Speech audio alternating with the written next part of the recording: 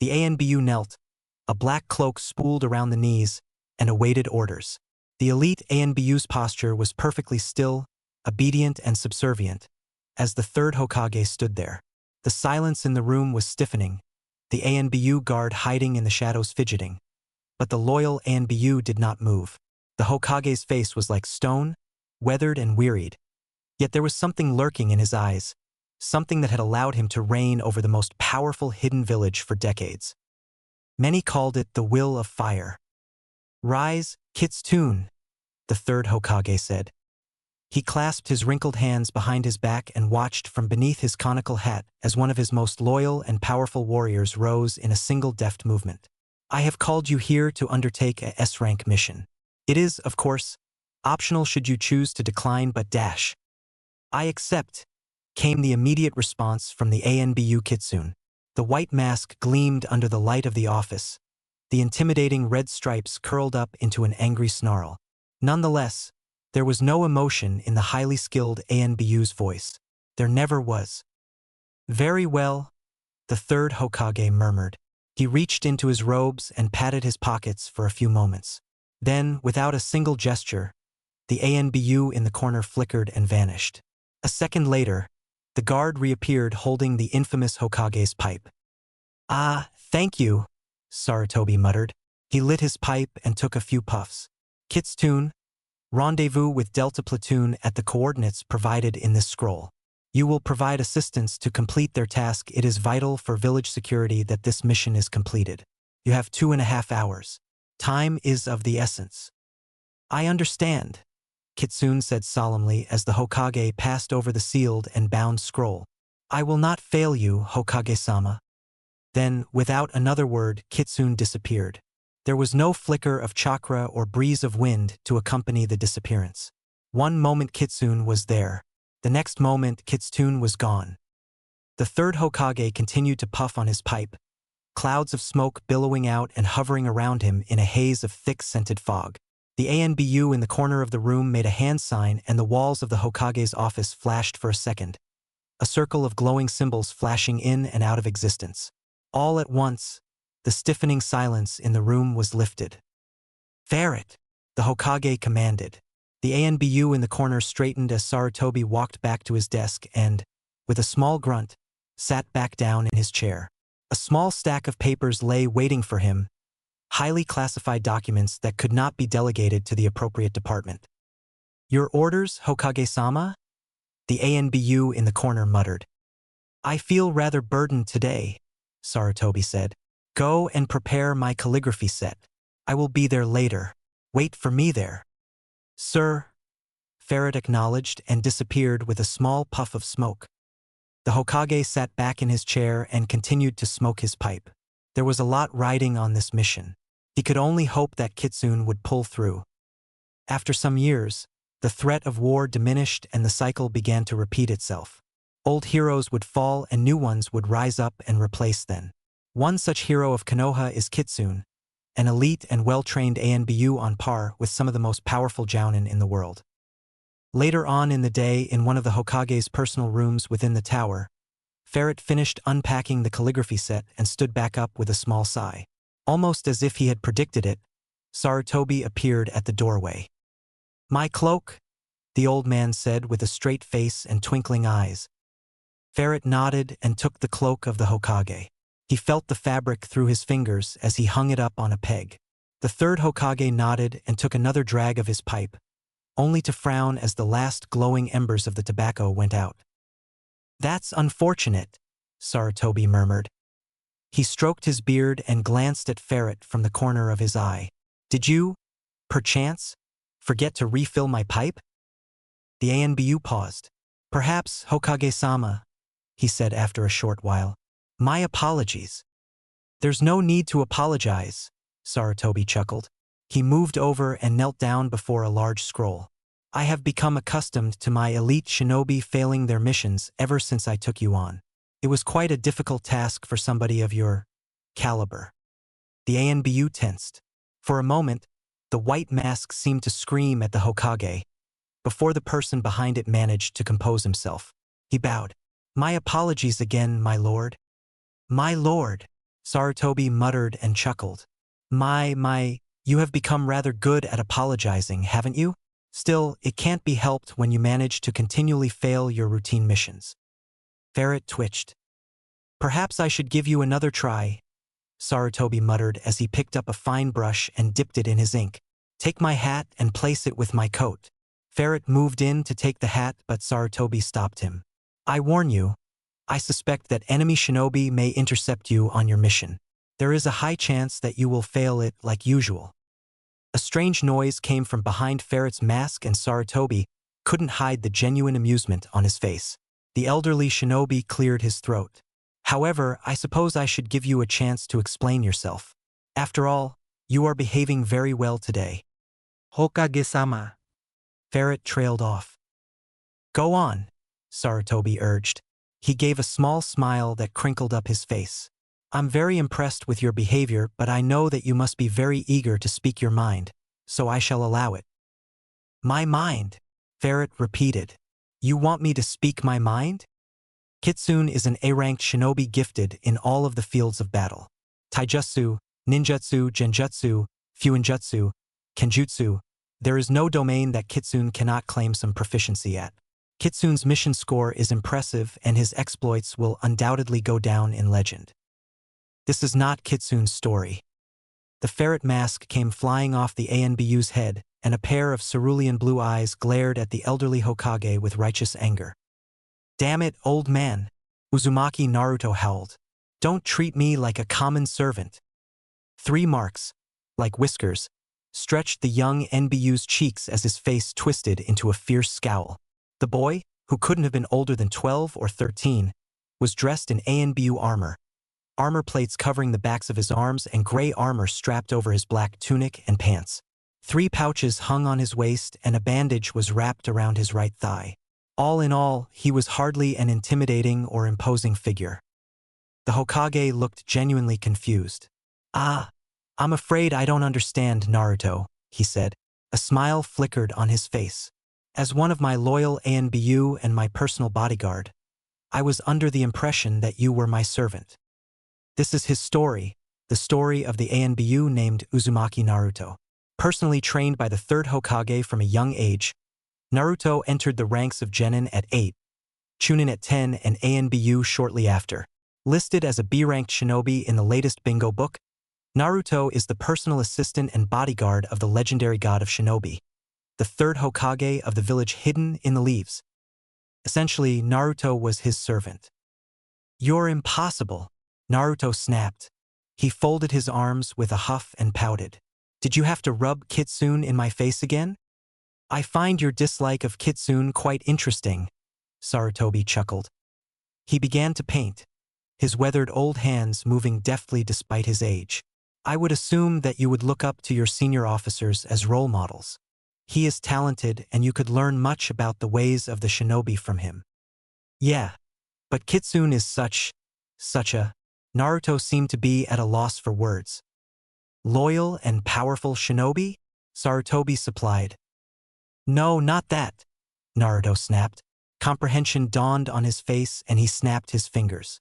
Arsehole. Yeah, that's the word. Kitsune is an arsehole. Sarutobi chuckled good-naturedly and looked behind Naruto. Young blonde boy cocked his head in confusion before horror dawned on his face. He's standing right behind me, isn't he? He mouthed at Sarutobi, who merely smiled. Report, Sarutobi said. Mission complete. Naruto heard Kitsune's voice and closed his eyes in resignation. Good work, Kitsune, Sarutobi praised. Your skill and dedication do you credit. There will be a debriefing with the commander in 15 minutes. I will be there shortly. Yes, sir. And then the ANBU was gone. I hate you, Naruto muttered with a scowl. How unfortunate, Sarutobi responded dryly. He stood up and motioned to Naruto, who rolled his eyes but obediently retrieved the Hokage's hat and cloak. Once Sarutobi had finished dressing himself, he waved Naruto off. You're dismissed, Naruto. Report back at 1,700 hours to complete routine assignment 4E. For once, could you make your own dinner? Naruto muttered under his breath. He retrieved his mask and gave a short, clipped bow to the Hokage as protocol demanded. I don't suppose you could talk to the commander about that matter we discussed earlier? Sarutobi chuckled. I rather like your mask, to be honest, he said and waved Naruto off. Go, you little brat. Enjoy yourself while you can. Tomorrow I need you to watch Konohamaru, and I'm sure you'll want to be well rested for that. I hate you so much sometimes, boss, Naruto said with abject horror. Welcome to ANBU, Naruto. Sarutobi chuckled and left, leaving the blonde demon host alone. Did it have to be ferret? Naruto whined to himself as he began cleaning up the Hokage's calligraphy set. You'd think the nine-tailed demon host would get the kitsune mask. Naruto trailed off as he muttered some obscenities to himself. ANBU sucked. ANBU Directive Number 4.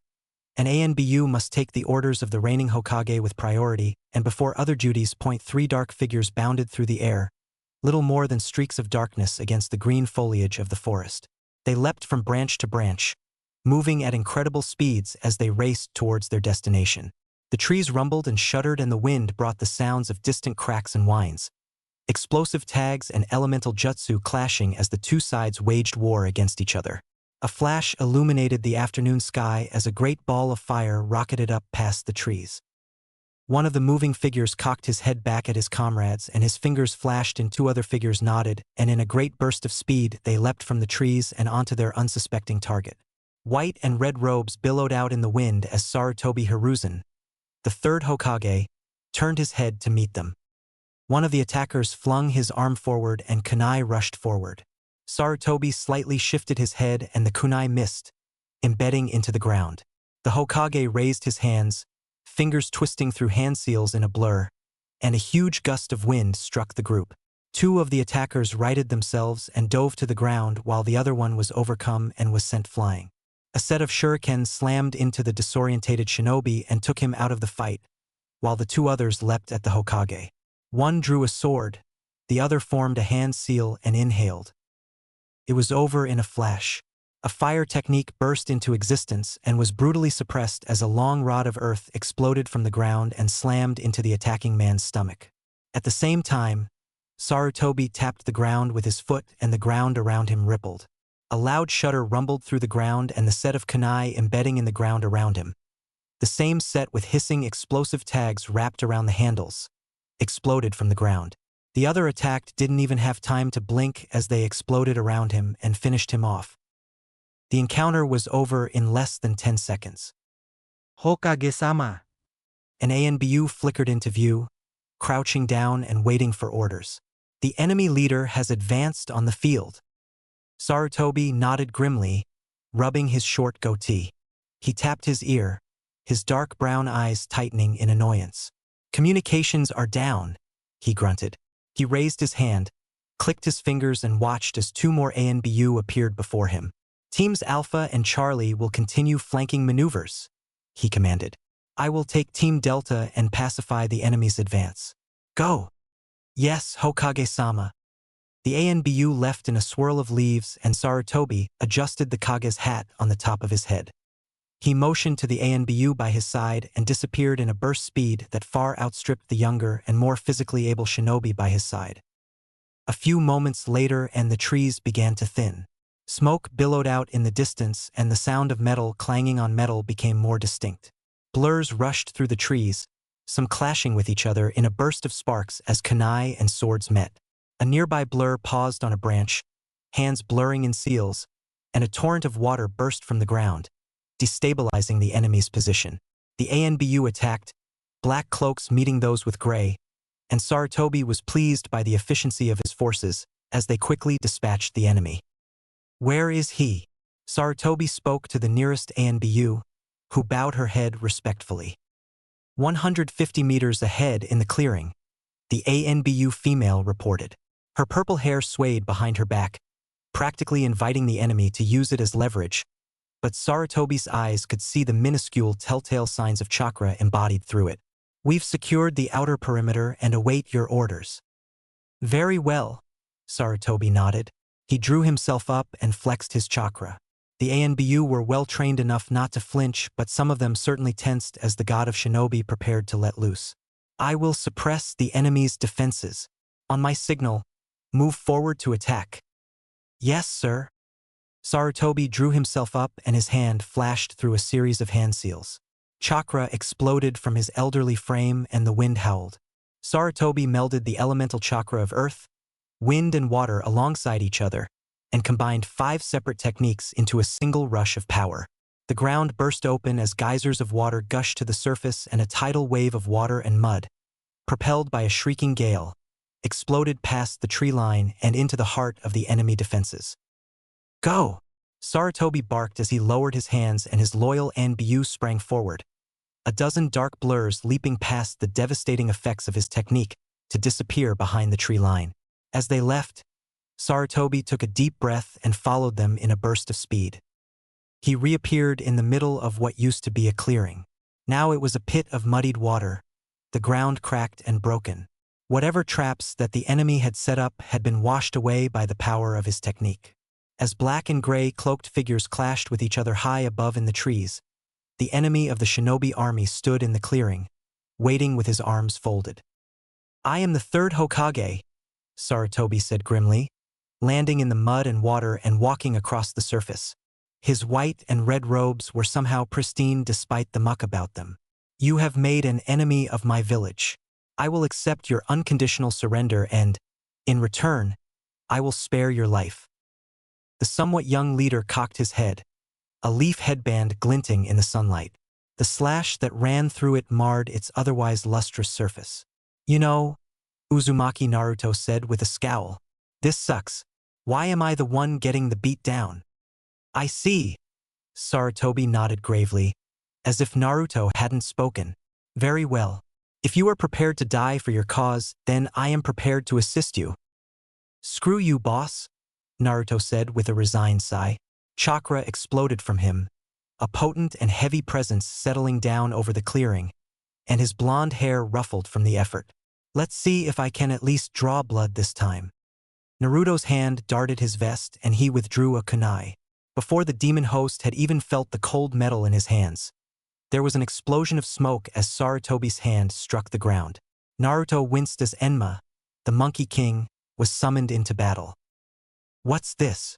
Enma asked, one yellow eye opening partly as he took in his surroundings. The war games again? You're pushing them hard, Sarutobi. Enma, Sarutobi barked grimly. Help me defeat the leader of the missing Nin. Enma glanced at Naruto and a somewhat nasty smile curled the large monkey's face. With pleasure, he grunted. Henge. Fuck you all. Naruto whooped and the kunai flashed through the air as Enma exploded in a cloud of smoke. Kunai Shadow Clone. One kunai became dozens and they rained down on the elderly Hokage. Sarutobi reached into the cloud of smoke and whirled around, the large adamantine staff of Enma bashing away all the kunai. They struck into the ground and trees, piercing rock and wood up to the hilt. Sarutobi whirled around again, facing Naruto, and Enma stretched forward, striking the blonde in the chest. Naruto's eyes widened with shock as he flew backwards, the pole slamming him into a tree with a pained grunt. Naruto was suspended there, still and unmoving, until Sarutobi abruptly pulled Enma back in and sidestepped. A kunai flashed past his head, slamming into the adamantine staff and sliding down it in a shower of sparks as Naruto pressed up against the Hokage, his abnormally sharp canines bared in a menacing grin. Rasengan, he cried, his right hand pressing against the staff as his left hand brought a spiraling and whirling ball of pure chakra forward, straight into Sarutobi's chest. There was a flash and a terrible screeching noise as the ball of pure chakra tore past the ceremonial Hokage robes, and nothing else. Naruto only smiled grimly as he pulled his hand back, preparing to leap away, when suddenly the metal staff shifted and pushed away his kunai. A large white-furred hand zoomed from the end of the staff and wrapped around Naruto's throat. The kunai fell from his grip. Before it had even hit the ground, however, Naruto had brought his hands together. Bird, ox, dragon, ram. Lightning sparked at the tips of his fingers, chakra rushing through his body. It was shoddy and wasteful. Too much chakra and not enough control. But Naruto gripped Enma's strangling hand with flickering blue hands and the Monkey King bellowed in pain as lightning was pushed into him. The hand quickly withdrew and Naruto immediately substituted himself with a nearby piece of debris. He was a fraction of a second away from being knocked out as the substitution was successful just as Sarutobi burst from the ground, a gray gauntlet swinging around and catching the clone embedded in his substitution in the face, dispelling the illusion and obliterating the piece of wood. Naruto flashed through some signs and the wind howled through the clearing as a blade of wind tore from the blonde's outstretched hand. Wind release, vacuum wave. Sarutobi's hands sped through rat, snake, horse, and dog signs. He took a deep breath and spun around.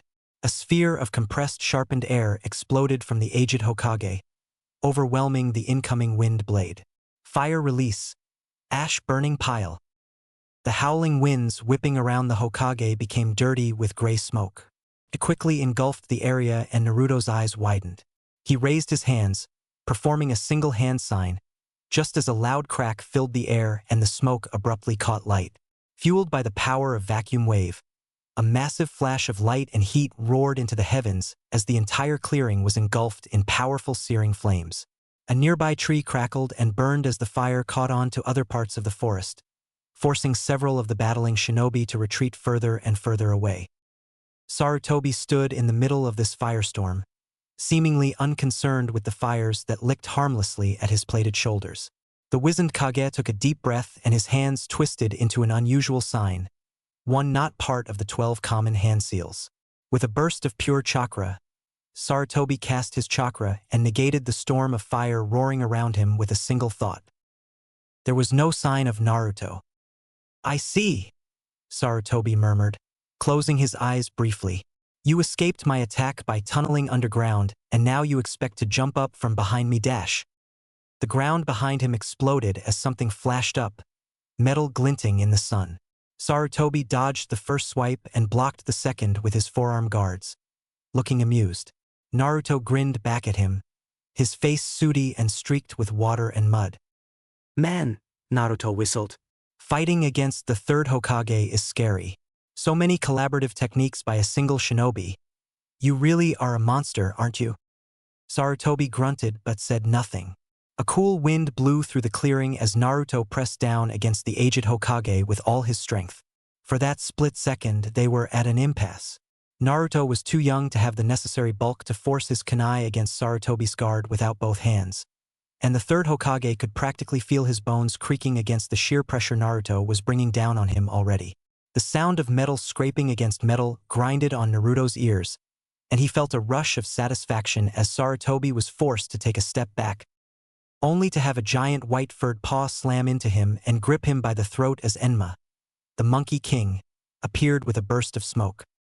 "Naruto!" Enma roared, his yellow eyes practically glowing with outrage. The headband of the summon glinted as Enma shoved his face right in front of the blonde ANBU. "What did you just say to your Hokage?" Naruto gurgled something, but he had the strange feeling that it was lost in translation underneath the crushing paws that gripped his throat. His grip on his kunai failed and Sarutobi pushed away his flailing with ease. Naruto desperately tried to use the replacement technique, but the Monkey King had gripped him too tight for the technique to take effect. Although there was the other way he could escape. But in the end it was easier to submit. Sarutobi leaned back, his foot flicking something up from the mud, and a kunai soared into the air. The third Hokage grabbed it and with a backhanded blow, drove the unforgiving metal deep into Naruto's chest. Naruto grunted at the painful sensation, but it was nothing compared to the sensation of a real kunai. As soon as the metal had touched his chest, it had taken on a purplish-orange haze. The seals embedded in his training uniform also reacted, resulting in a display of Fuinjutsu that the young demon host didn't really understand, but made the kunai only moderately irritating. "Alas," Naruto deadpanned, "I have fallen." His quip probably would have sounded better if it hadn't come from the gurgles and gasps he was still emitting as Enma squeezed tighter and tighter. "That's enough, I think," Sarutobi wheezed. He appeared to be breathing a little harder than usual, although it was hard to tell with him. Enma complied and disappeared with a puff of smoke. Naruto gasped for air as he fell to the ground, reveling in the sensation of cool air flowing to his lungs. He panted as Sarutobi straightened out his clothing. During that fight, his robes hadn't even gotten muddy. Naruto scowled as he slowly clambered to his feet. Ferret? Sarutobi murmured, his eyes taking in the devastation around him. In the nearby distance, battles were still being fought. Transmit this to all other operatives. Operation message #3C. The operation has concluded. All ANBU. Report for further orders. Naruto made a grunt in the back of his throat but complied. His fingers drifted over the red swirl of the ANBU tattoo on his shoulder, and he channeled chakra into it. A small flash of smoke swirled around him. When it cleared, Naruto was dressed in his ANBU garb, a white porcelain mask covering his face. Naruto carefully went through a dozen hand seals and placed the palm of his hand on his ANBU tattoo. All throughout the forest around them, ANBU operatives battling at each other stilled as a message was telepathically transmitted across the short distance. Attention, all active ANBU forces within training group #7, ANBU operative designated as Ferret, brings operation orders #3C. Orders are as follows. Operation concluded. Success to team designated as Red. Report to grid coordinates 13A, 67 for orders. It was no Yamanaka technique, but it did the job. Naruto removed his hand and waited for the horribly dizzying sensation that always accompanied him when he used the technique. He was sure that the third Hokage could have easily performed the technique himself. A massive wave of nausea and a sudden blinding migraine struck him. But if the Hokage wanted to do all of the grunt work, then he wouldn't have fast-tracked a naive genin into becoming his personal assistant all those years ago, would he? Naruto waited out the aftereffects of his techniques, which were not surprising considering his age and proficiency in the arts of mental communication and warfare. There was a reason why the techniques were usually learned specifically by communication officers and few others. As his headache abated, he could hear the sound of ANBU appeared in the clearing. It was a soft, almost inaudible sound, a small quiet displacement of air, and elite shinobi appeared from well-timed body flicker techniques and landing silently on the mud-soaked and scorched earth. Most would have missed it. Naruto was just that good. He hoped. So was Sarutobi, it seemed, as he continued to rest his eyes until he heard the arrival of the last ANBU operative, a man whose armor had cracked and fallen apart waist-height. The ANBU took their training seriously. The operation has concluded, Sarutobi said quietly, but his voice was heard by all in the clearing. The rebel uprising led by former ANBU operative Uzumaki Naruto has been suppressed. As the leaders of both sides of the rebellion, he and I have reached a satisfactory conclusion. Naruto's eyes widened and he wanted to whimper. Uzumaki will take full responsibility for his actions, Sarutobi thundered. Some of the ANBU snickered as the sheer agony that was radiating off the ferret-masked blonde by the Hokage's side. All ANBU operatives in the team designated as Blue will be integrated back into the rank and file. Uzumaki Naruto, as the leader of the insurrection, shall provide compensation to each and every single one of you on top of additional administrative duties. Wait, what? Naruto cried out. Sarutobi reached over and absently whacked his assistant across the back of his head. The sheer force of the plated arm guard sent Naruto sprawling into the mud.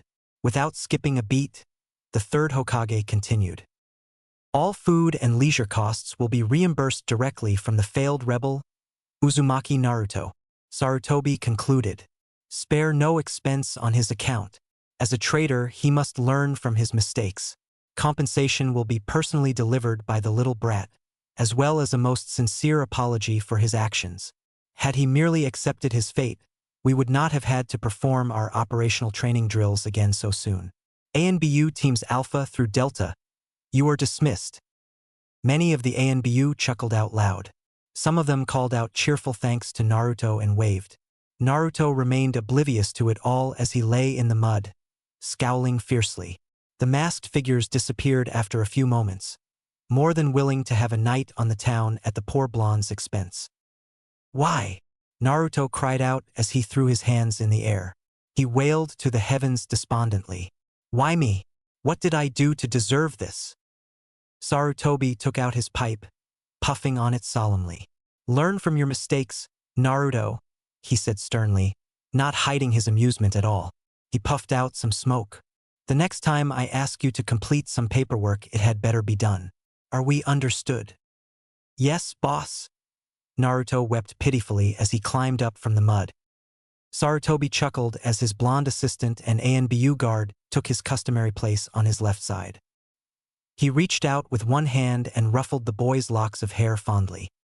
Now, he said, let's talk about our little spar, shall we? I noticed that your lightning manipulation was quite poorly channeled. With your level of chakra, I expect better from you. If an old man like me can defeat you so easily, then you need to train more. Yes, boss, Naruto replied blandly. Quiet. I wasn't done. Sarutobi whacked Naruto over the back of his head and hid a grin at his subordinate's furious reaction. ANBU Directive Number 6. An ANBU must be healthy in mind and body, willing and able to reach their peak performance in order to attend to their duties.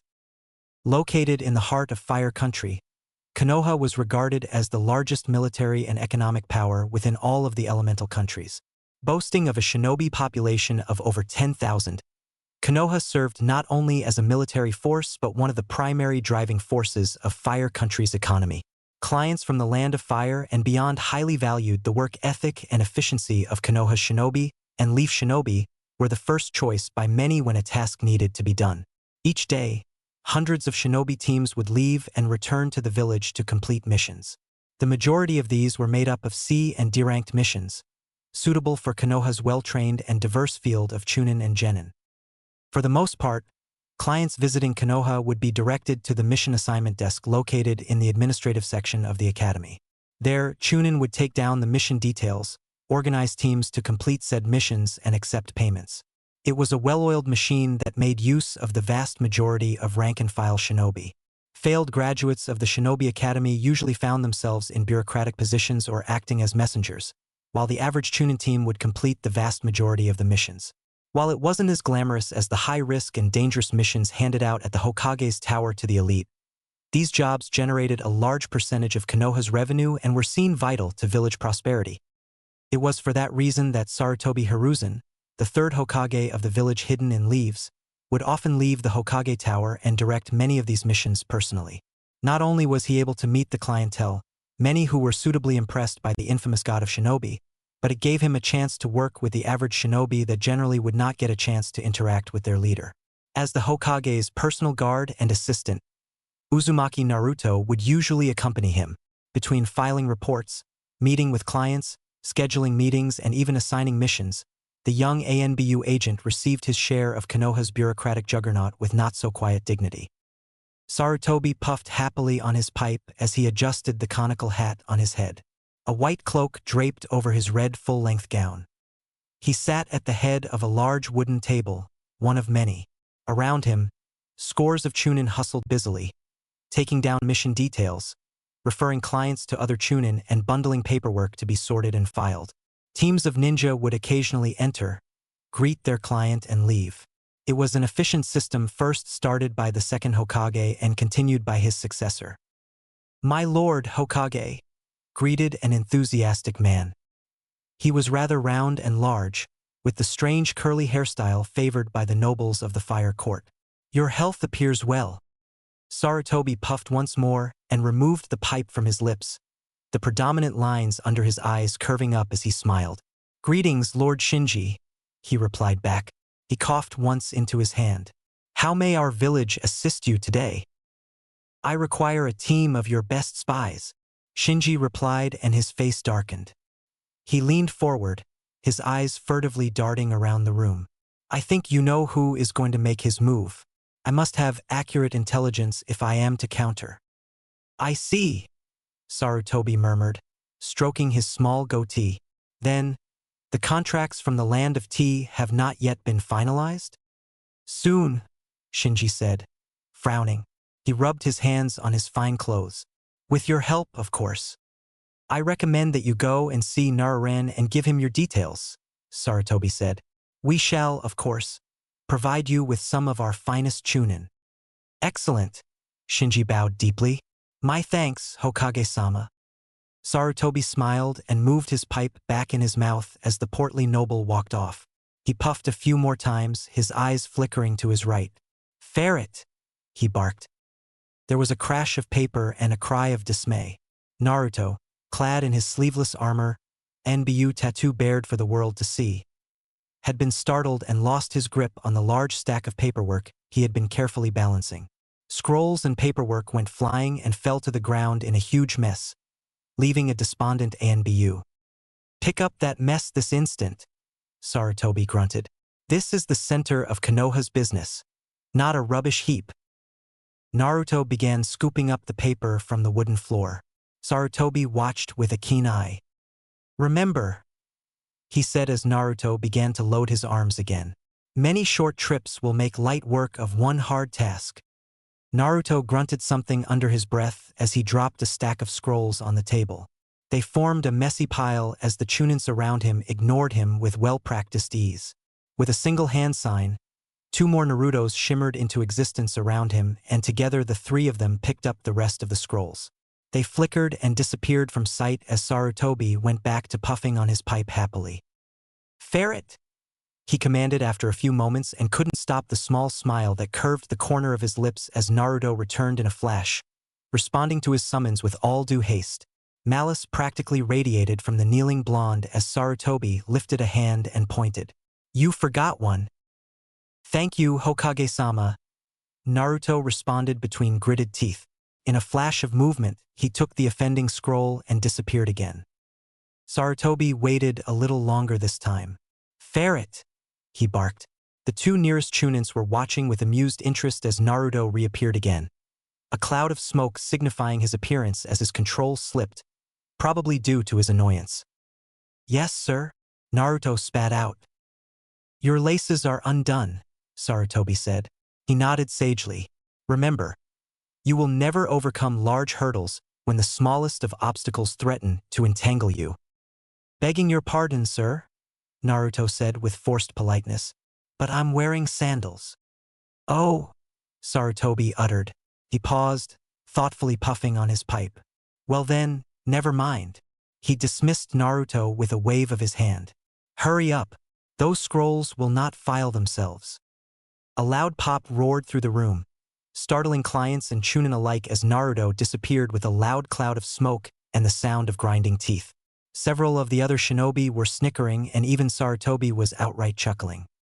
The 3rd Hokage's good mood abruptly vanished, however, as he felt a familiar presence approaching. His face smoothed over as he drew himself up, masking his slight puzzlement with well-practiced ease. Out of the busy room, he was undoubtedly one of the only ones who saw the man enter, sliding between clients and shinobi effortlessly and making his way towards Sarutobi. "Danzo," Sarutobi said as way of a greeting. "What brings you to the mission assignment desk?" Danzo Shimura inclined his head respectfully. He leaned heavily on his cane, his right arm done up in a sling and his torso heavily bandaged. Despite his apparent physical injuries, his chakra was sharp and potent. His one single eye betrayed his appearance as a cripple aged and scarred, as Danzo was still a warrior at heart, despite his retirement as head of the special ANBU division route. Trailing after him was a young boy with jet black hair, pale skin and dark eyes. "Hokage-sama," Danzo greeted and raised his head. "I was merely showing my latest students around Konoha's areas of importance."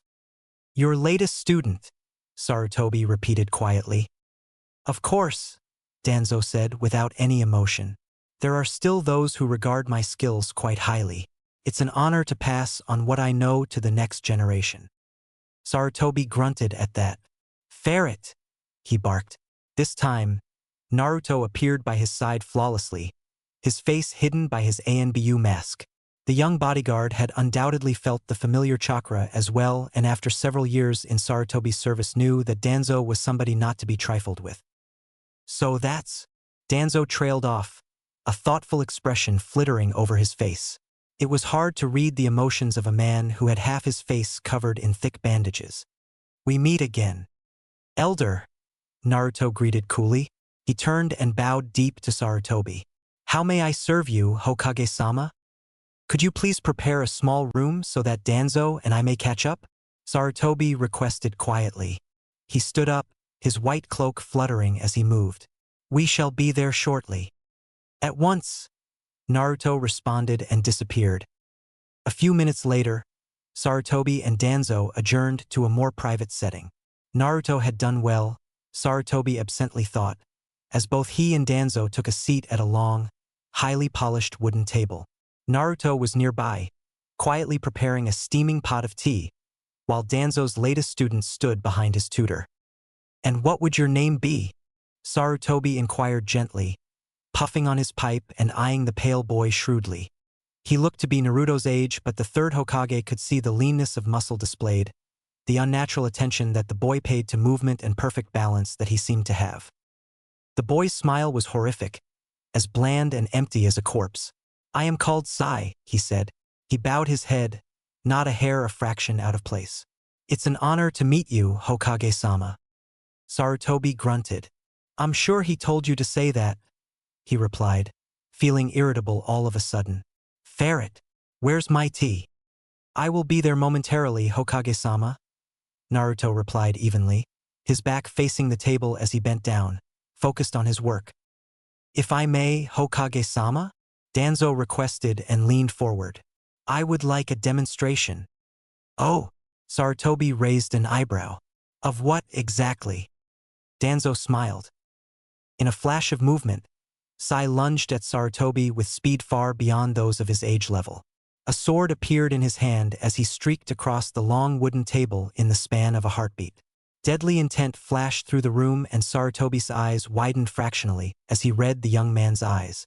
There was no doubt the boy was aiming to kill. His attack lasted a whole 2 seconds and he didn't even make it halfway across the table.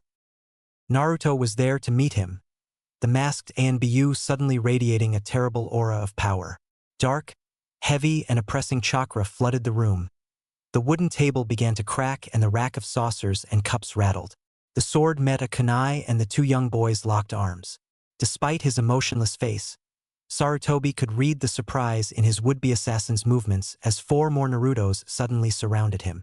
Blank-face ANBU masks peered down at the would-be attacker with no mercy and kunai lashed out at vital points. The young boy immediately jumped back, Naruto's kunais only barely missing the killing blow.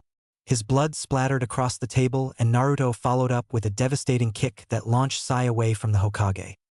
He flew down the table and past Danzo, who didn't even look ruffled as his apprentice slammed into the wall with a dull thump. All 5 Narutos were in the process of weaving through hand seals when Sarutobi raised a hand. "Enough," he murmured. Naruto paused, angry dark chakra whirling around him. "Naruto, leave us." "Boss," Naruto protested. "I am not so weak that I need you to fight my battles," Sarutobi snapped. He snapped his fingers and Naruto reluctantly backed down, the shadow clones shimmering from existence, the heavy pressure abruptly vanishing from the room. "Take our young foolish attacker to the medical center." Sarutobi could tell that Naruto was absolutely furious with the order, but if there was one thing that Naruto had learned after 5 years working with the third Hokage, it was that the old man did not like to repeat himself. Naruto walked over to blood-splattered Sai, hoisted his body over his shoulder with some effort and disappeared. "What ominous chakra," Danzo murmured. He stood, limping his way across the table towards the pot of tea. With a single deft hand, the crippled elder flawlessly continued on from where Naruto had left off and handed Sarutobi a cup of steaming tea. "I haven't felt chakra like that since you were a child, Hiruzen." Sarutobi grunted and tucked his pipe inside his robes. "Naruto has potential," was all he said as he took a sip. "He is quite talented." "That's an understatement," Danzo said with a dry chuckle. With a cup of tea balanced on the back of his hand, he leaned on his walking stick and made his way to the other end of the table. Both men ignored the large crack and dripping blood in the middle of the table. "He is very impressive for a child so young. I can only think of a few who showed such potential at his age." "Kakashi," Sarutobi supplied. "Itachi, Orochimaru, Sakumo." "Yourself," Danzo countered. He leaned his walking stick against the table and sipped his tea. "I would suggest that he is more like you than the others. That chakra was very much like yours during your early years when you struggled to find control, and he is not burdened with the broken bonds of family as many of those other names were." "He carries his burden well," Sarutobi admitted. There was no mistaking the pride in his voice. He is strong and quick to learn. He does not have arrogance, Danzo said quietly, and Sarutobi stilled. Kakashi, Orochimaru, they were both arrogant. It took a tragedy to break Kakashi's, and Orochimaru never lost his. Sarutobi let out a snort of laughter. Naruto is too busy cleaning up after his mistakes to worry about his status, he said, chuckling. He can be a clumsy boy, foolish at times. Very foolish, Danzo agreed, taking another sip. What young shinobi uses the god of shinobi as a measuring stick against his skills? To compare himself to such a man, it would keep any shinobi level-headed. The two sat in comfortable silence, sipping their tea.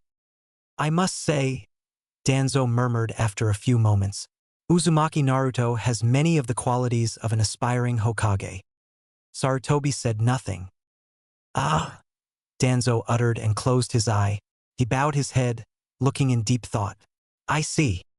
Partially, Sarutobi supplied, and saw the first glimmer of a frown on his one-time rival's face. You have become most insufferable as of late, Hiruzen, Danzo said, setting down his now empty cup of tea. That boy has helped sharpen your blade. A far cry of who you were 10 years ago. He stood up, taking his cane. My advice to an old friend would be thus. Don't ever slip back to what you once were. Is that so? Sarutobi replied quietly. His brown eyes watched Danzo carefully. That's very interesting advice. I would say useful, Danzo replied. His one eye hardened as he gazed down at the man who had beaten him to the hat. I will always do what's best for the village that we both love so much. As do I, said Sarutobi softly. Good, Danzo said abruptly. Continue to do so. The will of fire rests upon your shoulders. He turned around and began to limp out the door, leaving the third staring at nothing in particular, deep in thought. Naruto returned a few moments later. Hokage-sama, He inquired. He paused as the old man did not reply. Boss! The concern in his voice was evident. What's wrong? Sarutobi blinked. What's wrong? He repeated. His arm rose and he lashed out at Naruto, sending the masked blonde boy soaring through the air. Why is there a mess on this table? What's with that crack? Ferret, attend to your duties. Ow! Naruto groaned as he pulled himself free from the plaster and out of the wall that the third had just sent him flying into. You old bastard! He shook his fist. Don't get angry with me, boy! Sarutobi yelled as the fire returned to his veins. He glared at Naruto. You just put a hole in my wall. Explain yourself. What? Huh? But you! Naruto trailed off in a round of indignant splutters as the third abruptly whacked his head again. All right, he groaned, rubbing his abused head. I'll clean up, you wrinkled old slave driver. What was that? Sarutobi thundered. Nothing. Sarutobi watched Naruto carefully as the young assistant began to frantically clean up the room. A small smile flashed across his face, but it disappeared as soon as it came, and the third picked up his cup of tea and began to sip it between scoldings. Directive number 2. An ANBU must be willing to give up their life to protect the embodiment of the will of fire. The current reigning Hokage of the village hidden in leaves and the daimyo of the fire country, and the great village hidden in leaves, one of the largest buildings in Konoha, was the Hokage's residence, also known as the Hokage's Tower. It was located quite close to the Shinobi Academy and had been constructed just underneath the Hokage's monument. The Hokage's residence towered over most of the other buildings in Konoha and was home to many different departments. ANBU headquarters lay directly beneath it, guarded carefully by the elusive masked shinobi. There were libraries filled with countless scrolls, records of previous missions, character profiles of friendly and enemy shinobi, and thousands upon thousands of technique scrolls could all be found inside. The third Hokage was infamously known for single-handedly learning and mastering each and every single technique scroll that Konoha had to offer. The Hokage's Tower was also where A and S-ranked missions were handed out to elite teams of Jonin and ANBU. Prestigious clients were sometimes given the privilege of visiting but rarely saw much activity, as all as elite-level shinobi received their missions and left with speeds too quick for the untrained eye to see. Matters of village security were also dealt here, far away from the prying eyes of the normal shinobi workforce. It was also where the third Hokage and his family lived. Since his fast-track promotion to Chunin and allocation as the Hokage's personal assistant and guard, Uzumaki Naruto had been one of the few people in Konoha's history to call the Hokage's tower home. Naruto suddenly opened his eyes. One moment he was asleep and the next he was awake and alert. The young ANBU rolled over and glanced at his alarm clock. 6:59 a.m. He hopped out of bed, removing the froggy nightcap that he still loved so much and quickly pressing his thumb against the red spiraling tattoo on his exposed shoulder. He channeled chakra and his bedclothes abruptly vanished. A second pulse of chakra saw a set of armor appear neatly around his form. A pair of dulled metal arm guards covered his forearms, extending over his gloved hands. His upper arms were bare and he wore a tight black shirt with a gray armored vest covering his chest. His long dark pants reached his ankles, where he wore sandals, and there were 3 small pouches strapped around his waist with a bandage tied around his right leg. He hadn't put the mask on and it dangled from his utility belt. "Oh yeah," Naruto said with a cocky grin, exposing his sharper-than-normal canines. "I look awesome." After he was done checking himself out, he adjusted the mask on his belt and strode through the door.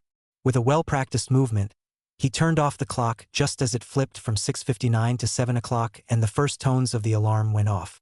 It was time for him to perform one of the most dangerous aspects of his job, waking up the third Hokage. Oi! Naruto shouted loudly as he entered the master bedroom of the Hokage's residence. He felt an itching sensation around his ANBU tattoo as the complex barrier seals recognized his identity and allowed him to pass without reducing him to a pile of steaming ash. "It's time to wake up." The lump curled around the thick blankets in the middle of the king-sized poster bed quivered. Naruto rolled his eyes as he began stretching. He found it completely ridiculous that the rest of Konoha idolized Sarutobi as some kind of holier-than-thou figure of everlasting power and might.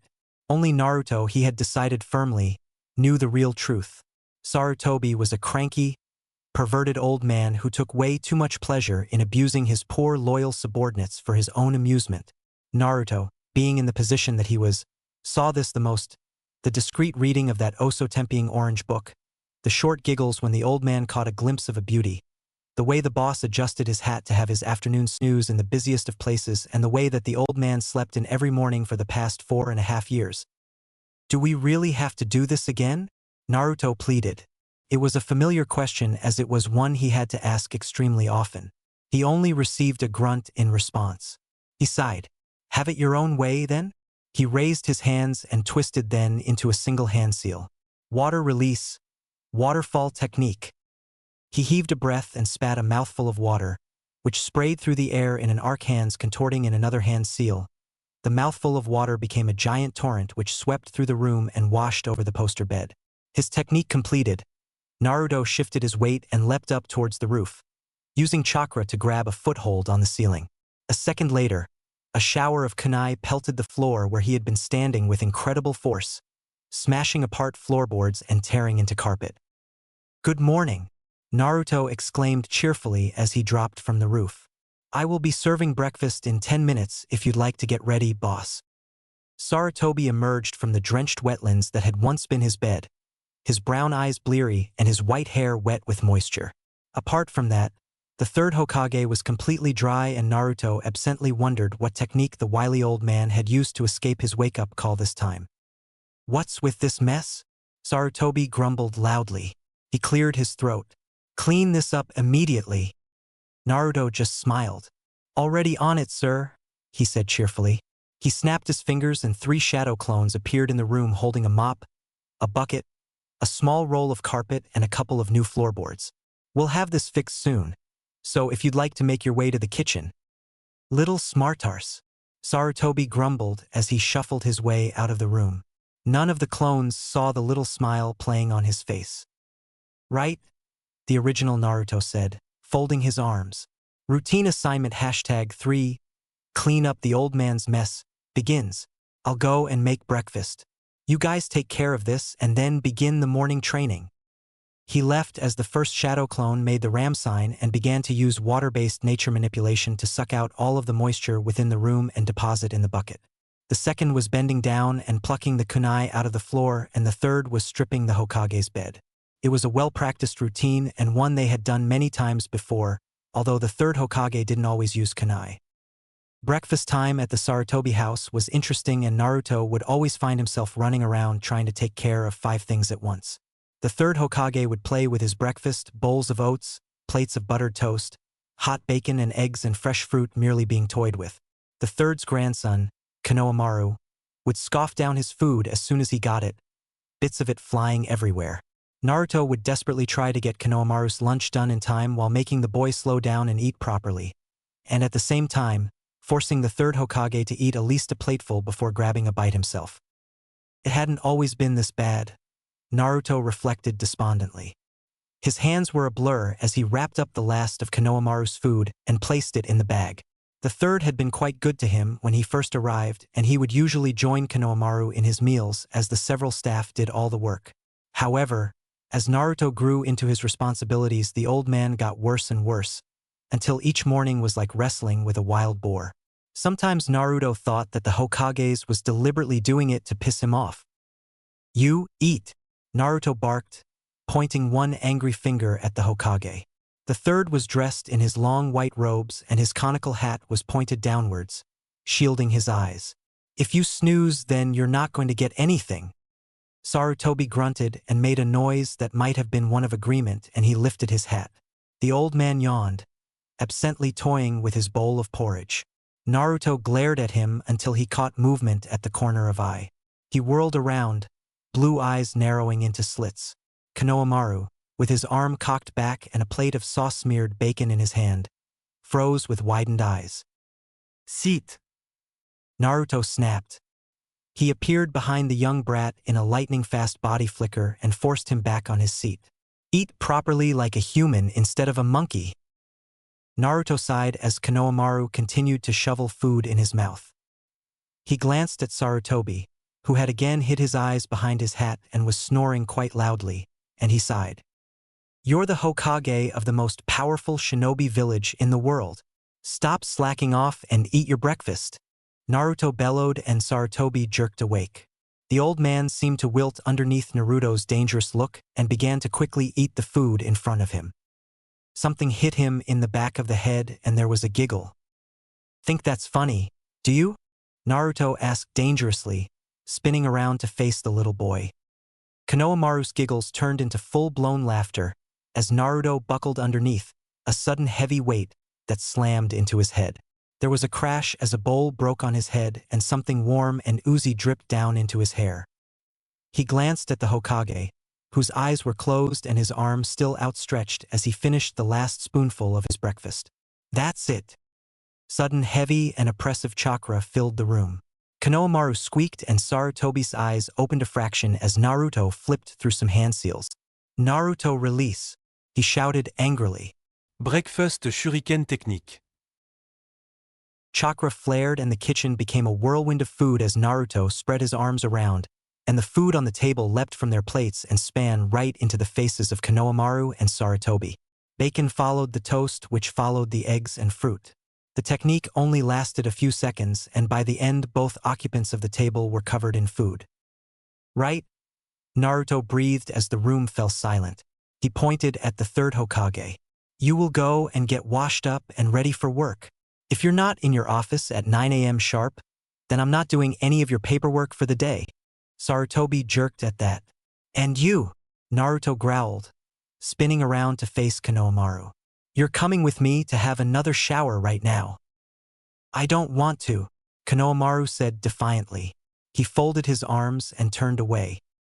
"Listen here, brat," Naruto growled and shoved his face directly in front of the young boys.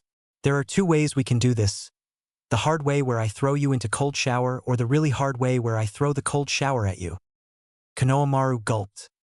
20 minutes later, Naruto and Konohamaru were walking through the streets of Konoha towards the academy.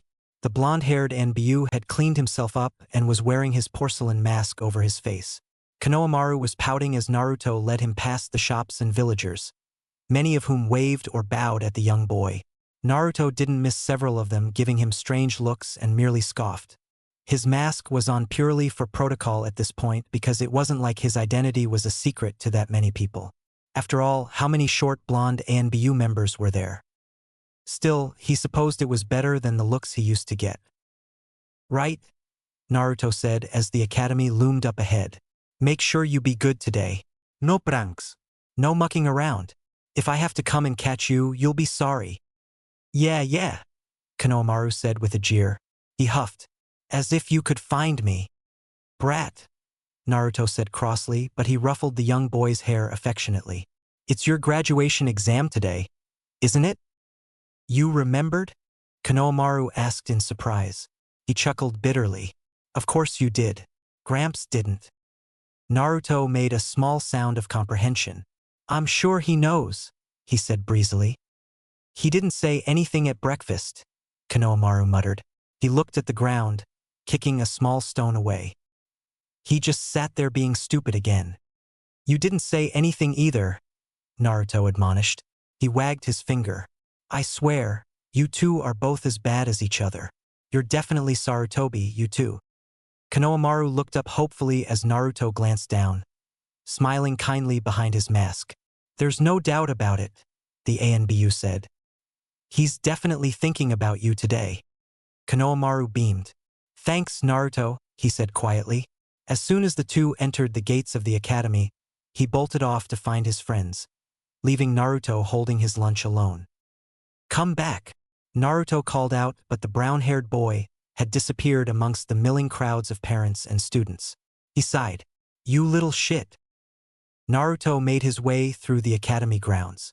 The students he met had once given him wide-eyed looks and muttered to each other quietly. Now he was a regular occurrence, the young ANBU agent tasked with escorting the third's grandson to school. They still gave him the odd look, especially when they noted how short and young he seemed, but in the true fashion of children they mostly ignored him now. The parents were mostly the same, although he exchanged a respectful nod with Nara Shikaku, the current Jonin commander. The two had had dealings in the past. He also exchanged a quick hello with Yamanaka Inoichi, the tall blonde-haired man who worked in Konoha's intelligence division. Ah, Iruka. Naruto called out. He flickered out of the crowd and appeared in front of the scarred Chunin, who had been turning to see who had called out his name. Gah! Iruka jumped as he came face to face with the creepy porcelain mask of an ANBU member. He held his hand over his heart. Oh, it's you. Naruto held up the bag. This is Konohamaru's, he explained. The little brat ran off before I could give it to him. I see, Iruka said. He took the bag. Thank you. His voice, as usual, was respectful and polite when he spoke to Shinobi Meni called Sarutobi's right hand. Iruka had just been assigned to the academy when Uzumaki Naruto, with the assistance of the third Hokage, had graduated early. He hadn't had much to do with the young boy for years until he had reappeared from seemingly out of nowhere as the Hokage's personal assistant and guard. The ferret-masked boy had quickly become a common sight at the mission assignment office as he accompanied the Hokage and performed many duties. Personally, Iruka felt a little sorry for him. The Hokage could be quite hard on the young ANBU, and Iruka wondered if Naruto managed to ever get much of a break. Will Konohamaru do well today? Naruto asked, and Iruka blinked, shaken out of his thoughts. It's hard to say, Iruka admitted. He's certainly not the most academic-driven student we have. Naruto made a noise in the back of his throat at that, and Iruka chuckled. That said, the scarred Chunin continued. His weapon skills and taijutsu is quite good. It's why he was moved ahead past his age group. He's already quite gifted in that area.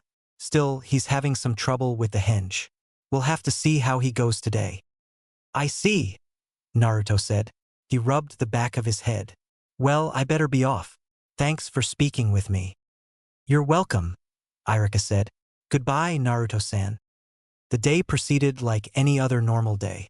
Naruto worked with the third Hokage in the mission room, filling papers, organizing meetings, and taking down mission details. The fire daimyo's wife had arrived in Konoha a few days earlier and had already lost her pet on 4 different times. Several of Konoha's largest merchants were interested in obtaining a new breed of spice that was found growing in the land of rice, although many of them were reluctant to pay the higher mission costs required, as relations with the land of rice had been strangely distant and hostile than before. A quartet of shinobi from the village hidden in grass arrived with a routine message for the Hokage, and a dark-cloaked man wanted a team to perform a dangerous mission to retrieve his family heirloom, and had been whisked away to the Hokage's tower to debrief the elite shinobi, who would needed to complete a mission of that difficulty. All in all, nothing unusual. Later that afternoon, Naruto found himself leaping over the rooftops of Konoha delivering messages to various persons and businesses on behalf of the Mission Assignment Office and the Hokage. From what Naruto had gathered, most were receipts and a short message on the details of the successful mission needed to claim when applying for tax cuts. There was one curiously lumped parcel that had arrived from intentional delivery that had passed inspection, which was left at the reception desk of the Shinobi Academy. Naruto finished the last of his errands just as the sun was going down and made his way to the training grounds. Each day, he was officially given 2 hours to work on his physical training. Unofficially, however, Naruto trained all day long on the various different projects he was working on. "Yo!" Naruto called out as he entered the large training fields. It was the field that Naruto had selfishly allocated for himself, and it was perfect for his needs. It was a large clearing with a small river trickling through it. Surrounded by trees, the noises here would be muffled by the foliage and keep snooping visitors away. "Hey!" One of his shadow clones returned the greeting. There were whole groups of them there, and each was working on a specific aspect of Naruto's training. 5 groups of at least 10 clones worked on each part of his elemental nature manipulation, using leaves and chakra paper to hone his ability to generate elemental chakra. His natural affinity was wind, and it came to him as the easiest to form. However, the Hokage's natural affinity had been earth, but that hadn't stopped him from whipping out advanced elemental techniques of each nature in the past. Lightning was his worst at the moment, but his earth and water was coming along quite nicely, and as long as he didn't care about collateral damage, his fire worked beautifully. Naruto would not be satisfied until he had mastered each and every single affinity, just as the third Hokage had done before him. It really got to him when he considered just how much further he needed to go, especially when the old man would make offhanded comments along the lines of, "You're still learning this, why, when I was your age I had already learned this as well as that. I guess you're just a slow learner." There was one group working on his chakra control, and they were contorted into weird poses. One of was handstanding on the water with one hand while using the other to swirl leaves around his palm. The other was hopping up and down a street while juggling spinning kunai.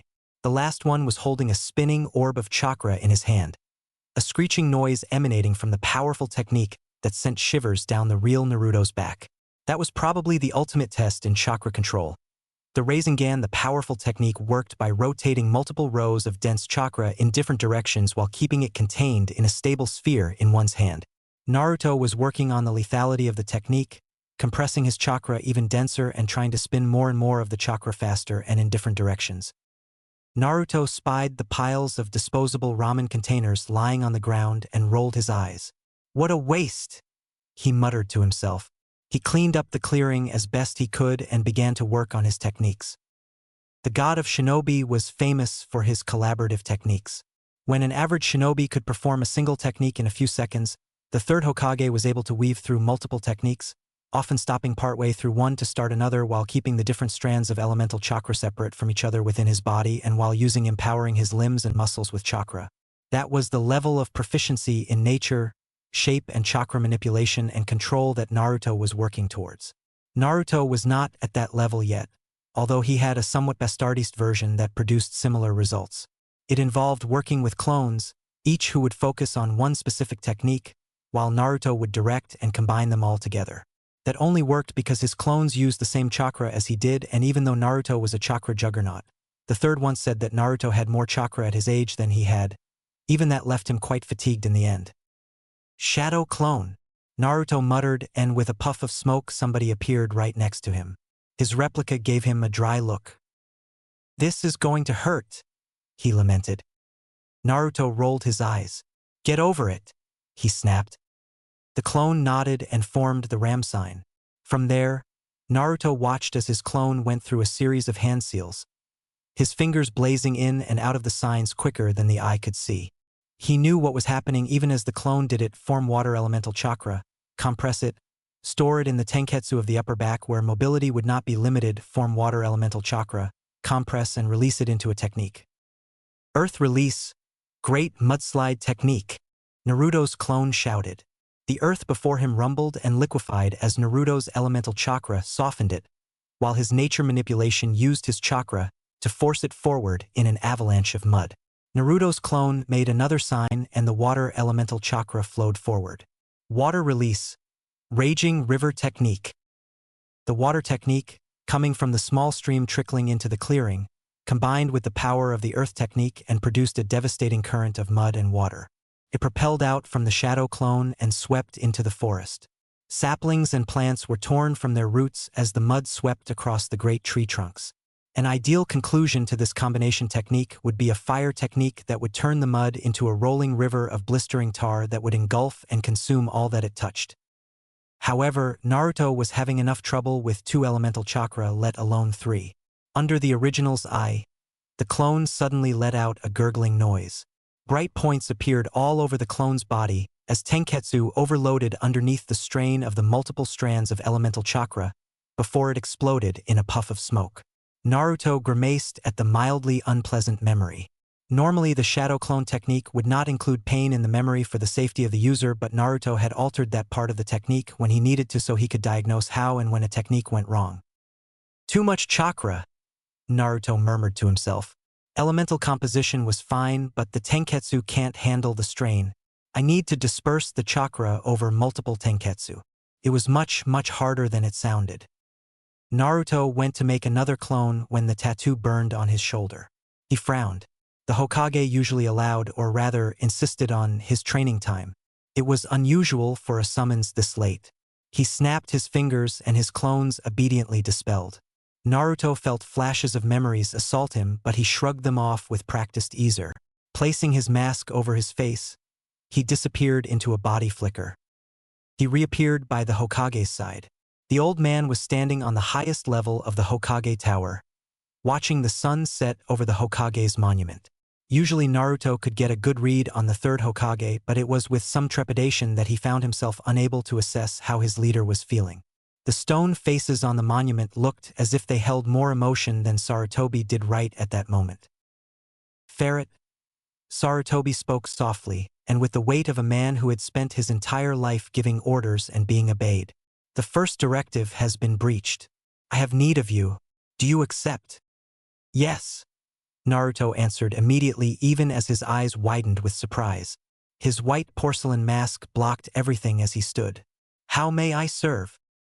Sarutobi turned around and Naruto saw the first traces of emotion. A grim, hard look that masked something dark that lurked beneath the old man's face. Whatever had happened, it was personal. Several minutes ago I was assaulted within this very tower, Sarutobi began. He ignored Naruto's splutter of shock. The assailant successfully retrieved the scroll of forbidden seals and escaped. Shit. I have confirmed the identity of the attacker. Sarutobi sounded grim. He motioned to the table, where a gleaming sphere of crystal glimmered with chakra.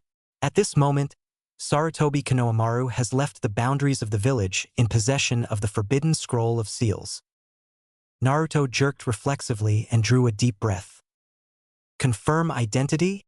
He asked quickly. It's been confirmed, Sarutobi said tiredly, and for a moment he looked very old and very tired. He moved from the window and took a seat at the table. It was him, Naruto. What's more, he knew exactly where to find the scroll and how to bypass the protections.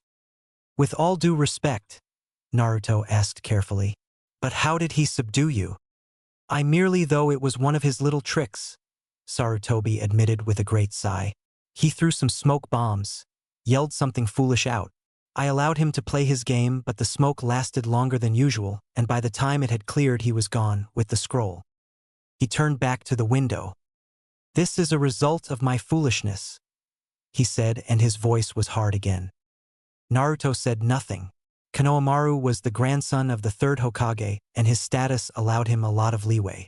However, not even the Hokage could protect him from the outcome of this. The Forbidden Scroll of Seals was an S-ranked secret, and stealing it was paramount to high treason. There would be severe repercussions for all involved.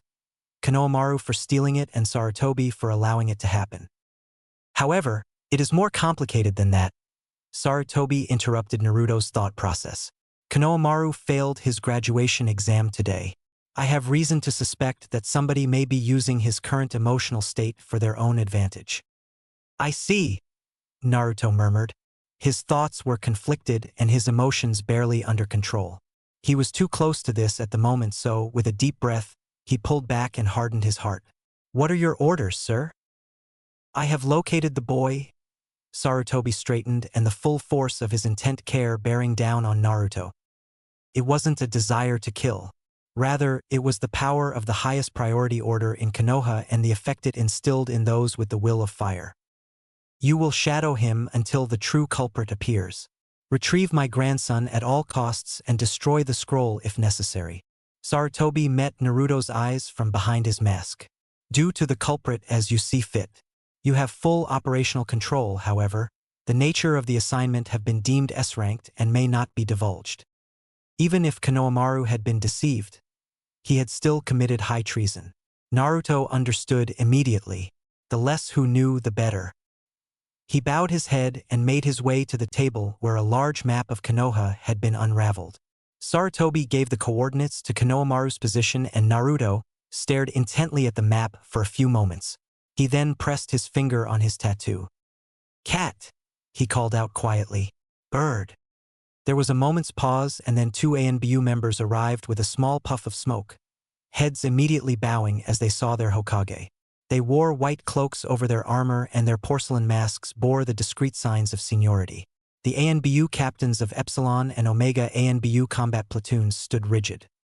As the Hokage's assistant and the only member of the Sigma squad, the Hokage's personal guard, Naruto technically held seniority over them in theory. His commands were most often the commands of the third Hokage and had to be respected. However, it was very seldom that Naruto interacted with the captains and only really saw them at the General Purpose Division meeting every couple of months. In this situation, though, Naruto had full operational control and commanded not only the captains but their 25-man platoons. Priority Directive Number 1. I have full operational control, Naruto said quietly. 2 emotionless masks shifted and stared at him with greater intensity. Cut. Your platoon will surround the perimeter of A4F to A5C. Entry denial. He paused and glanced at the map. Move out immediately. Dismissed. Cat disappeared and Boar waited patiently as Naruto studied the map carefully. Boar, you'll position your platoon to cover sections G3A to G3Z. Naruto concluded, tracing his finger across the map. Deny entry and detain those attempting to exit. I will be within that zone shadowing the target. Backup may be required. Go! Boar nodded and disappeared, leaving Naruto and Sarutobi alone in the room. Once he was gone, Naruto gazed at Sarutobi. The third Hokage nodded once, approving Naruto's plans, and the young ANBU let out a quiet sigh of relief. This was the first time he had ever had full operational control over such an urgent mission. He had been present over dozens, if not hundreds, of mission briefings and had watched as he stood loyally by the Hokage's side as the ANBU captains and Jonin commander had talked in short terse words over whatever mission they were planning. Even the ANBU commander had interjected at one point, the enigmatic figure saying 3 words that, in hindsight, had entirely changed the outcome of the mission. Naruto was just hoping some of that had sunk in. It might have been a bit of an overkill to drag out a 2 out of the 6 ANBU combat platoons, but Naruto wasn't taking any chances with such a dangerous S-ranked artifact on the loose. The mission has commenced, Naruto told his Hokage quietly. He paused. I will bring him home. A second later, the third Hokage was alone.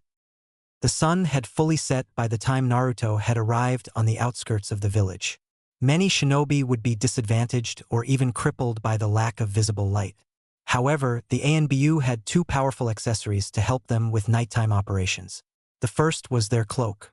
Embedded with many different seals, an ANBU's cloak when combined with their armor was able to deflect shuriken, dull the blows of a thrust kunai, and even dent the blade of a sword swing. The cloak was water-resistant, fireproofed, and mud and dirt simply slid off of it. It was treated and woven in a way that made it extremely resistant to tears and burns, and when kept out of the light, the cloak seemed to fade into the darkness until shinobi and shadows were one. The second was the ANBU mask. Many of the white porcelain masks didn't even have eye holes, but it was no deterrent or disadvantage to the ANBU wearing them. They were specifically crafted for each individual shinobi, molded perfectly onto their faces for a seamless fit. When wearing it, one did not feel the weight of it at all. Ingenious seals, dating back to the era of the first Hokage, allowed the user to see through the solid plate as if it weren't there. The mask filtered out most poisons in the air while still allowing the shinobi to use his or her nose to sniff out enemies, although the mask would automatically filter everything out if an unidentified and especially pervasive poison was detected. The ANBU had learnt this the hard way from the Second Shinobi War against the village hidden in sand. In a very similar way to the cloak, the mask kept dirt and sand out away from the face, and it was impossible to block or impair the user's vision. Even the effects of flashbangs were diluted. Retina-scorching light merely became irritating. The opposite could also hold true, and the mask allowed ANBU operating in nighttime to see more accurately.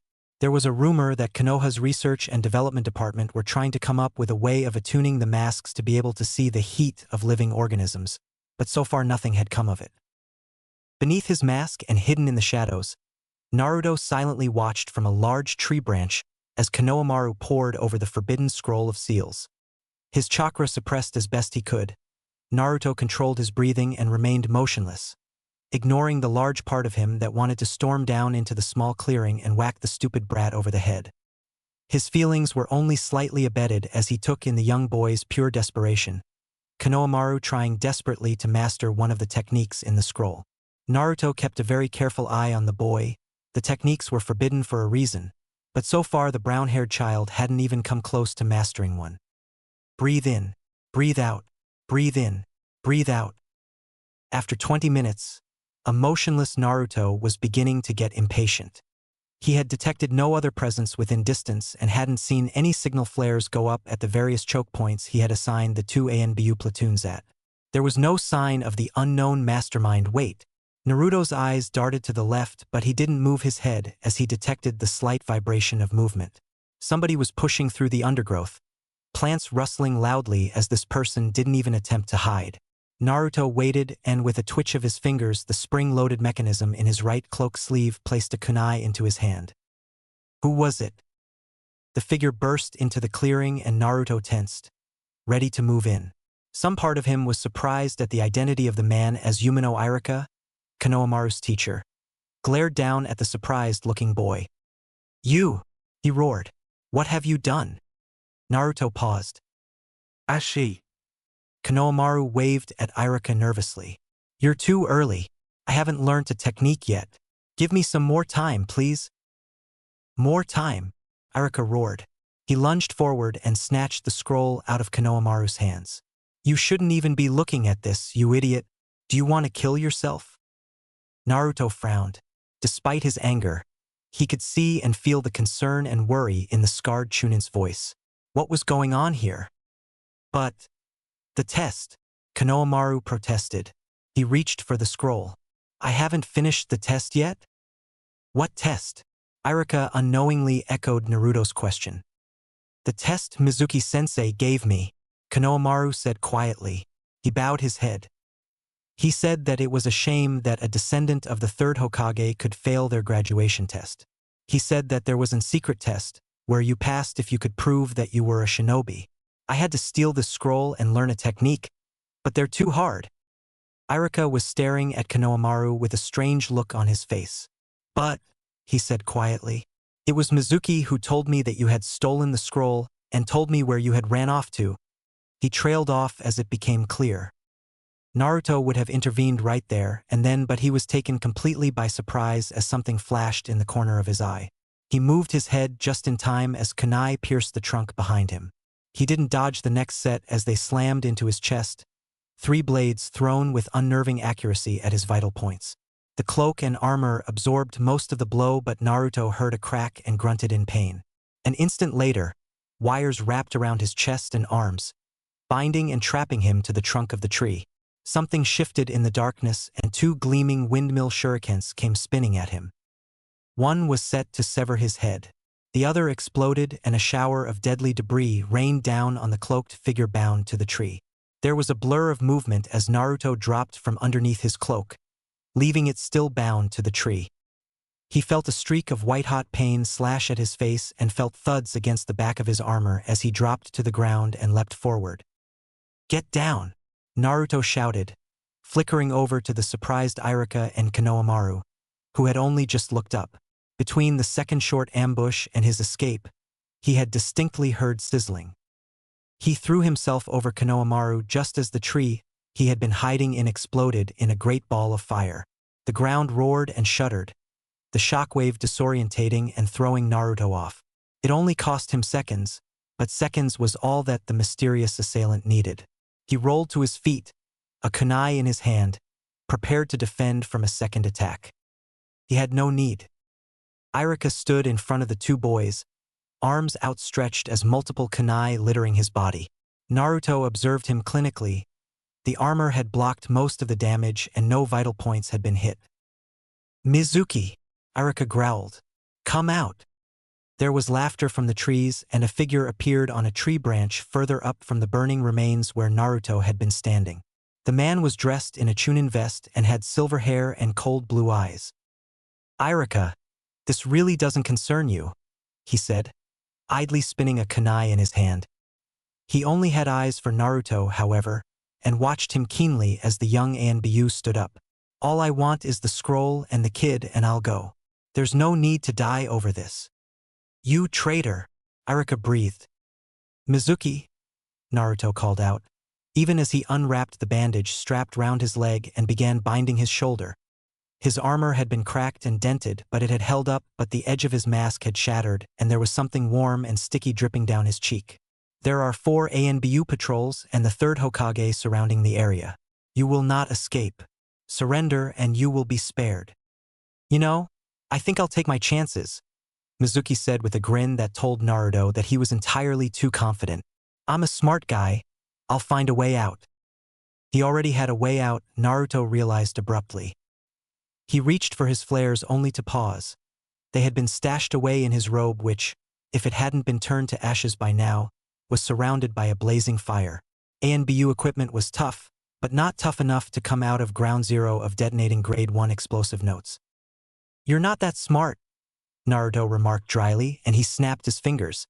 Shadow clones that had been observing from other trees launched themselves at the traitor, who actually looked surprised as he jumped away from tree. As Mizuki and the shadow clones engaged in hand-to-hand combat, Naruto whirled around to Irika and Konohamaru. "Irika," Naruto called. "Can you move?"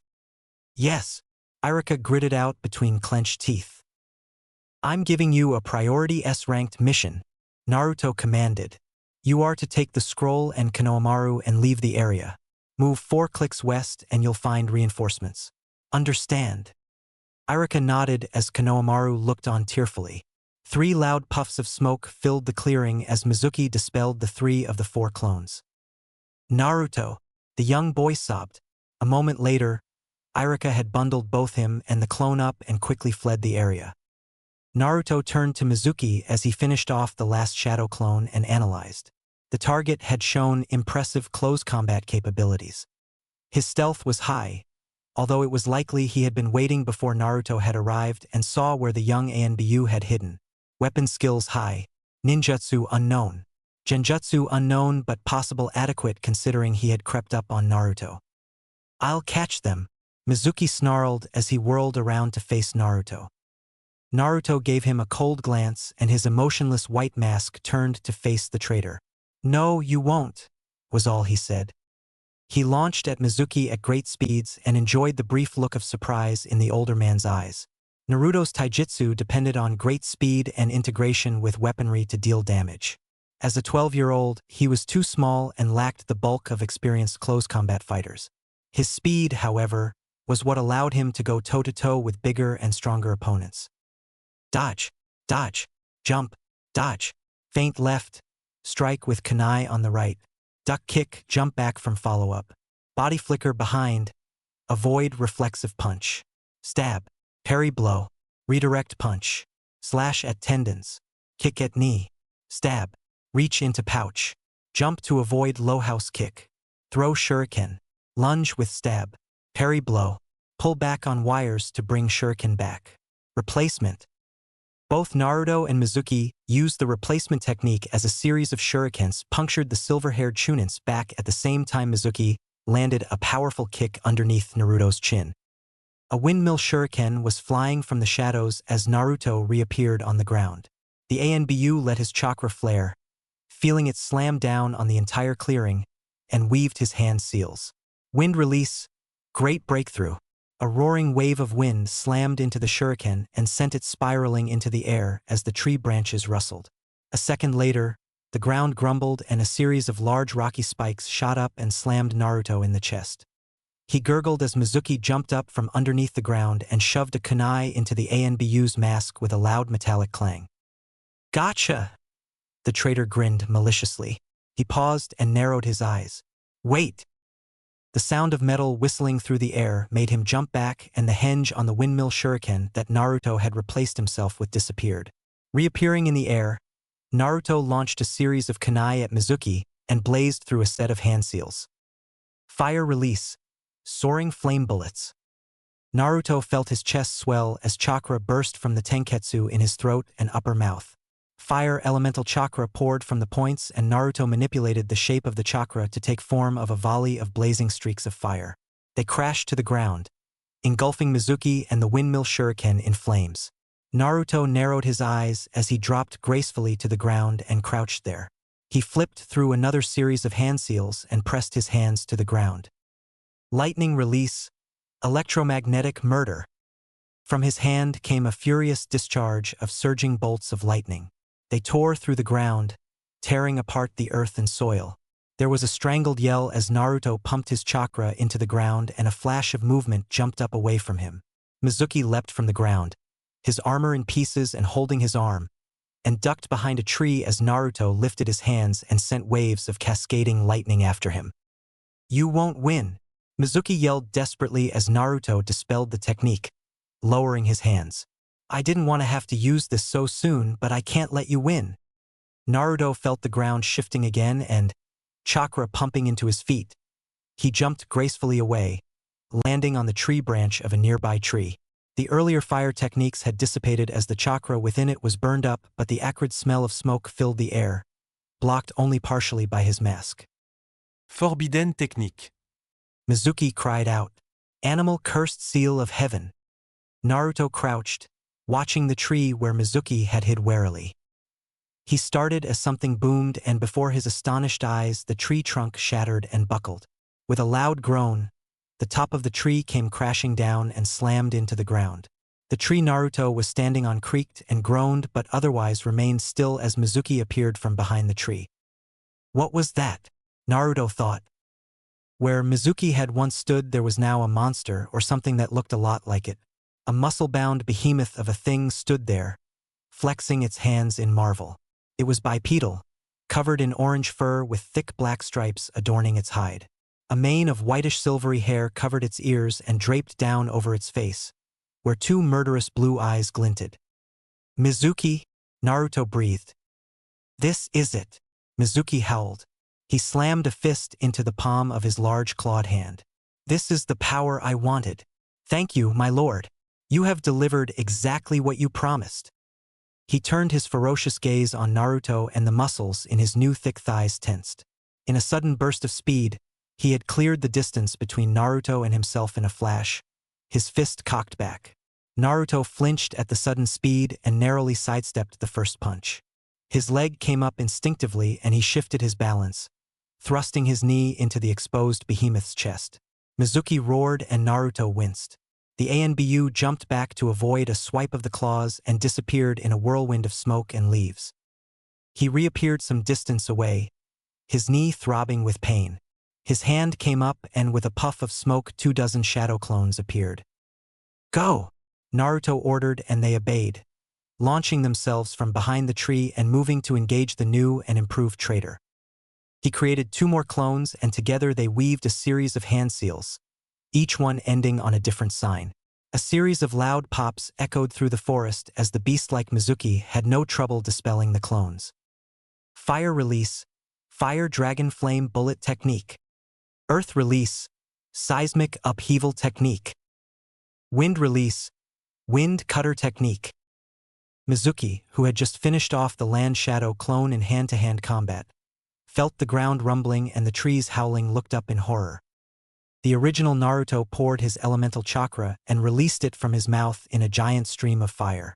He held his hands up as he directed the flames, a third of the torrent burrowing underneath the ground, a third rushing straight ahead and a third spirally into the sky.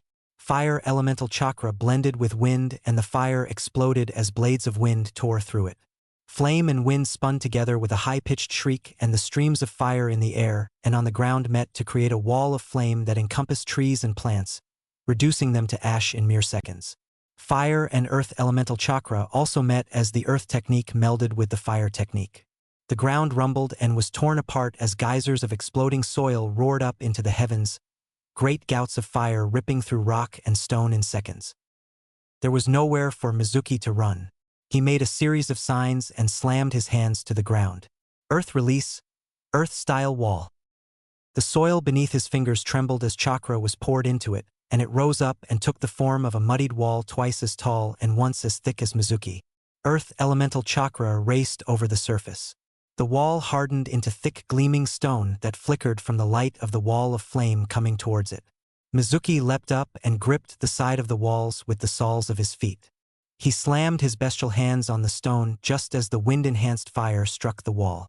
The wall glowed from the pressure and heat of wall of flame and shuddered as the earth around it exploded in pillars of fire and mud.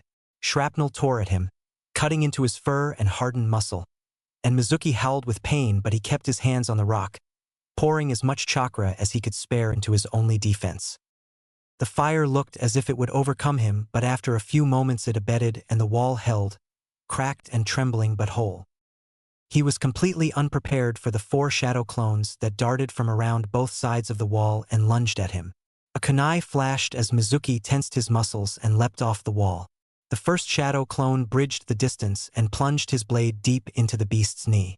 The second ignored Mizuki's howl of agony as it stabbed its kunai deep into his torso. The third jumped up above him and grabbed the fourth's arm, pulling with all its might and sending the shadow clone plummeting down to deliver a nasty rib-crushing kick to the airborne Chunin. Mizuki slammed into the ground with great force and little warning. The earth churned and baked, seared into his fur, and he yelped, rising up on his one good leg and panting as blood dribbled from his mouth. His body so filled with the sensation of pain and burning, he didn't feel the slight vibrations below him until the ground below him cracked and parted as something jumped up from underneath him. Rasengan. A bright whirring orb of spinning chakra caught Mizuki right in the chest.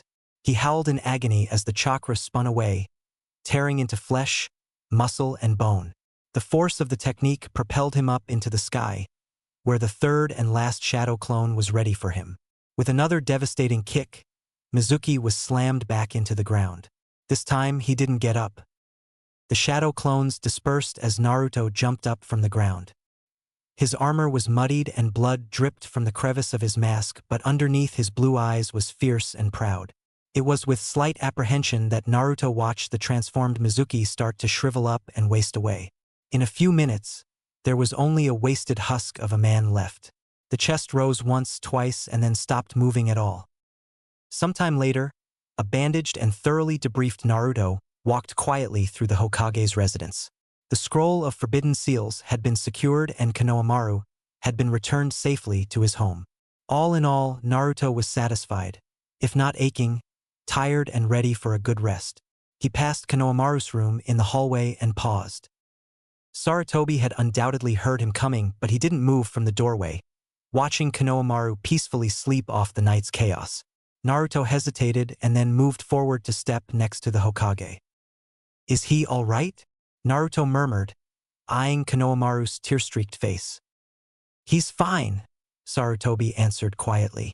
"A little wiser, perhaps, and most certainly a little jaded, but it will be good for him. This is a dangerous business we partake in." Naruto said nothing, but he felt a pang of concern. He knew that the third Hokage was old, but he had never truly seen it until just then. The god of shinobi looked very old, very tired and very frail. The weight of decades of service bowed his shoulders and hunched his back. There was no hint of the power and strength that Naruto was accustomed to, and he hesitated. "You are dismissed, Naruto," Sarutobi murmured. Sir, Naruto acknowledged automatically. Naruto, Sarutobi said as the blonde ANBU turned to leave. Naruto paused. Thank you. Naruto shifted in surprise. The old man did not usually deliver his praise or approval so blatantly. It's my duty, he said honestly, and a privilege. For the one who had rescued Naruto from the hell of loneliness and despair, who had given him the strength needed to protect the village and who have given him a familiar and those to care and protect, this evening's task had been nothing. Sarutobi turned and managed a smile. I'll see you in the morning, he murmured, and Naruto dipped his head. The third Hokage waited until he heard the door to Naruto's room close before he turned back to Konohamaru. He smiled somewhat sadly. Your son has turned out to be a splendid shinobi, Minato, he mused. Perhaps that will be enough to earn your forgiveness. Directive number 1. At all times must an ANBU preserve the will of fire, ensuring the safety and security of the village of Konoha and her inhabitants, young and old. This supersedes any and all other orders and duties. The day following the incident with the Scroll of Forbidden Seals saw a number of interesting changes. ANBU Combat Platoon No. 5, codenamed Epsilon Team, had successfully intercepted and secured both the Scroll of Forbidden Seals and Sarutobi Konohamaru. Yumino Irika suffered light wounds during the course of the night, but no permanent damage had been done. Uzumaki Naruto, ANBU agent codenamed Ferret, and assigned under Sigma Team, the Hokage's personal assistant and guard, also suffered light injuries, but as usual they were gone by the morning, superficial enough for his innate stamina and longevity to heal with ease. As the sun rose, the blonde-haired ANBU agent found himself standing motionless next to the third Hokage as the old man, a group of elite jonin, sat around a large wooden table, discussing the shinobi profiles on top. There were 11 seats overall, although one was conspicuously absent. Naruto was still in a bit of a daze from the morning's intense training. Usually he was up at 0700 hours, where he would wake up the third Hokage and Konohamaru and get them ready for the following day. Breakfast was usually an interesting affair, but for the most part he would succeed. Today, however, he had been slapped in the face with a freezing splash of water at 0500 hours and had woken up to see the god of shinobi glowering down at him, decked in his full armor-plated combat uniform. Naruto hadn't even had time to mutter and eep before the old man had grabbed his hand and dragged him to a training area. Wet, cold, and quite hungry, Naruto had been forced into one of the most grueling training sessions that he had participated in to date. It had been painful. And that's that, Sarutobi concluded cheerfully.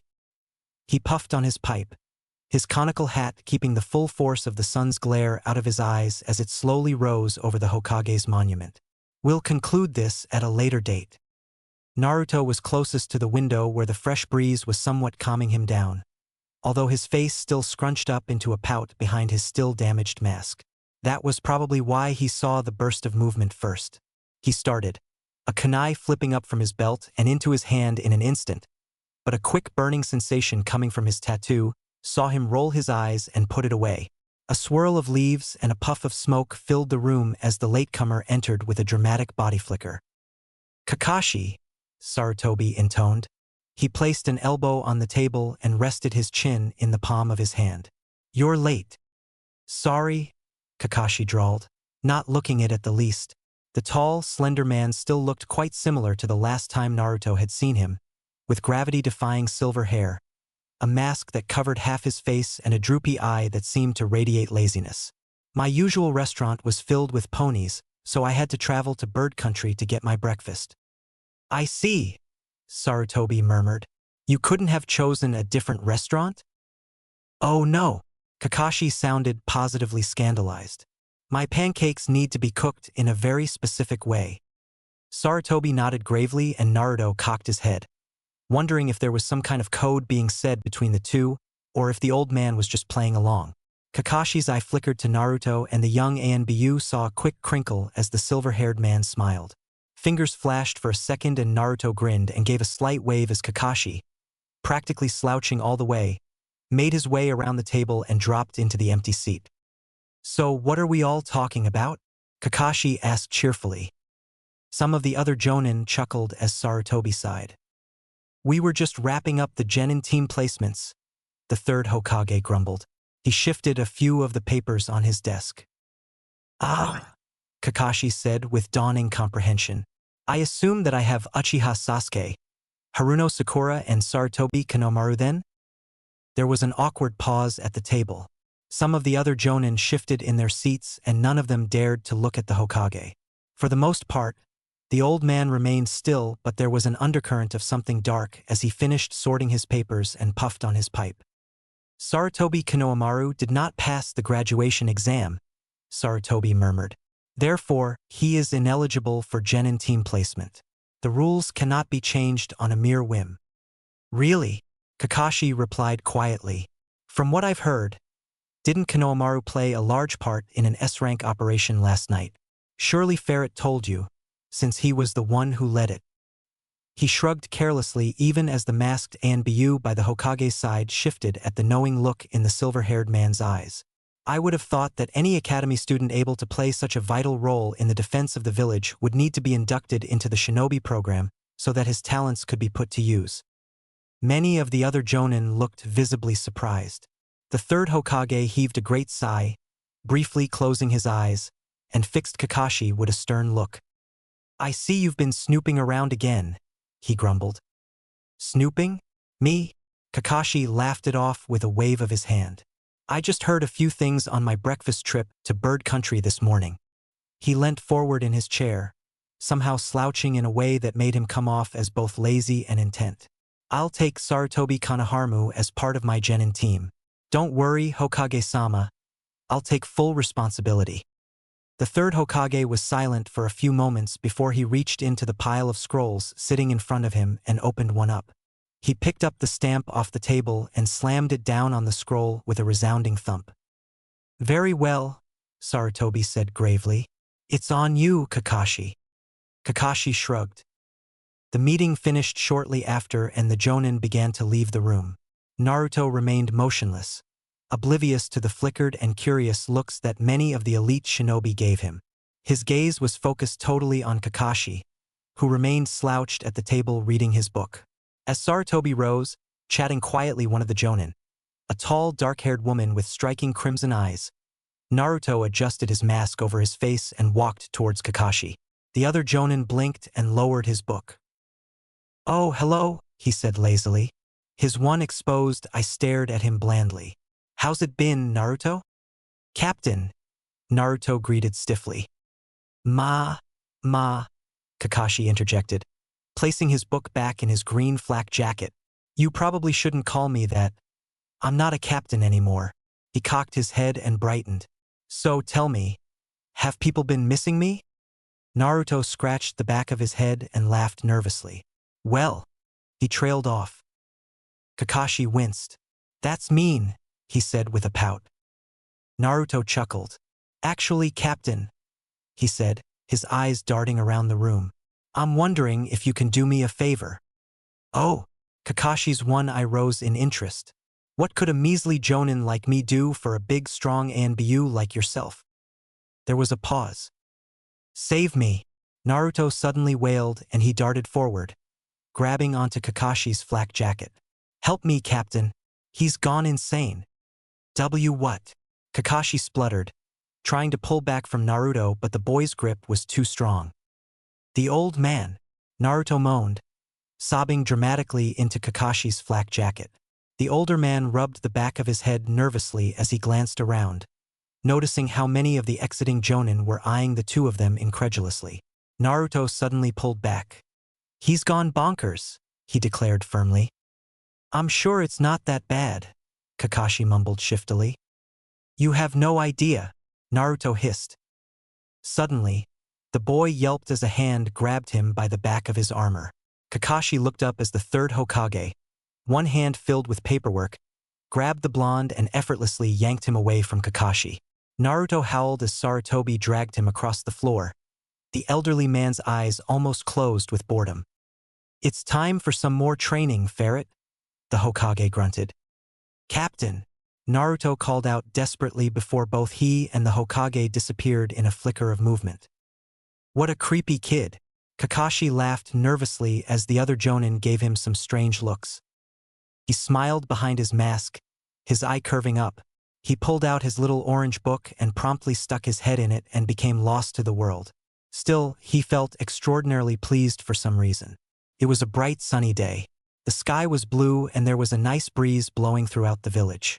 Seeing Naruto again had been entertaining and had lifted Kakashi's spirits. Perhaps he wouldn't fail this next team after all. Weeks later, the third Hokage had slowly reduced the intense workload and training he had placed on Naruto. As a member of the former Uzumaki clan, which had been known for its stamina and longevity, and the current host to the nine-tailed demon fox, Naruto was used to aches and bruises disappearing quite quickly. With the sheer amount of chakra that was pumped into his chakra circulatory system, there wasn't much that could actually keep him down. The third Hokage, however, was one of those few things, and his training left Naruto battered, bruised, exhausted, and weepy. Today had been such a relief. The third Hokage had allowed him to sleep through the morning, and he had awoken at 1,000 hours. Konohamaru had even managed to make himself a quick lunch before he attended to his genin duties, and all of the washing had been done and hung up. Naruto wasn't quite sure what was going on, and a part of him was quite relieved when he saw that the kitchen looked like an explosive tag had gone off in the middle of the bench. Too much change was not good for him, and the thought of either Sarutobi actually becoming a responsible member of the household was just too much to bear. The afternoon had been just as relaxing. The Hokage had been called away on village business, and he had instead sent Naruto to the mission assignment desk on his behalf. Naruto had enjoyed a rather easy day of sorting through the relaxing and even enjoyable paperwork. Enjoyable, at least, when compared to getting your face kicked in by an angry Monkey King. At the moment, Naruto was handing out an assignment to a group of 4 chunin, each who nodded respectfully at him before they left. "Right," Naruto called out cheerfully as he finished the scroll with an extravagant flourish. He shifted his head, and his white porcelain mask gazed at the chunin sitting next to him. "Yo, Irika, when you're done with that, would you place it in outgoing for the mailroom? The client wants the receipt as soon as possible."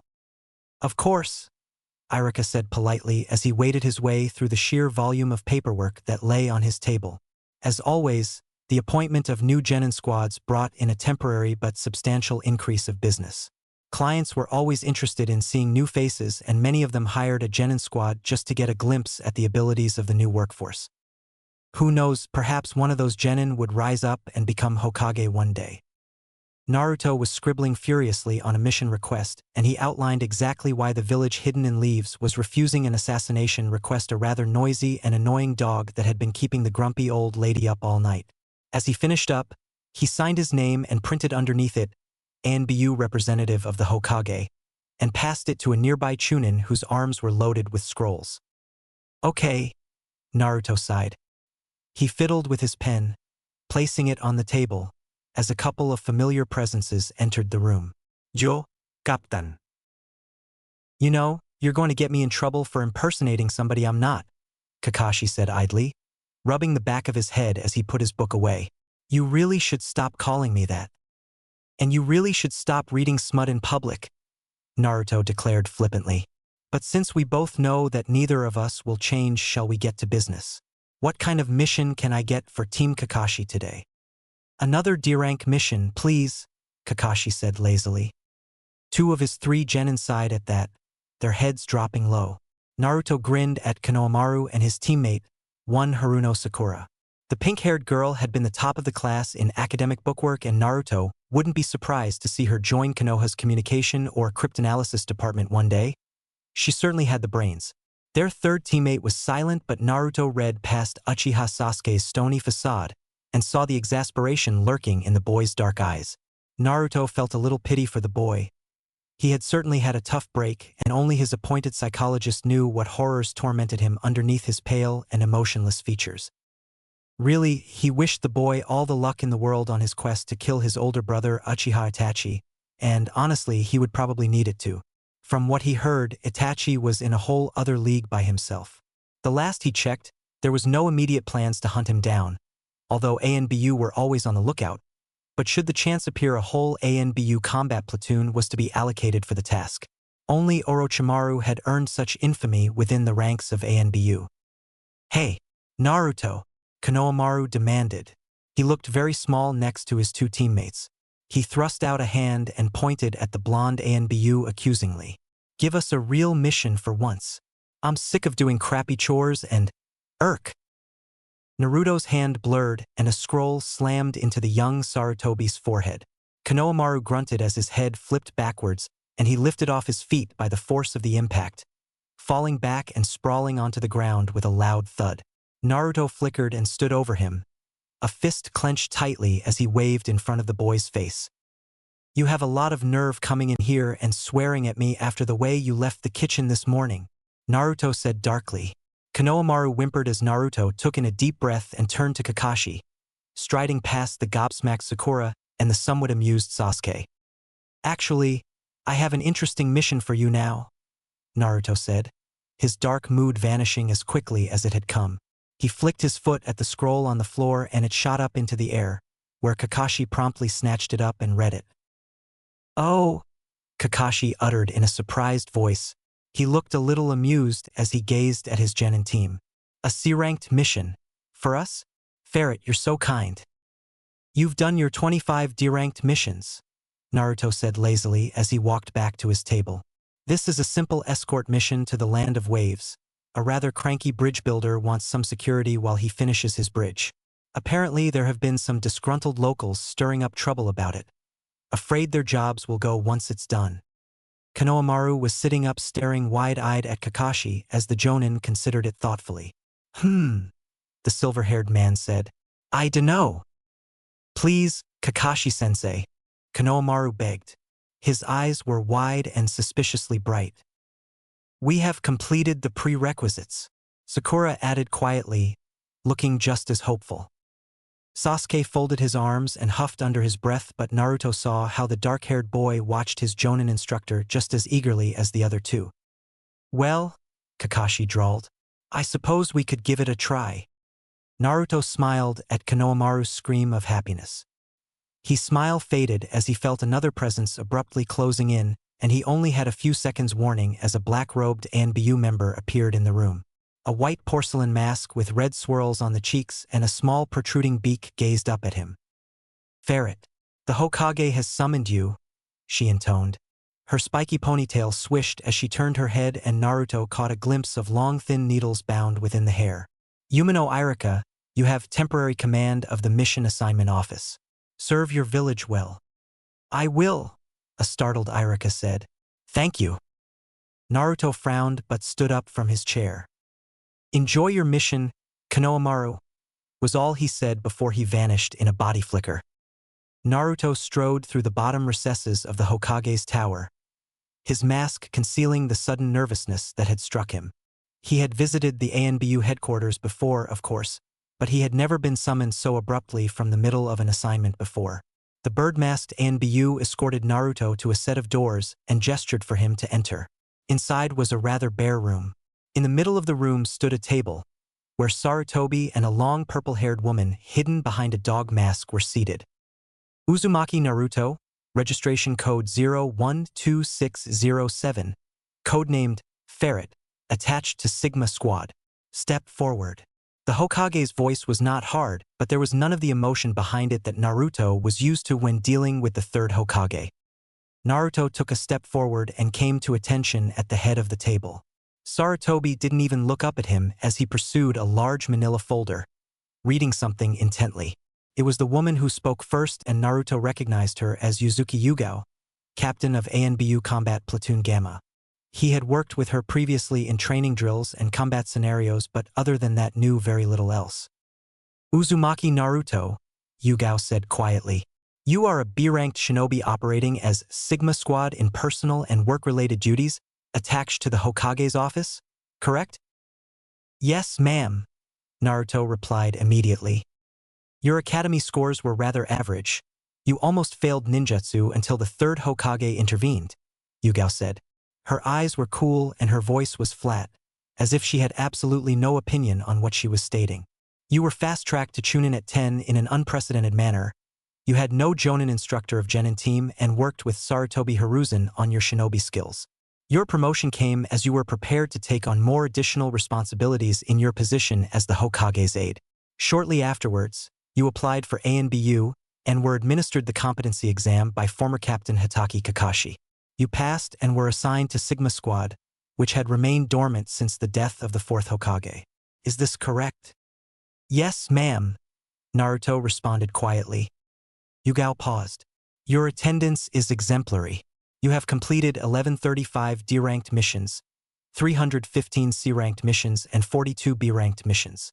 These have come about in your role as the Hokage's personal assistant and your performance in the day-to-day duties that the role requires. You are congratulated on your performance.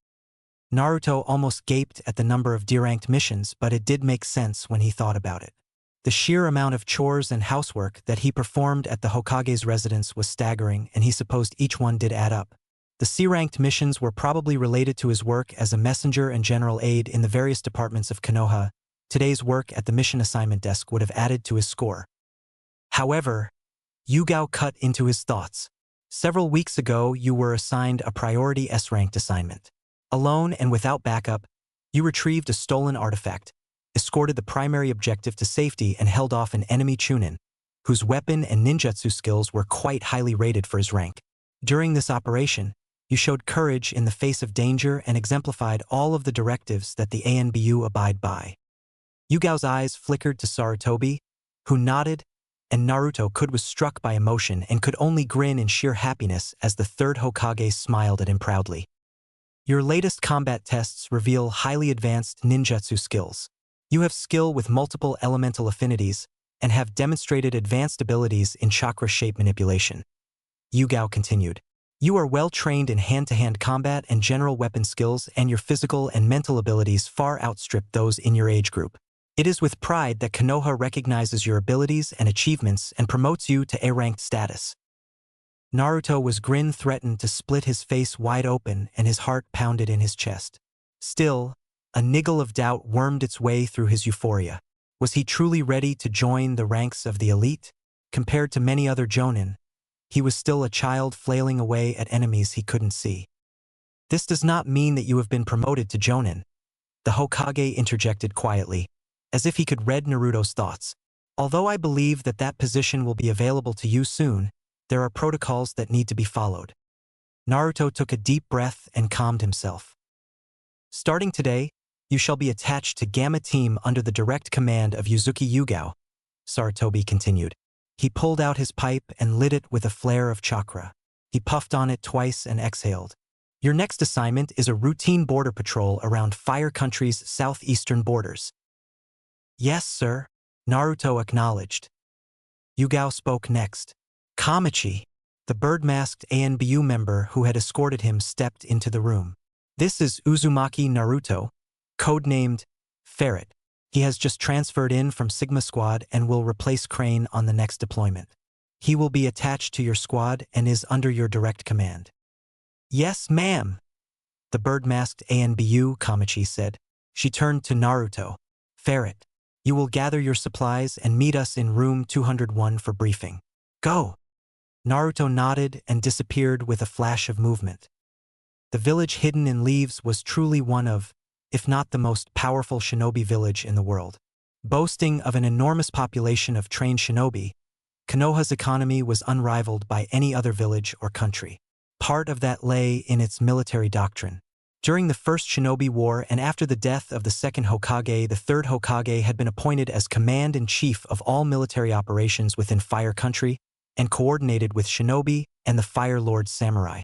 While the First War certainly ended to Konoha's advantage, a truer description of the aftermath would be that nobody had won.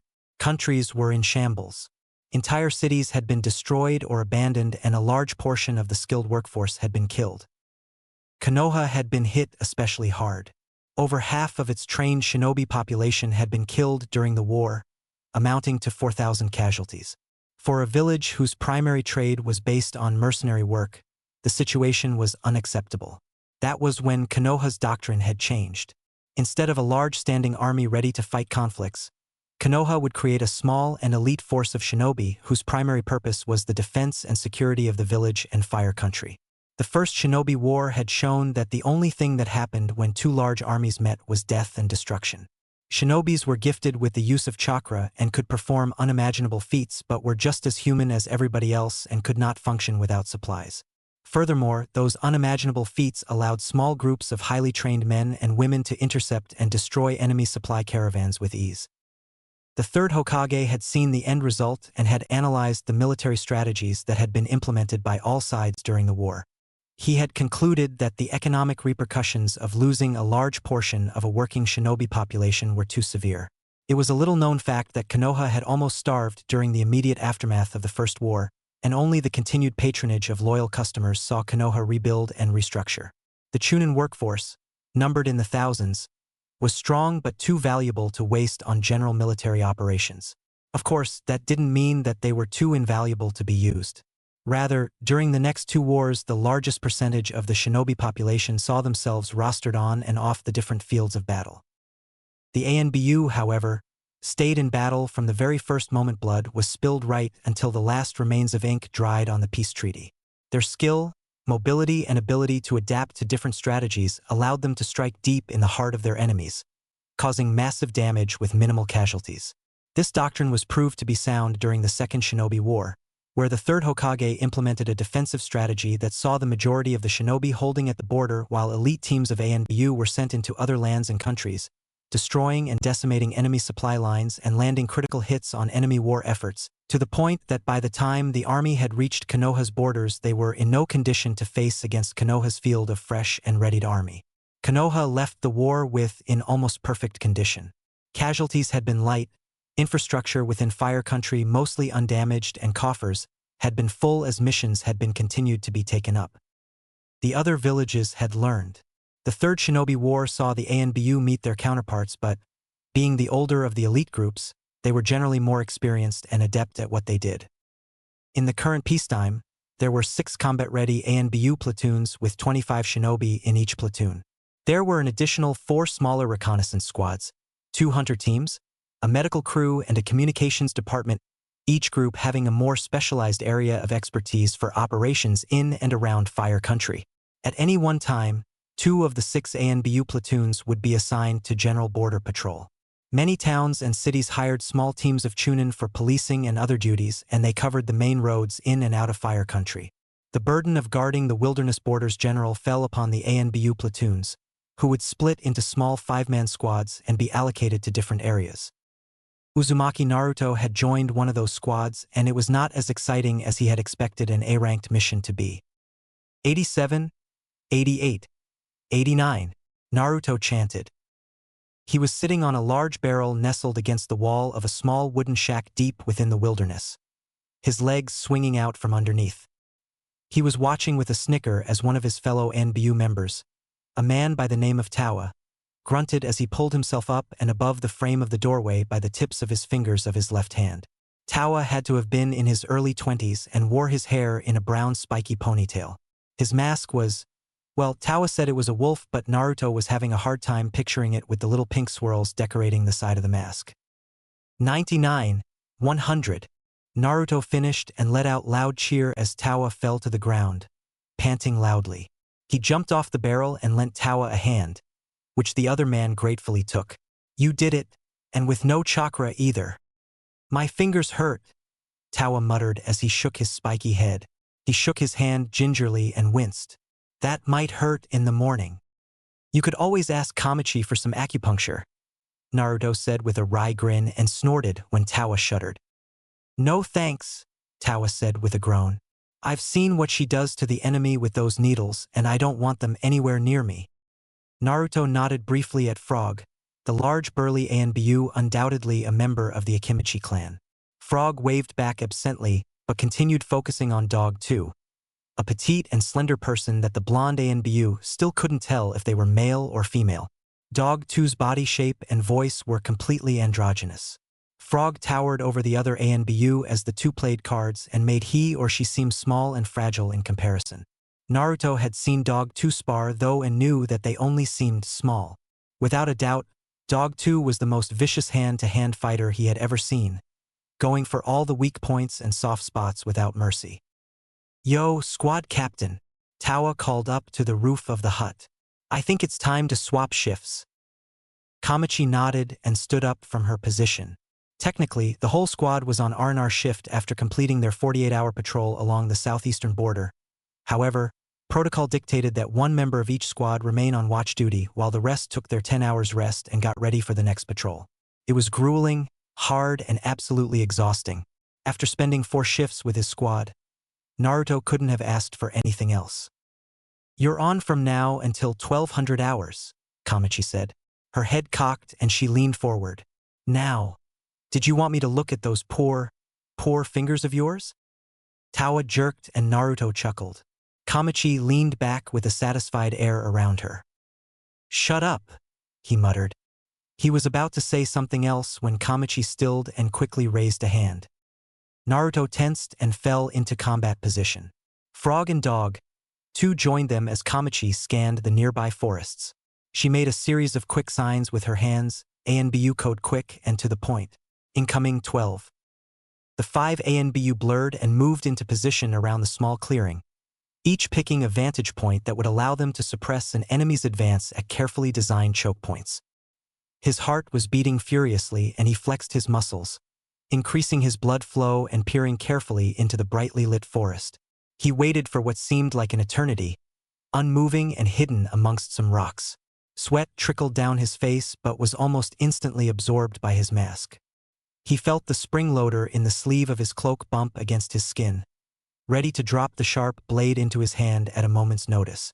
Nearby, he absently noticed Tawa placing his hand on the ground as he tried to sense vibrations or movement from underneath.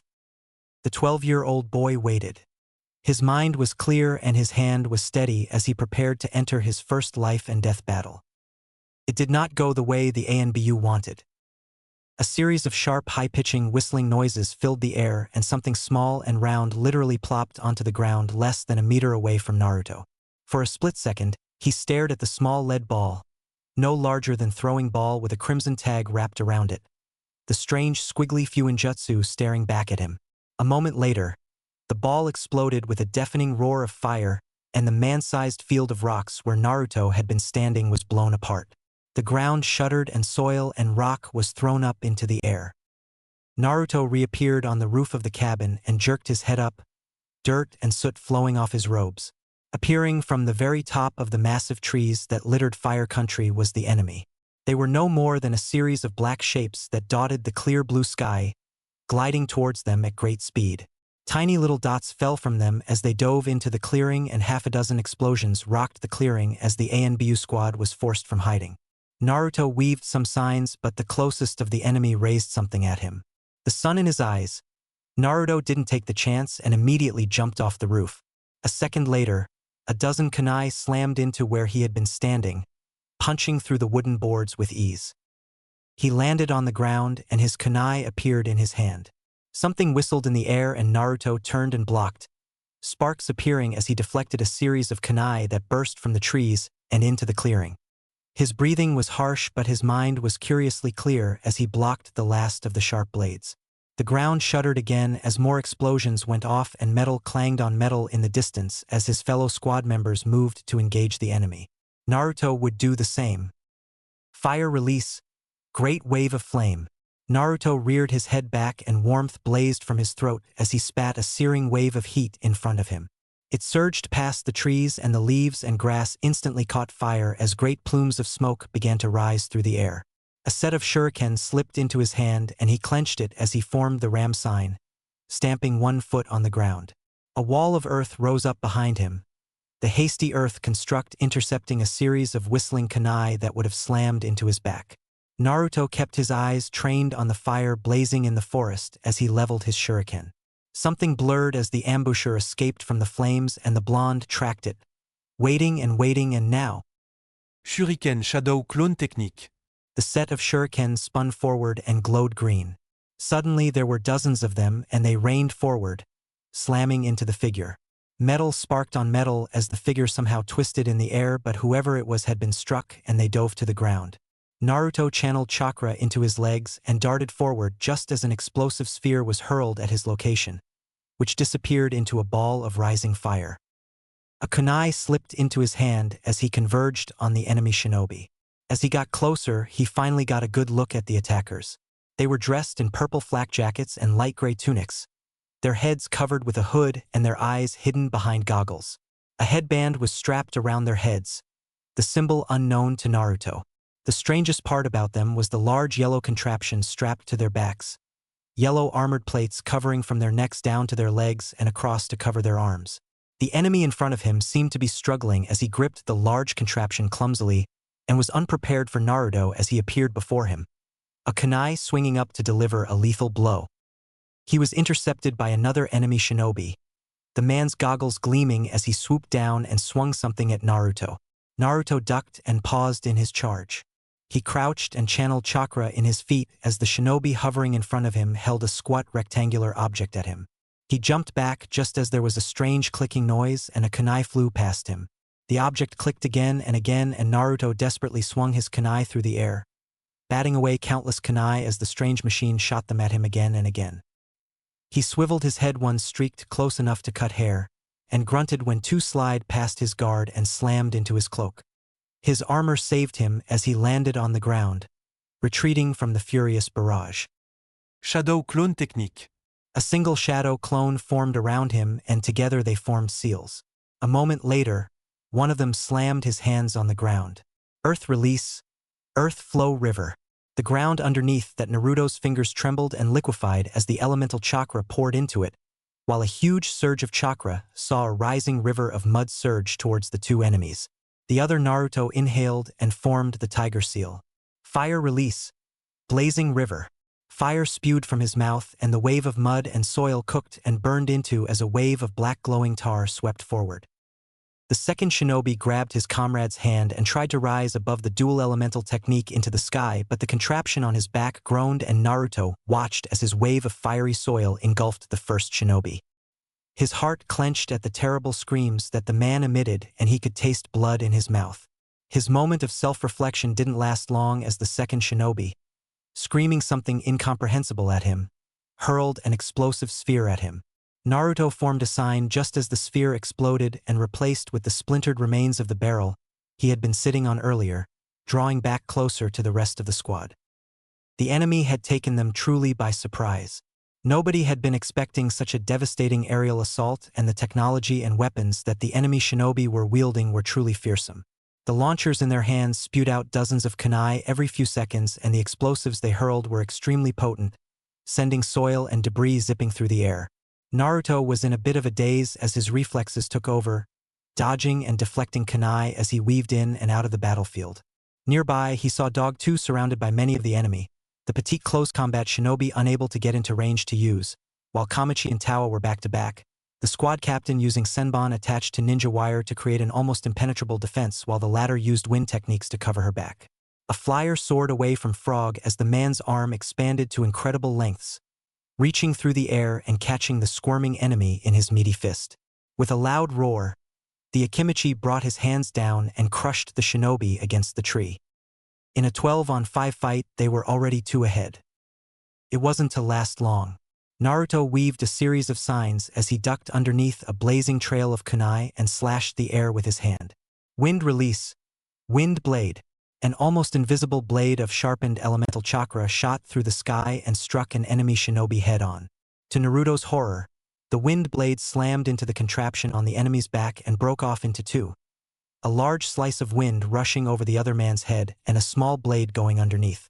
He jumped back, shuriken whirring through the air as a shuriken shadow clone technique forced 3 of the flyers to veer off and away. He was about to follow it up when an explosion rocked the ground and Naruto was forced away from the searing heat. He landed nimbly and looked up in horror. Dog 2 was weaving in and out of the attacks of 4 flyers as they hovered above the ANBU, shooting dozens of kunai at him. As a nearby rocked the ground, Dog 2 stumbled and the other shinobi struck. Kunai rained down upon him and Dog 2 fumbled, parrying and blocking. 2 streaked past the defenses and slammed into his shoulder. He stumbled and another hit him in the thigh. Dog 2 staggered and one of the flyers dove down at great speeds. He spiraled past Dog 2 and spun around, hand reaching up to grab something from the contraption on his back. With a roar that went unheard on the battlefield, he swung a gleaming blade and caught Dog 2 right in the face. The mask shattered and the ANBU collapsed in a crumpled heap. Lightning release, static pulse shot. Naruto weaved through a series of signs and held up his left hand. Elemental chakra flared and crackled into existence on the palm of his hand. He swiped at it with his right hand and a bolt of crackling blue and purple lightning lanced forward with the boom of thunder. The flyer, just finishing his sword movement, was struck and went hurtling through the air in a cascading wave of electricity. The flyer righted itself after a few moments and soared off into the sky, apparently unaffected by the powerful technique. The remaining 4 ANBU eventually pushed past the enemy and grouped up, but they were still trapped in the clearing. Tawa used his wind techniques to create currents of wildly whipping wind that circled around them, blowing away the constant downpour of kunai. Kamachi used pinpoint-accurate senbon needles to intercept explosive spheres, detonating them early as the containers were breached. Frog, his armor cracked and broken, panted behind them, desperately trying to stem the bleeding from his multitude of wounds. That left Naruto as the only one in position to launch an attack, his hands twisted together in the tiger sign. He spat out streaks of flame from his mouth, bullets of fire streaking through the air just as fast as the kunai streaked down. But the flyers were too fast and quick in the air, and they merely paused in their attack and soared away. This stopped Tawa and Kamachi from being overwhelmed, but didn't give Naruto the time to pull of one of his deadlier combination techniques. The ground shuddered underneath the relentless assault as the 4 ANBU held off the remaining enemy. Tawa was beginning to look tired and the wind began to abate. Naruto gathered his formidable chakra and was just about to step in when a dark shadow came over the group. His eyes darted up and widened. A machine 5 times bigger than the flying contraptions the enemy shinobi were using came to rest directly above them. 3 dark figures sat on the golden machine as long white cloth flapped gently behind it, and it made a curious humming noise as it floated there. Something clicked and a long slender tube slid out from the bottom of the craft. Naruto could barely make out a small muscular figure bringing his fists together when yellow light began to glow around him. Electricity sparked and the 4 ANBU paused for an instant as the flyers flew off. Earth release. Underground excavation. Naruto slammed his hands into the ground and chakra roared around him. The light grew brighter and brighter and a terrible screech filled the air as the ground around the small group gave way and collapsed around them. Earth began to grow overhead as Naruto desperately tried to mold the chakra as fast as he could. There was a sudden flash and a torrent of yellow light flared from above. Naruto, his ears ringing with howling wind and his gloves coated in mud, could only watch as large steam of light slammed down into his earth technique. The last thing he recalled was a powerful tug and a giant shadow covering him, and then all went black. He awoke moments later, his entire body aching and sore but still in one piece. It was dark and dirt and stone were crushing him. He was struggling to breathe and he began to flail around urgently. His lungs burned, his mouth was dry. Chakra flared through him as he tried earth release, earth tunneling technique, but it failed. White spots appeared in his vision, and his breathing grew more and more labored as his struggles started to die away. Suddenly the weight on him was getting lighter and lighter, and whatever was crushing him started to shrink. The darkness around his vision receded as painful bright light hit him in the eyes and air rushed in to fill the cavity around him. He sucked in a deep breath, then another and another, reveling in the smell of smoke and dirt and blood. He opened his eyes and squirmed, fighting against the rubble around him. "Ferret!" somebody hissed and Naruto jerked. His eyes swung to the left where Tawa was crouched in the mud. The other ANBU made the quick signal for silence and Naruto complied. His eyes drifted up towards the deep blue sky, where a flock of birds were passing underneath the clouds. No, wait. With growing dread, Naruto watched as dozens, hundreds, no, at least 1,000 black specks soared overhead, ignoring the splintered and burning remains of the ANBU outpost. This wasn't just an enemy squad. This was an army.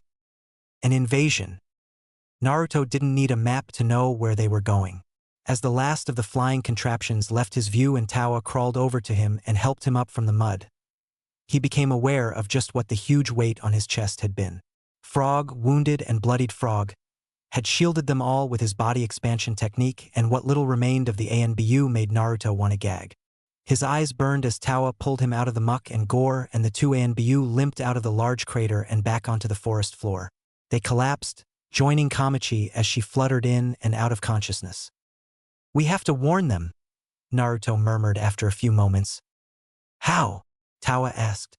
He sounded tired. Naruto ignored him and staggered to his feet and pulled off his mask. He wiped a streak of blood across his brow and his hands flew in a series of seals. Summoning technique. He slammed it down on the ground and a puff of smoke exploded beneath his fingers. When it dissipated, a small brown monkey appeared, blinking cutely as it looked around. "I need pen and pencil," Naruto muttered. He patted down his vest. Pen, paper, pen, paper. His hand came to his utility belt and he suddenly recalled his field map. He whipped it out and laid it on the ground, pinning it underneath a rock. "Right here," a soft feminine voice said weakly and Naruto's eyes shot up. Kamachi was awake and threw him a red marker. Naruto snatched it and regarded the map carefully. With trembling hands, he reached up and drew a big red X where the ANBU rest station had been. The words LV3, emergency, aerial attack imminent, followed suit with the number 1000 circled. Kamachi snatched the marker afterwards and Naruto drew back as she flipped the map around and began sketching down the disposition of the enemy forces. A crude flyer, kunai launcher, explosive sphere, and the large bomber were drawn, the squad captain deftly writing down as much as they had learned about the enemy. She finished in less than a minute and folded the map up. "Wait," Tawa called over from the other side of the clearing. He limped over and handed Naruto a headband. It bore the strange symbol on it, the one that he hadn't recognized. He hadn't even asked the others if they knew where it was from, but judging by the look of the other two ANBU, he doubted that they knew either. Tawa hesitated and then quietly passed over the two shattered remains of Dog 2 and Frog's masks. The white porcelain was dulled and grimy with soot and mud. Naruto took them all and wrapped the headband around the map and broken mask shards. He bent down and handed it to the monkey, who eyed him far more intelligently than a normal animal would. "Return to Konoha as quick as you can," Naruto ordered. His hands squeezed into fists. "Get Enma to summon you there if you have to. The third Hokage must be warned. An invasion is coming." The monkey let out a strange purr and disappeared in a plume of smoke. Naruto sighed and part of the terrible weight on his shoulders disappeared. He had done the best he could. Now they could only wait and hope that the Hokage would get the message in time. For the sake of the village, he could only pray they weren't too late. Sarutobi Hiruzen sat behind a desk in the mission assignment office puffing slowly on his pipe. The windows were open and a fresh breeze swept gently into the room. His hat on the table in front of him, the third Hokage allowed the bright sunny day to wash over him and he enjoyed the low buzz of chatter and the call of birds from the distance. Truly was a marvelous day and he could feel his eyes drooping down. Without a care of his Chunin subordinates, the Hokage closed his eyes and exhaled deeply. It was a marvelous day. The office was relatively quiet at this particular time.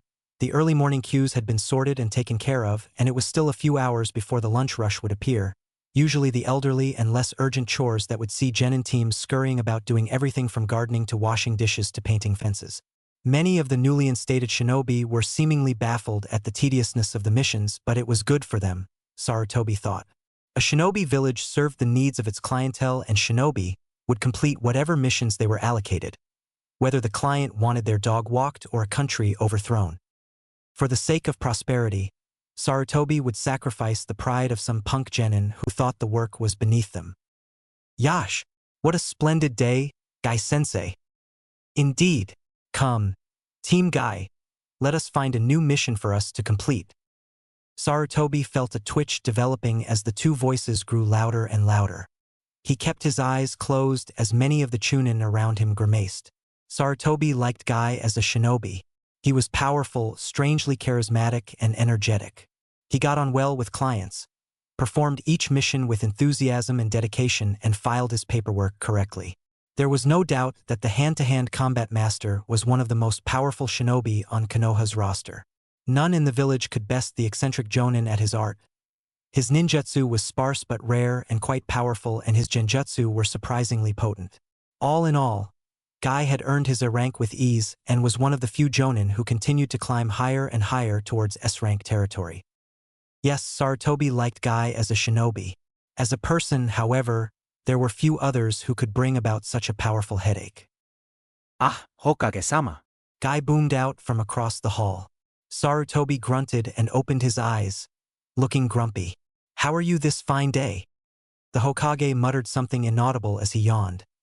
His lethargy leaving him as pure youth flowed through him merely by association with the spandex-wearing bowl-haired man. Bright white teeth gleamed as Guy's Genin team followed up. The little guy was just as headache-inducing as his Jonin instructor, but the Hyuga appeared resigned by Guy's behavior and the girl just looked sheepish. "I am well, Guy," Sarutobi said a little snappily.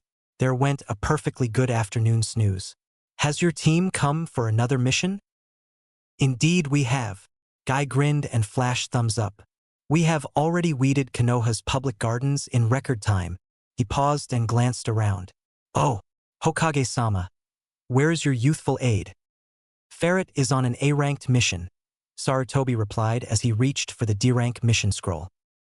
Guy seemed to ponder this, and it was the intelligence that flashed in his eyes that was what Sarutobi believed made Guy truly dangerous. Beneath his exuberant and somewhat annoying personality was the mind of a shinobi who could look underneath the underneath and connect the dots.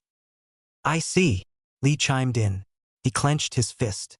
"Ferret-kun has truly been blessed with the springtime of youth.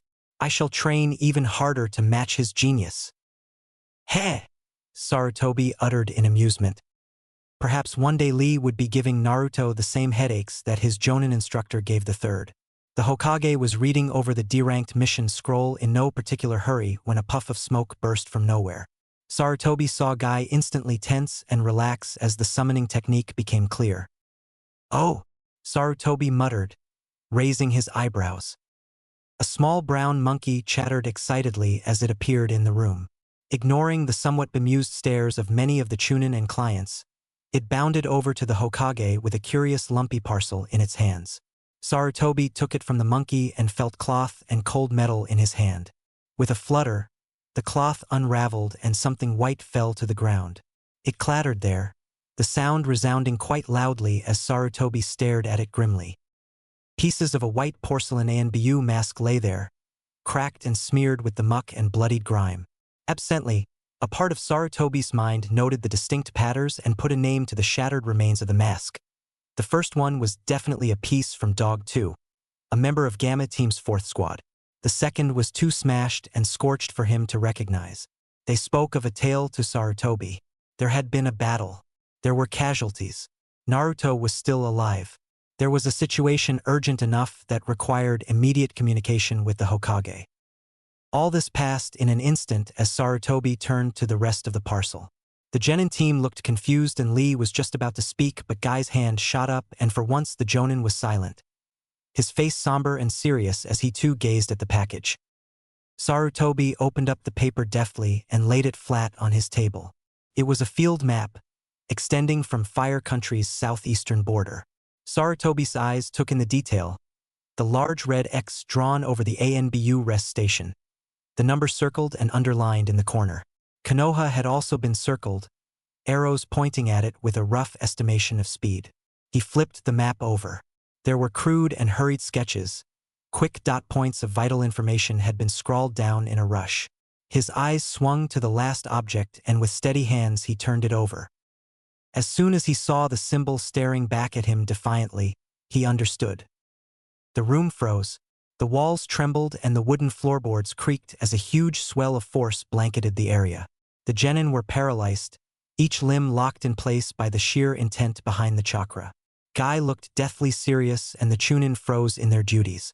Many of the clients looked absolutely petrified. The incredible pressure weighed down on them all, but it was not suffocating killing intent that poured forward. Each one could feel the heavy iron-laden will roar into existence as Sarutobi Hiruzen rose from his chair, the god of shinobi emerging from his aged counterpart. The Hokage snapped his fingers and 2 ANBU appeared before him, their heads bowed as they weathered the pure force emanating from their leader. "I am declaring a level 3 emergency," Sarutobi thundered. "Sounds all alarms. All non-combatants are to evacuate at once. All shinobi forces are to report to defensive stations immediately. Prepare the ANBU and assemble the council." His brown eyes were cold and hard. "We are now at war." At roughly midday, the peaceful tranquility of the village, hidden in leaves, was broken by a loud wailing siren that tore through the air. Flocks of birds screeched as they burst from the trees, and tens of thousands of men and women froze all at once. The siren rose up to an almost head-splitting screech and began to fall. A moment later, the Konoha burst into a flurry of activity as preparation began to take place. A voice began to calmly speak, amplified by a technique that made it echo all over the village as shinobi began to move to their designated stations. Attention! A Level 3 emergency has been declared. Attention! A Level 3 emergency has been declared. This is not a drill. I repeat, this is not a drill. All combat personnel are to attend their action stations. All non-combat personnel are to evacuate into their designated safe zone. Seek immediate assistance if you are unable to evacuate. I repeat, seek immediate assistance if you are unable to evacuate. Attention! A Level 3 emergency has been declared. The third Hokage appeared on the top level of the Hokage's tower and immediately swung his eyes out to his village. The woman's loud, calm voice continued to repeat the same instructions, and he saw hundreds of shinobi pouring through the streets and jumping on the roofs, rushing to their various defensive positions. Hordes of milling civilians and non-combatants were scurrying into buildings, seeking the safety of the tunnels and shelters that led them to the mass evacuation area underneath the Hokage's monument. Despite the urgency of the situation, Sarutobi felt proud as he saw the men and women under his command following their training and working together.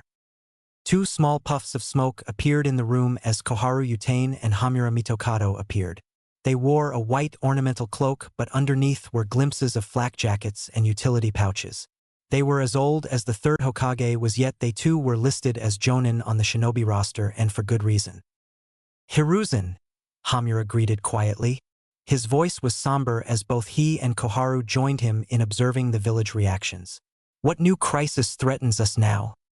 "Hardly new," Sarutobi replied quietly. He passed Koharu the headband he had received and saw the dawning comprehension in her eyes. "I see," she said softly. "So it's come to this once more. Sky Country has returned." "The cycle continues," Hamura murmured as he took in the symbol of the Sky Country's hidden village. "They, who we destroyed them in the Second Shinobi War, will now try to destroy us." "They will try," Sarutobi said. His voice was as hard as stone. "The will of fire is with us. They will not succeed." The third Hokage turned around as he felt more and more shinobi gathered around them. Nara Shikaku joined them, looking unnaturally sharp and focused, the Jonin commander muttering furiously with a continuous stream of aides as he organized the village's defenses. For white shapes blurred into the room as the porcelain masks of the ANBU captains appeared. There wasn't even a flicker of movement as the ANBU commander appeared, his silver mask gleaming in the sunlight. More shinobi appeared, Jonin squad leaders and defense team captains. They assembled before him and waited patiently. Sarutobi took a deep breath and began. "Earlier this morning, an ANBU rest house was attacked by enemy shinobi," he said quietly. The room was still as the siren blared and the instructions continued to repeat themselves. They managed to send back vital information regarding the composition and identity of their attackers, as well as their current bearing. He paused. "It was Sky Country," he finished gravely. His advisors remained still as a ripple of shock spread across those shinobi older enough to remember the Second Shinobi War. "Sky Country," Guy repeated. "I have never heard of such a place." "You wouldn't have," Nara Shikaku interrupted. The man's eyes were darting round furiously as he began to formulate strategies and make connections. They were a moderately large group of shinobi who entered the Second War attempting to overthrow the Five Great Nations. Konoha defeated them 40 years ago. He frowned. "If I recall correctly, Sky Nin used advanced technology to supplement their offensive power. They lacked the resources and knowledge of the Five Great Villages and focused on small personal weaponry and mobile platforms." "Indeed," Sarutobi said solemnly.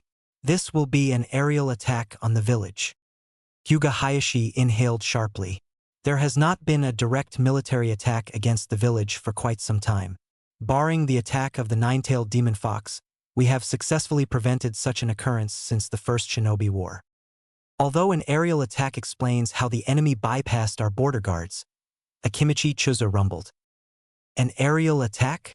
Sarutobi Asuma questioned. He scratched at his chin. Is such a thing possible?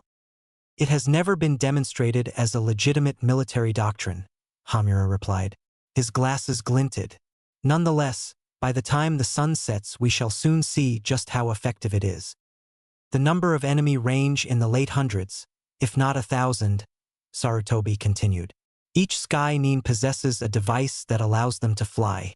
They are equipped with advanced weaponry-propelled launchers that are able to throw kunai at incredible speeds and with incredible force and small spheres that can explode with the force of a Class 1 explosive note. Furthermore, they appear to be in possession of a mobile flying platform that allows them to deliver a devastating attack to an area immediately below it. The surrounding shinobi burst into mutters, quietly talking with each other as they digested the news. Nara Shikaku looked thoughtful as he absorbed the new data while the ANBU commander shifted. At present, we have a force of 2,128 active shinobi in the village, the commander said. His or her voice was monotone and sounded artificial in nature. Nothing could be seen behind the mask. Approximately 6,250 of our armed forces are currently engaged in missions around Fire Country and can be recalled in a matter of days. We have several thousand shinobi deployed on international missions. We outnumber them, but they are better equipped, Shikaku murmured. They've also had 40 years to gather intelligence and strategize where we have half a day. This will become bothersome. Bravo and Epsilon teams will provide security for Konoha's priority infrastructure, Sarutobi declared, and the muttering halted. Omega team will be on standby to repel invaders who penetrate past the outer defenses. Hunter teams, Omicron and Lambda, will target the enemy's mobile platforms.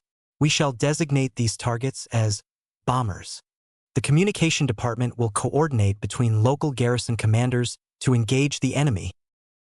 And the ANBU commander interjected. Recon Squad Kappa will replace Sigma Squad's priority role and aid in the defense of the Hokage.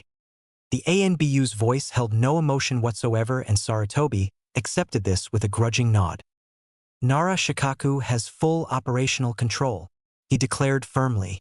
I shall join the field of battle and hold position here. Captains Bird, Boar and Dog exchanged looks. We protest, Hokage-sama, Dog said quietly. Your protest is noted, Sarutobi acknowledged. However, I will not let my village burn as I cower away in a bunker. At this present time, Nara Shikaku has full control over Konoha's military forces. Should I be killed in action, Protocol 7 will be enacted. Shinobi, remember what you fight for and defend our home. Dismissed. Sarutobi turned away from the council and stared out at the village. He felt his former teammates take his side and smiled grimly, knowing that they too would not be dissuaded. As the chakra presences of ANBU Recon Team Kappa surrounded the Sarutobi watched the skies and waited for the enemy. He would not have to wait long. Naruto wiped the sweat from his head as he finished tying the bandage around his arm. Several kunai had punctured his cloak.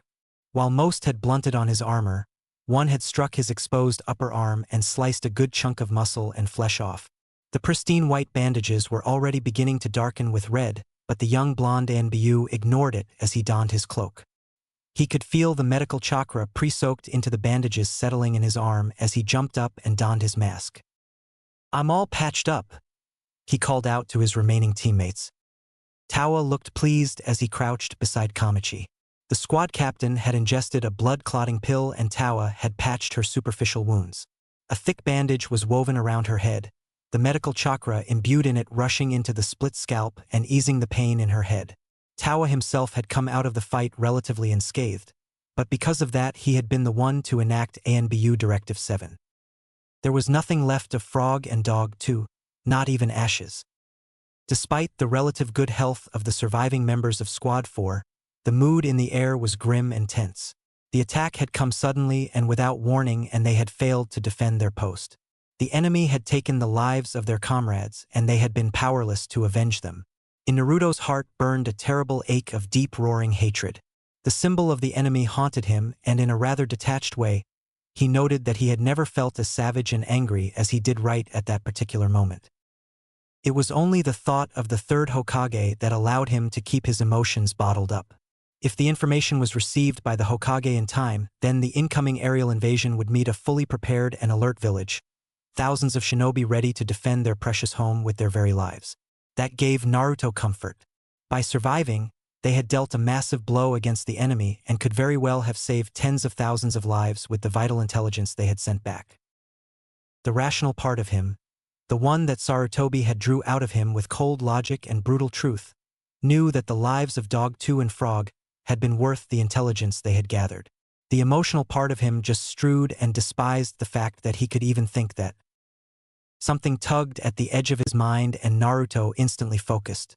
He raised his hand and snapped his fingers. "We have incoming," he muttered. Tawa twitched in annoyance and his hands blazed a series of seals. Illusion. Mirage of the forest. A steady field of chakra rose around both he and Kamachi. He was staggering to her knees as she gripped a gleaming senbon in her hand. The moment a shinobi entered the shimmering waves of expanding invisible chakra, they would be gripped by the illusion and see nothing but trees and swirling leaves. There was no need. Naruto felt his ANBU tattoo pulse and held up his hand. The approaching shinobi were ANBU, perhaps it was another squad from Gamma Team. They waited as the shinobi 3, Naruto concluded as they came closer, leapt into the clearing. They appeared with a flicker of movement right before Naruto, and they were good. If he had blinked, he would have missed them arriving. "Identify," Naruto commanded. There was no hesitation in his voice.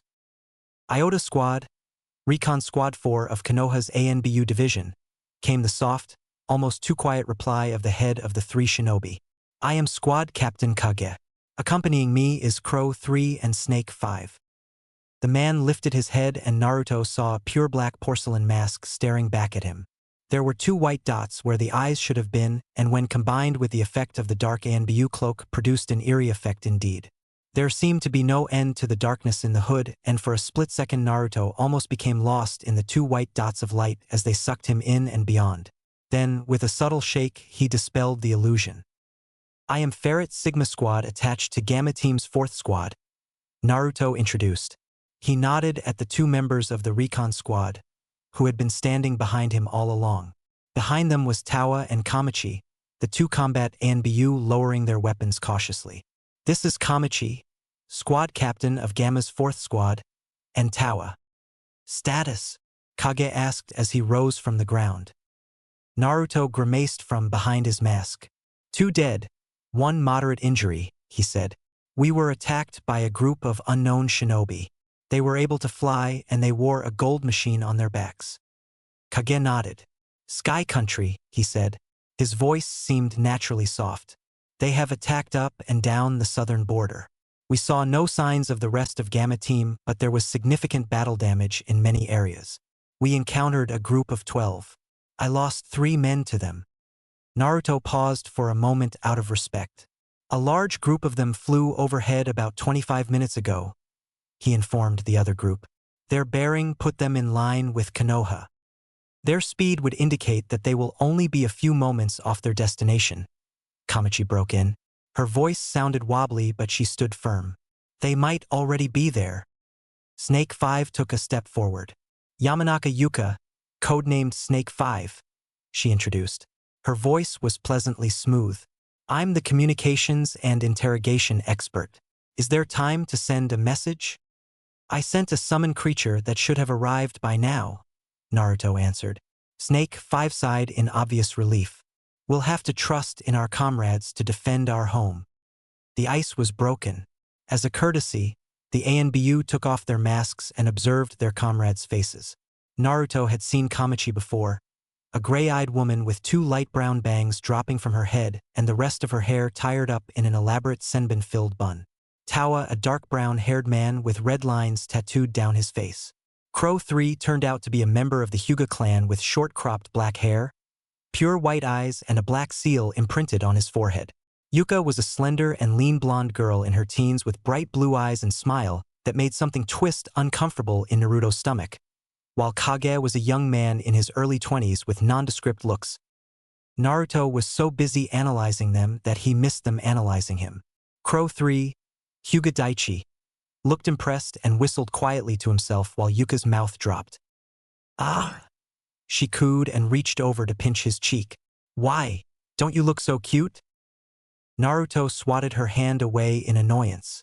She pulled it back and grinned, placing her hands on her cheeks. "Aren't you a big tough ANBU?" she sang in a babyish voice. Naruto had developed a twitch above his eye as he narrowed them at the pretty girl.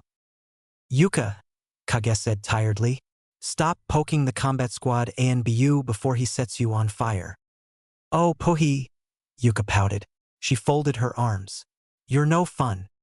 Kamachi, Tawa and Daichi were chatting quietly, each of them clearly relieved to see other Konoha shinobi, while Kage and Naruto walked a little further away from the group. The rather bland-looking ANBU turned to Naruto and observed the young boy carefully. "Have you taken command?" he asked abruptly. Naruto went to shake his head and paused. Kamachi is still the squad leader, but we'll have to see if her head injury affects her judgment. Until then, I suppose I am. "I was contemplating taking my squad back to Konoha," Kage said. He gazed off into the distance. "Perhaps we can link up with other shinobi in the surrounding regions and assist with the defense of the village." Naruto bit his lip. He definitely wanted to go back to the village as soon as he could. Even now, his stomach clenched as he thought about the incoming danger. Konoha could be under attack right now. He wanted to go, but "I think we should stay," Naruto said quietly. "This was a safe zone for the surrounding patrols. We should regroup with Gamma Team and continue to patrol the border. The air attack might only be the start of an invasion, and there'll be nobody left to fight if we leave." Kage paused. "I had considered that," he admitted. "Very well. We'll stay to assist you." Naruto shook the man's hand firmly, and together they walked back to the group. During the founding of the Konoha, the first Hokage and the Senju clan had worked together with Uchiha Madara and the Uchiha clan to design and construct the village. Both clans were powerful and over the course of centuries of warfare had made many enemies. None who were happy at the idea of the two strongest clans in the elemental countries allying with each other.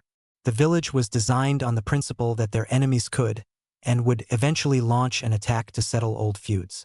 The Hokage's office and the vital administrative buildings that would eventually become the Shinobi Academy were tucked away underneath a mountain range. Konoha's hospital was built a little further out from the mountain but still maintained a close distance with the other two areas.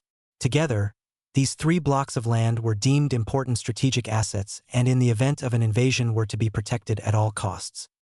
The residential and small industrial areas of Konoha branched out in a circular arc from them, mazes and rows of street designed to form a rather misshapen heap.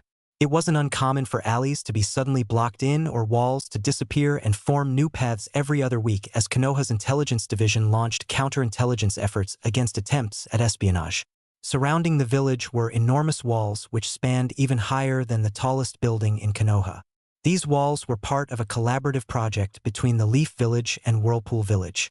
Powerful and now lost sealing techniques stopped the application of chakra as an adhesive surface on the outer edge of the wall. Shinobi were unable to climb over them. Like everybody else, they would have to use the single and easily defensible gate. The walls had only ever been breached twice, once during the devastating First War, which saw enemy siege equipment use pure force to break them down, and once only 12 years ago when the corrosive and devastating potent chakra of the 9-tailed demon fox proved to be too strong for the walls to repel right before the third Hokage and repelled the enormous fox right through it and out of the village. With stockpiles of food to last months, the ability to produce new weapons and enormous walls and gates that would resist some of the most powerful techniques known to man, any army attempting to take the village would walk into a bloodbath. The other hidden villages had also been constructed to suit the advantage of those inside, and IWA, Suna, Kiri and Kumo had just equally formidable defenses. Unfortunately, neither the Senju nor the Uchiha had ever once considered the possibility of a large aerial attack, and with good reason. Flight was extremely rare. There were some techniques that could emulate it and a few summoning contracts amongst the clans of birds, but these were limited and not applicable for a battalion of shinobi, let alone a division. Sky Country was the first true and only master of airborne warfare. Sarutobi watched from his vantage point atop the roof of the Hokage's tower, his dark eyes peeled at the sky. The traditional robes of the Hokage were gone, and he wore an somewhat antiquated but still highly effective set of plated and mesh armor. His 2 teammates, Hamura and Koharu, stood on his left and right, each contemplating the implications of the battle which was to come. An ANBU squad surrounded them all, Each member crouched down and ready to defend the Hokage with their lives. Below them, the village of Konoha was almost deserted. Jonin leaders organized platoons of Chunin around designated defense zones, while 3 ANBU combat platoons patrolled around Konoha's critical assets, white porcelain masks gleaming in the sun. "It's a beautiful day to go to war," Koharu murmured almost wistfully. Her voice sounded melancholic. "I'm reminded of the very first battle during the First Shinobi War. It started looking a lot like this." Hamura scoffed. "It's never a good day to go to war in your own home." He disagreed quietly. "For decades we've kept the enemy away from the village. Now they're simply going to fly over everything we constructed to keep them out." "They were always dangerous," Koharu admitted. "It's why we destroyed them. We killed them and destroyed their home and they hated us," Sarutobi said quietly. The wind on the horizon was cool. "Now they come to kill us and destroy our home and we will hate them. Perhaps in another few decades, we shall go and kill them again, a cycle that goes on and on." Koharu and Hamura shared a look behind the third Hokage's back. "You sound like your student," Hamura said after a few moments. It hadn't sounded like a compliment. "He can be wise when he chooses to be," Sarutobi replied with a ghost of a smile. "Wise isn't quite the word I would have used," Koharu murmured under her breath. Sarutobi chuckled and the tension amongst the group of veterans was broken. Suddenly a bell began to toll on the other side of the village. Sarutobi's head shot up and he squinted against the glare of the sun. Another bell rang and then another, and soon the village filled of noise. The third Hokage could just see them in the sky, a series of black specks high above in the clear sky. "They come with the sun behind them," Hamura observed grimly. "How clever. They will have tactics that we cannot predict," Koharu added. "Put our faith in Shikaku. He has guided our forces well in the past," Sarutobi reminded them. "Look sharp they come." With the sun behind their backs and the visibility of the defenders limited, the first wave of sky nin soared towards the village, numbering in the hundreds at least. They stayed out of range as best they could, weaving around ninjutsu as the first of the leaf nin began attack. As they began to glide over the massive imposing walls, small black dots fell from the back of the golden contraptions strapped to their backs. They dropped to the ground and struck at the walls and outer residences.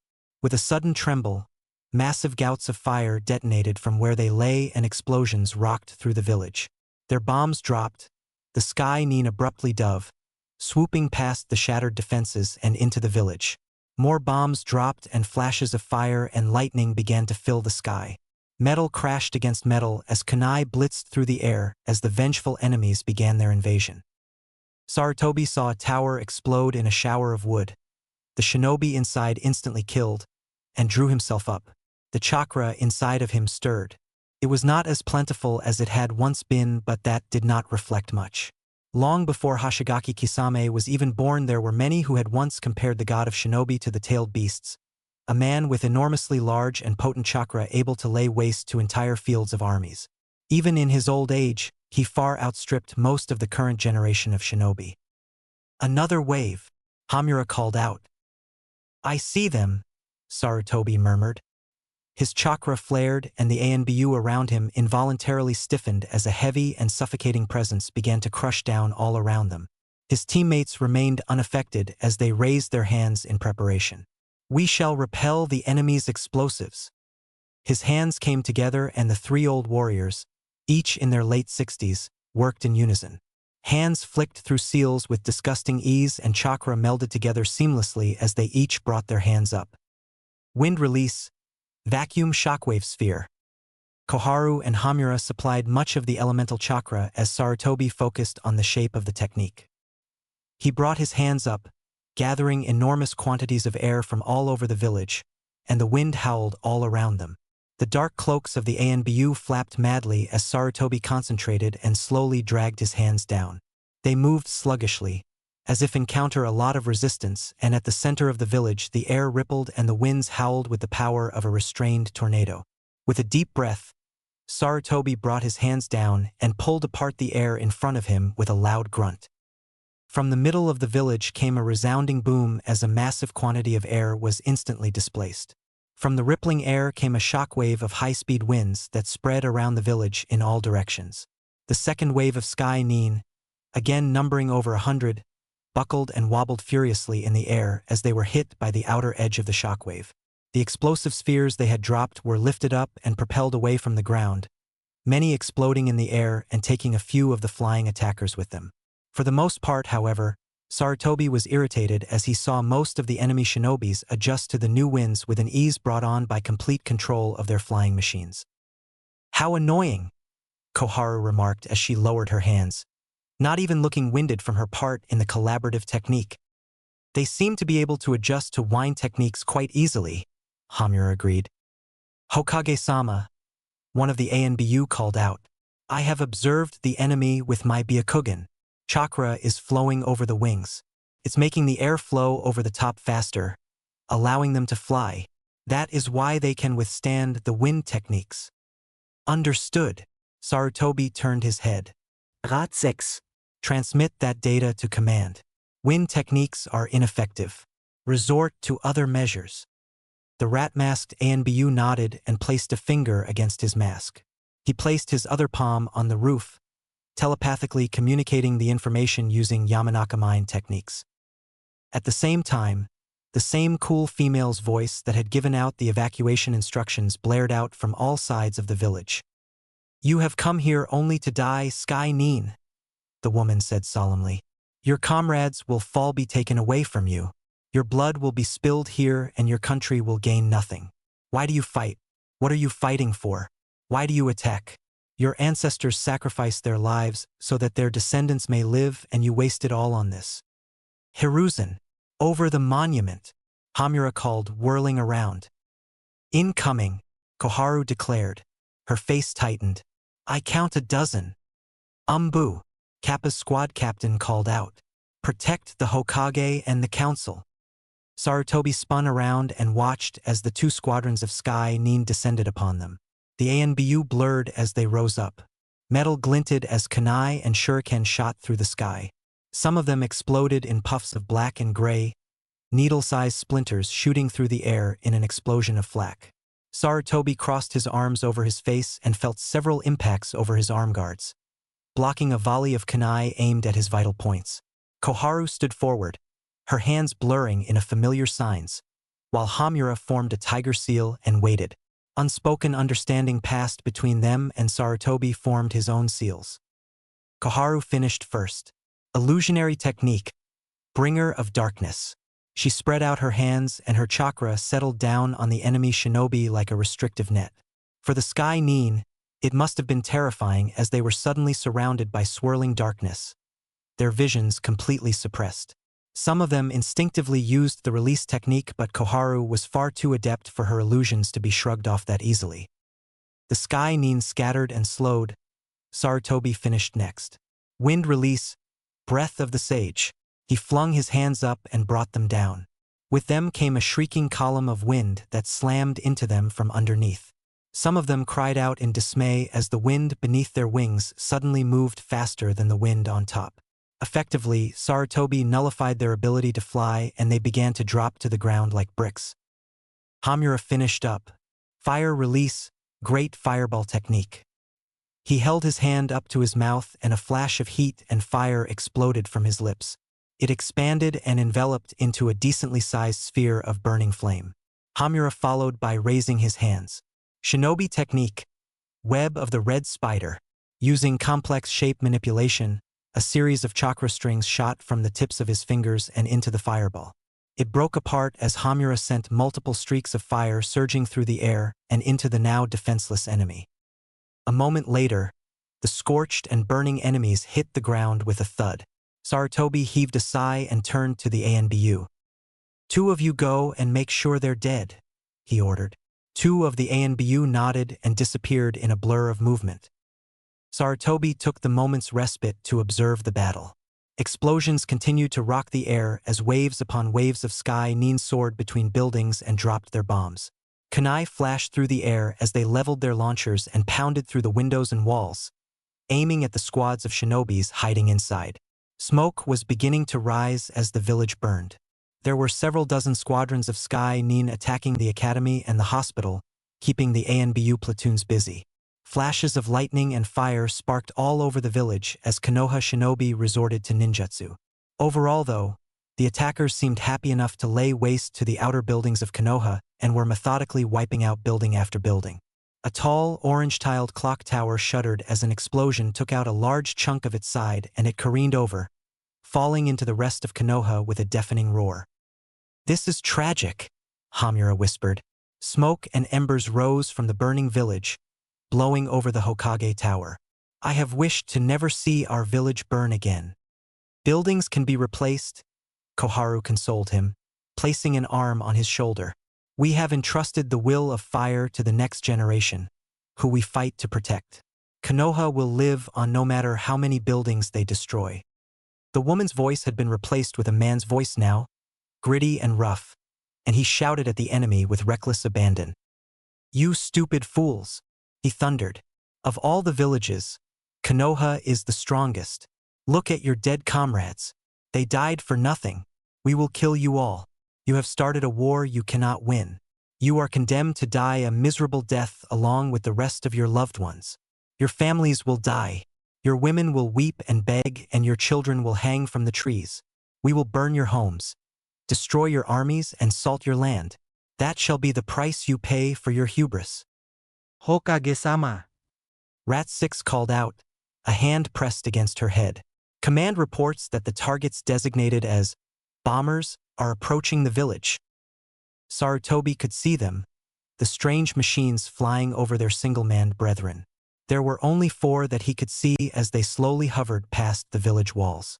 Squadrons of flyers guarded them, pounding at the ground and leaf Nin in a wave of brutal suppressing fire.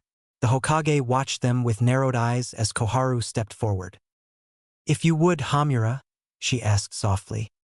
Hamura nodded and inhaled deeply. He formed a sign, titled his head back, and spat out a large globe of water. It shot into the sky as a swirling mass that quickly began to lose form when gravity took hold of it. As it slowed and reached the apex of its ascent, Koharu formed a series of signs. Water release, water dragon bullet technique. The mass of water twisted in on itself and a giant dragon of liquid roared into the heavens and sped across the village. Koharu held the ox sign as she directed her technique at the nearest enemy bomber. It arced through the air, past the defensive screen of flyers, and shot towards the 3-manned contraption. There was a sudden jerk and Koharu twitched, and suddenly the chakra-generated dragon veered off, spinning around wildly and dispersing in a sudden spray of water. "What happened?" Sarutobi asked his female teammate. Koharu was still standing strong, but the strain of multiple high-level techniques was beginning to show. She reached into her pouch and pulled out a small black soldier pill. "Sir," the Hyuga ANBU called out again. "From what I observed, the enemy bomber is using the chakra of 3 to power its flight. It works on the same principle as the other machine. However, the use of the additional chakra is creating an effect somewhat similar to the Hyuga technique Kaiten. There is a sphere of rotating chakra circling the bomber. Koharu-sama's technique did not having the piercing quality to penetrate it." Sarutobi didn't even need to order Rat 6 to report, and he watched as the bombers began to slow down. The furthest one stopped over the river, hovering over the moderately large brick bridge.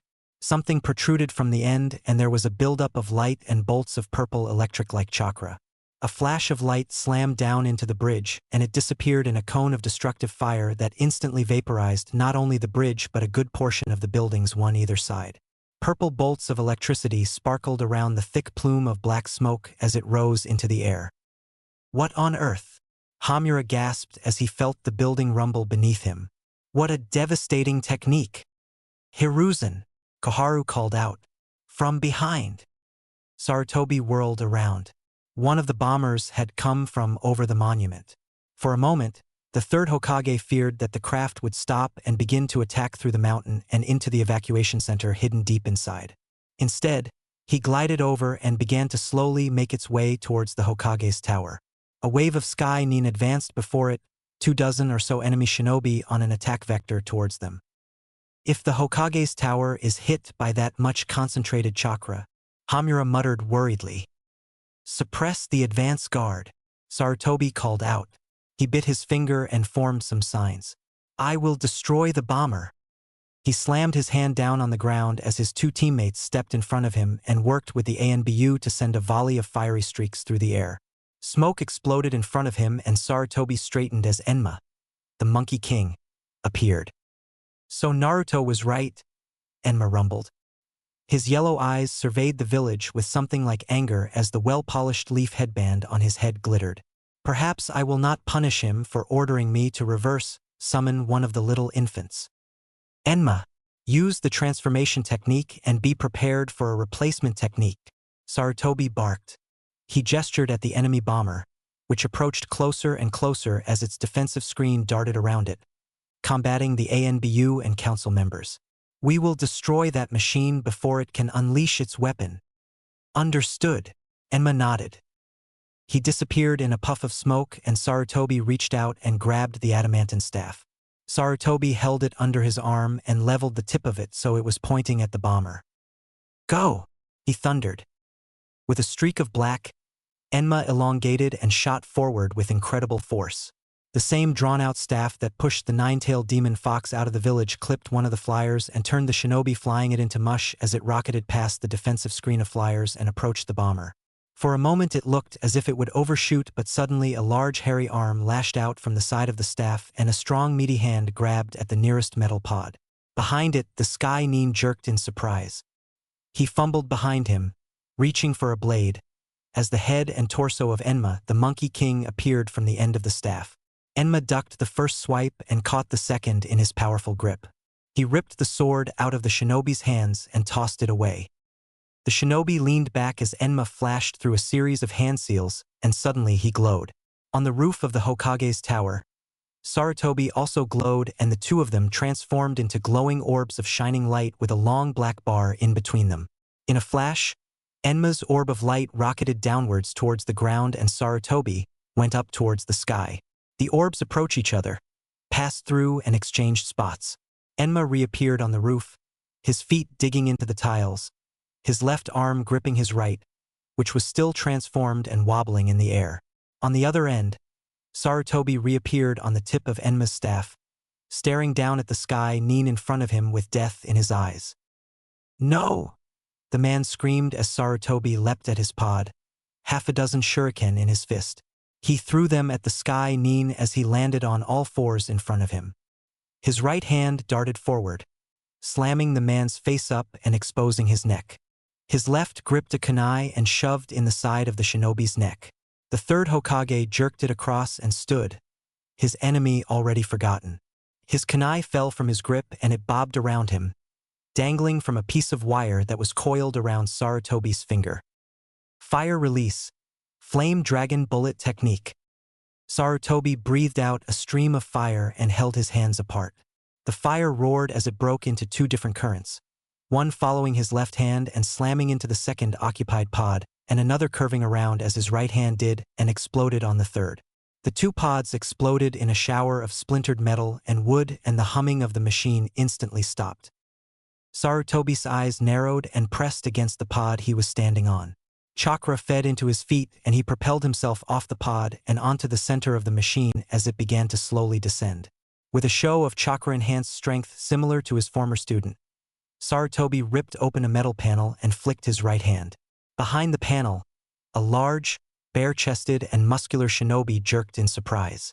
Sarutobi's left hand slammed forward and gripped him mercilessly by the neck as the wire in his right hand pulled the kunai into his palm. The third Hokage's eyes darted around the small compartment, memorizing everything he saw in an instant, as he reversed his grip and brought the kunai directly across into the veiled man's temple. Sarutobi hurled the kunai back at the first pod and flicked the air with his other hand. Explosive notes slapped onto the metal compartment and sizzled. Sarutobi pulled himself back to the first pod, jumped on the black staff still protruding out in the air and tapped it sharply. On the ground, Enma pulled back on his arm and the staff shortened, taking Sarutobi down from the bomber. On the way down, the third Hokage absently cut the wire on his finger and flicked it through the air, where it coiled around a flyer's contraption and sent the kunai attached to the end neatly through the sky nin's eye socket. An instant later, Sarutobi touched back down on the roof in a graceful crouch, 2 fingers held straight in one hand. Detonate! As the veering bomber exploded in a tremendous ball of fire, the god of shinobi rose from the ground. There was none of the kindness, cheerfulness, or grumpiness that many of the newer generation only knew him for. This was the face of the man that had led his village through 3 separate world wars, and was prepared to lead it again in a 4th. The flyers abruptly withdrew and his teammates walked back to where he was standing. "You're still as reckless as ever," Hamura chided. His armor was singed and the tip of a kunai lay embedded in one of his arm guards. "It's to be expected," Koharu sighed. Sarutobi grunted in response and watched the battle occurring over the village. The female voice was talking again in soothing tones, her voice echoing loudly over the village. "There is no hope left for you," she said, and she sounded truly sympathetic. "Our village will crush you and grind you to dust. This is not a threat, this is a fact. This is the inevitable conclusion of this attack. Surrender. Lower your weapons and offer yourself up to the nearest leaf neen. Mercy will be shown. Names will be taken. Your families and loved ones will be spared. You can still come out of this alive and happy. Surrender. Please, let us show you mercy." One of the bombers near the hospital was in flames as the ANBU platoons coordinated an effective defense. As he watched, another bomber disappeared underneath as a guy's daytime tiger technique tore it to pieces underneath its massive concussive power. He steadied his breathing and attempted to hide his weariness from his subordinates. There was a tight pain in his chest and he carefully settled his raging chakra. His body was simply not able to contain it as well as he used to. Luckily, the invasion seemed to be faltering as Sky Nin peeled away from the attack and soared back into the sky. Hokage-sama. The Hyuga ANBU called out. "The enemy shinobi have depleted the majority of their chakra. They are withdrawing." "Excellent," Sarutobi rumbled. He watched his village burn and turned around. Hamura and Koharu followed him as he walked past the dead or dying Sky Nin littered around him. "Summon the council immediately. We have much to discuss." Konoha burned. Great plumes of greasy, black smoke rose up into the sunny sky. The streets were cracked and littered with thousands upon thousands of kunai. Windows had been smashed, walls had been knocked over, entire buildings had collapsed in on themselves. The shattered husks of homes and businesses roared with flames as shinobi desperately worked together to put out the terrible fires.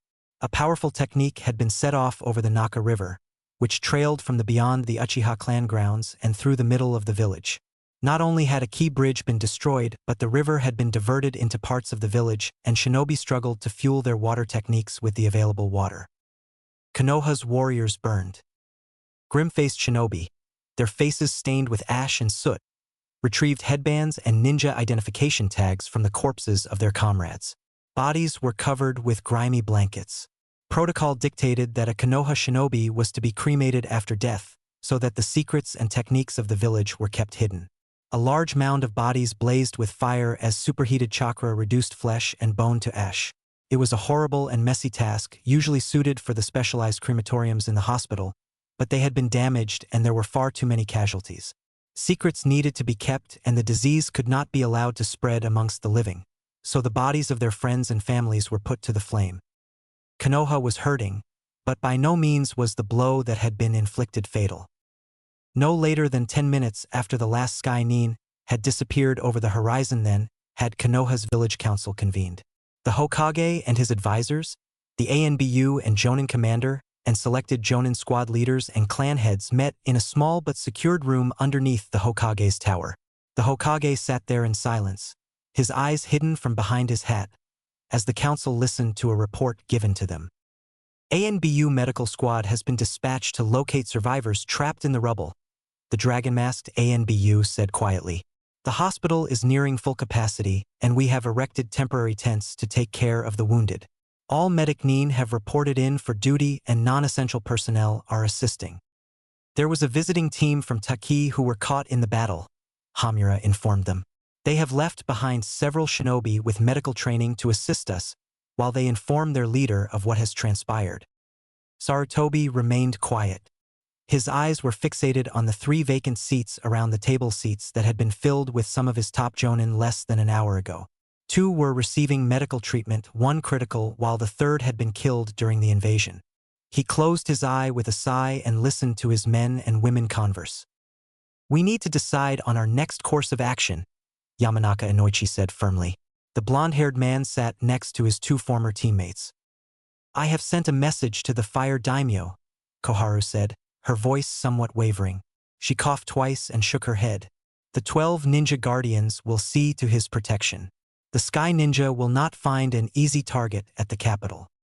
All shinobi in the vicinity of Konoha have been recalled," Nara Shikaku, the Jonin commander, said.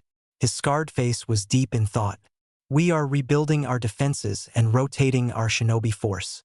What we do next is a matter for the Hokage." Eyes turned to Sarutobi, who kept his head bowed. There was an awkward pause before the ANBU commander broke the silence. "If I may ask," he murmured politely, "what losses did we sustain during this attack?"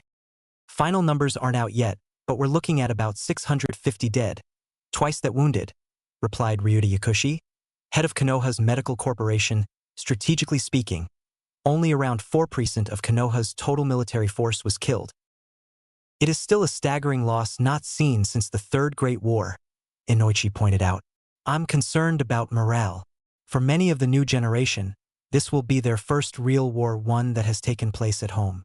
People are upset and disheartened. How shall the others of the Great Five react to this, I wonder?" Hamura mused out loud. "Shinobi hold grudges for a very long time," Koharu said quietly. "It could mean war." No. Sarutobi spoke up for the first time. He lifted his eyes and they were as hard as stone. "The other villages will not break the fragile peace we have, not over this. They too are at risk. They will watch and wait and see what happens." "Can we count on Suna to send aid?" Chuza rumbled out. He sat cross-legged on the floor, still tall enough to see over the table. "Officially, yes. Unofficially, not a chance," Shikaku answered dryly. "We might be able to organize a defense the bordering minor countries, if only to deter international interference on this matter." "We will not defend," Sarutobi murmured, but everybody heard him. They stopped talking and looked as the 3rd Hokage took a deep breath. "The enemy has cut us, but it is a shallow cut and the bleeding will stop. We need to ensure that the enemy will not cut us again. We must launch a counterattack." Quiet murmurs broke out at that. Sarutobi was one that had seen a lifetime of war and usually favored diplomacy and negotiation over battle. However, there were some things that could not be forgiven, and an attack on the very heart of Fire Country and Konoha was not something that could be allowed to slide. "We cannot attack an enemy we can't find," Hyuga Hayashi pointed out logically. The white-robed man was expressionless. "We lack information." "Then let's analyze what we already know," Shikaku said. He stood and gestured at one of the ANBU guarding from the shadows. The masked shinobi unraveled a large map of Fire Country and its immediate surrounding borders on the table. "We have 3 issues at hand," Shikaku continued. He counted on his fingers. "The first being the location of the enemy, the second being our means to arrive at that location, and the third mustering an army to attack." The ANBU commander shifted forward, silver mask gleaming. "I can provide a solution for the second and third of those problems," he offered. ANBU Combat Platoon Delta was conducting training exercises nearby.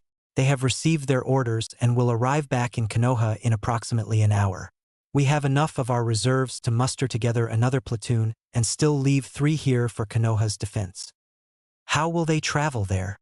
one of the Jonin squad leaders asked. "Sky Country could very well send another wave before a counterattack can be made." "We will use the enemy's strengths to our advantage," the ANBU commander replied. "There is a possibility that they have constructed a forward base only reachable by flight. We will use Konoha's Hawk summoning contract as our means of transportation." "Hawk summoning contract?" Chuza asked curiously. "I wasn't aware that we possessed such a thing." "We breed thousands of birds to act as our messengers," the commander explained. "There is an ongoing project to develop or grow new Class 5 summoning creatures. At the present moment, we have 6 Class 3 summoning hawks. Each could hold about 7 or 8 shinobi." "Why wasn't this used during the invasion?"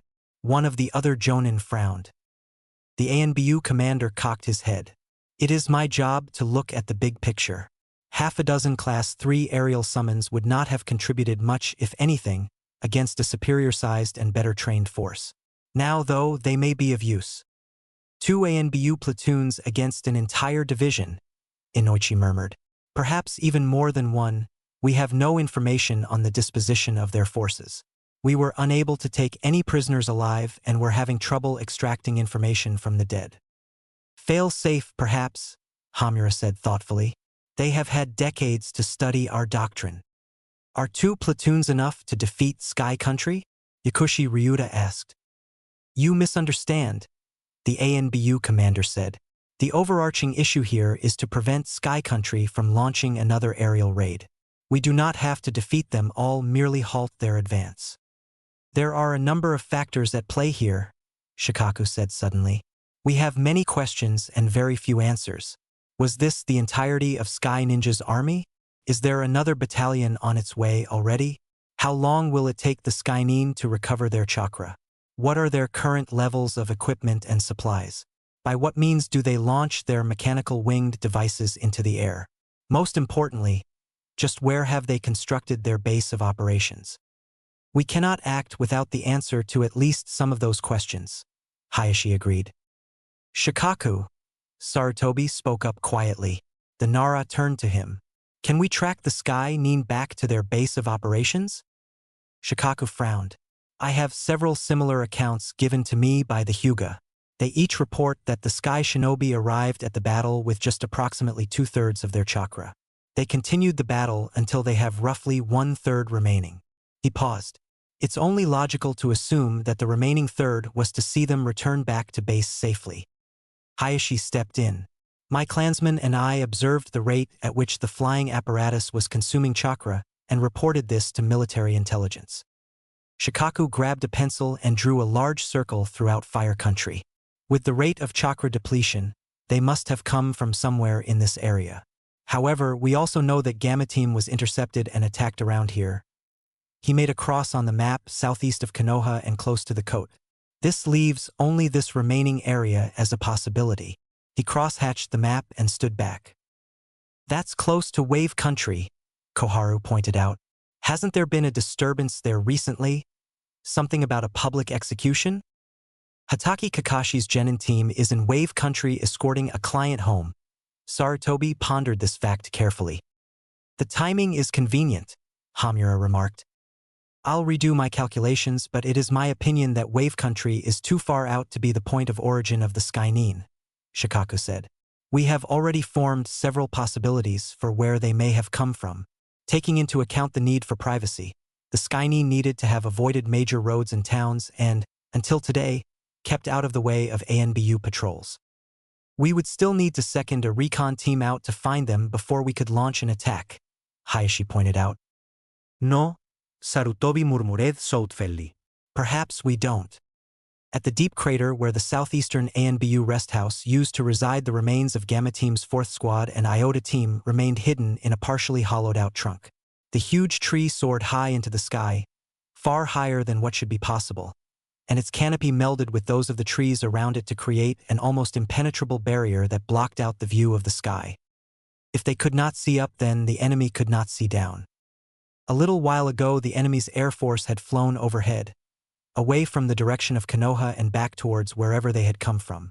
Naruto had felt a stab of vicious glee as he noticed that as far he could tell there were far less of the enemy flying back from the village than there had been flying to it.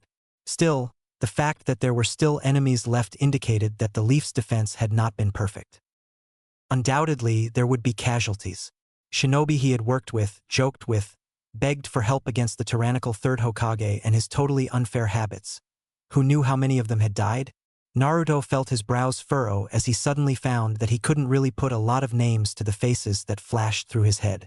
Certainly, he would be distraught at the thought of his fellow comrades falling in battle against the enemy. But apart from the third Hokage and Konohamaru, as much it pained him to admit, there were very few shinobi that were his friends. Naruto abruptly let out a loud sigh and shook his head, clearing them of the strangely troubling thoughts. He looked up from where he was sitting and watched the rest of the ANBU as they all went about their various tasks. Tawa and Yuka were dozing quietly, their backs pressed up against the trunk of the trees. As useful as the ANBU masks were, they did not make for a very comfortable nap, and the two members had taken them off and were pressed up against each other, using their cloaks as makeshift pillow. Some shinobi might have wolf-whistled at the sight of the two exhausted shinobi huddling in against each other. Naruto was young, but he was ANBU. He recognized that there were no stronger bonds than between fellow comrade-in-arms. The squad leaders, Kamachi and Kage, were talking to each other quietly as they pored over a field map. Daichi was nearby, the rather enthusiastic Hyuga consulting with the two senior officers. From what Naruto understood, they were trying to determine the point of origin of the enemy's attack by using the chakra levels of the shinobi and the rate of chakra consumption of the flying machines. Naruto had tried to keep up, determined to be of some use, but the maths involved was far beyond his level and his head had only hurt the more he tried to understand. In the end, he had decided that it was probably more beneficial to rest and build up his strength. His chakra was still in top condition. It was rare where the young blonde could burn through chakra faster than the rate his body would naturally create it, but he had been mentally exhausted. It had been a long day. Briefly, he wondered if this was what Hatake Kakashi or Uchiha Itachi had felt when they had first joined ANBU at a young age. Actually, they probably had it worse. Naruto had his natural awesomeness to compensate where Kakashi had only had his perverted little books and Itachi his sociopathic tendencies and desire to brutally execute his entire family. "Ferret," Kamachi called. "Come here." Naruto jumped to his feet and jogged past Tawa and Yuka. He joined his commanding officer and knelt beside her as she pored over the map. "We've determined that the enemy must have come from around here." Kamachi pointed to Fire Country's eastern coast. She tracked her finger up to Port City, one of Fire Country's coastal cities just north of Wave Country on the other side of the bay. She brought the finger down and traced over the coast. "That's the entire coastline of the Sea of Whirlpools, a large area." "It might have come from Wave Country," Naruto muttered. He made an odd noise from behind his mask. "Actually, there's a genin team operation over the coast in Wave Hatake Kakashi. He might have seen something. I don't think they would have had quite enough chakra to make it to Wave." Daichi spoke up with an easy smile. He threw his hands up helplessly. "I'm not an expert or anything, but I think they're probably somewhere at the southern end of the coast. It's less populated and our patrols are much less frequent there. They could have built a base of operations in the wilderness and slowly moved in equipment to prepare for their invasion," Kamachi mused. "Regardless," Kage spoke up quietly, "we need to inform the Hokage of our calculations. It's likely that they too have come to the same conclusion, but more data never hurts." "I'll summon a messenger," Naruto said and stood up. He took off one of his gloves and reached up to his mouth, an abnormally sharp canine biting into his thumb. Blood was drawn and he smeared it over the palm of his hand, flipping through some seals. "Summoning Techni-" he began.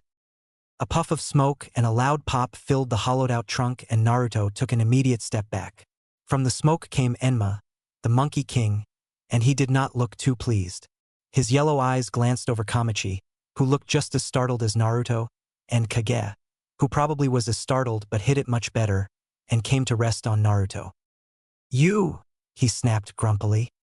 He reached into his pouch and Naruto swallowed nervously. He had a lot of painful memories of Enma reaching into his equipment and pulling out random spiky and sharp instruments. Instead of pulling out a weapon, however, Enma brought out a gleaming white orb. It was about the size of a large grapefruit.